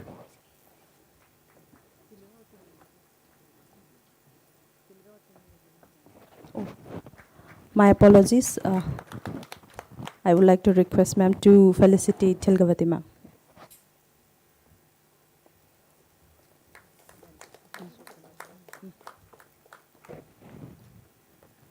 Now I would like to request ma'am to still felicitate Shiv Kumar sir.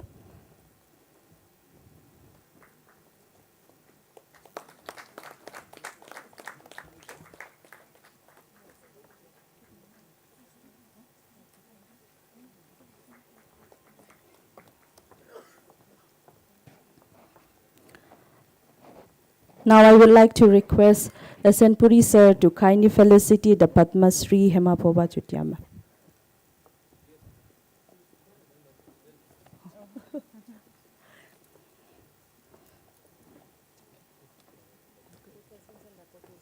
Over, ma'am.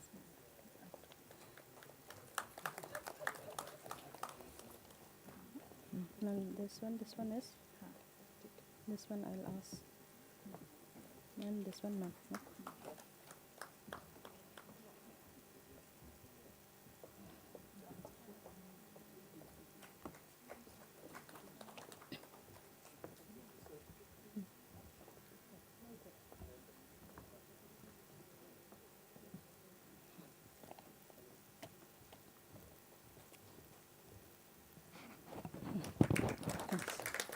Thank you, sir.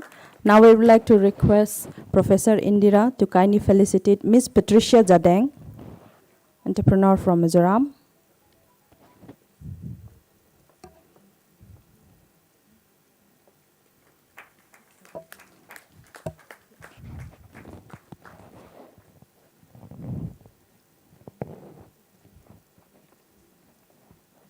I would also further like to request Indira Madam to kindly felicitate Srimati Atsole Topi, weaver from Nagaland.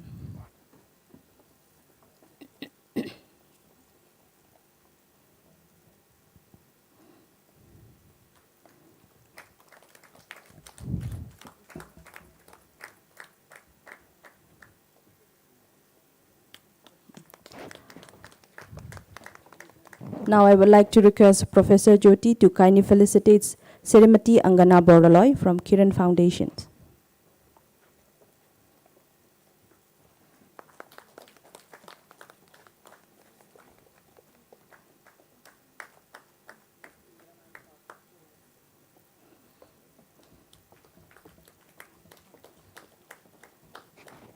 Thank you, sir. Thank you, ma'am. Thank you, everyone. Now we will have a group photo.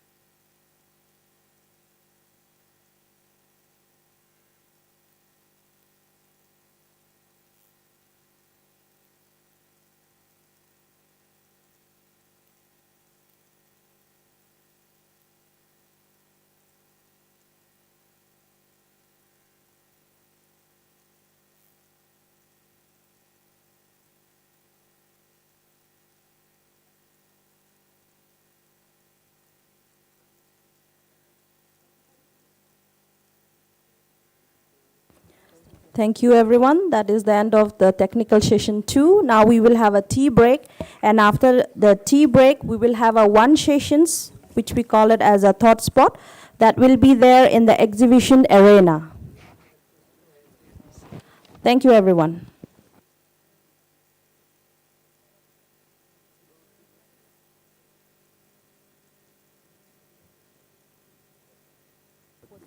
We will also be having a poster sessions after this, all in the exhibitions arena, the thought spot as well. Thank you.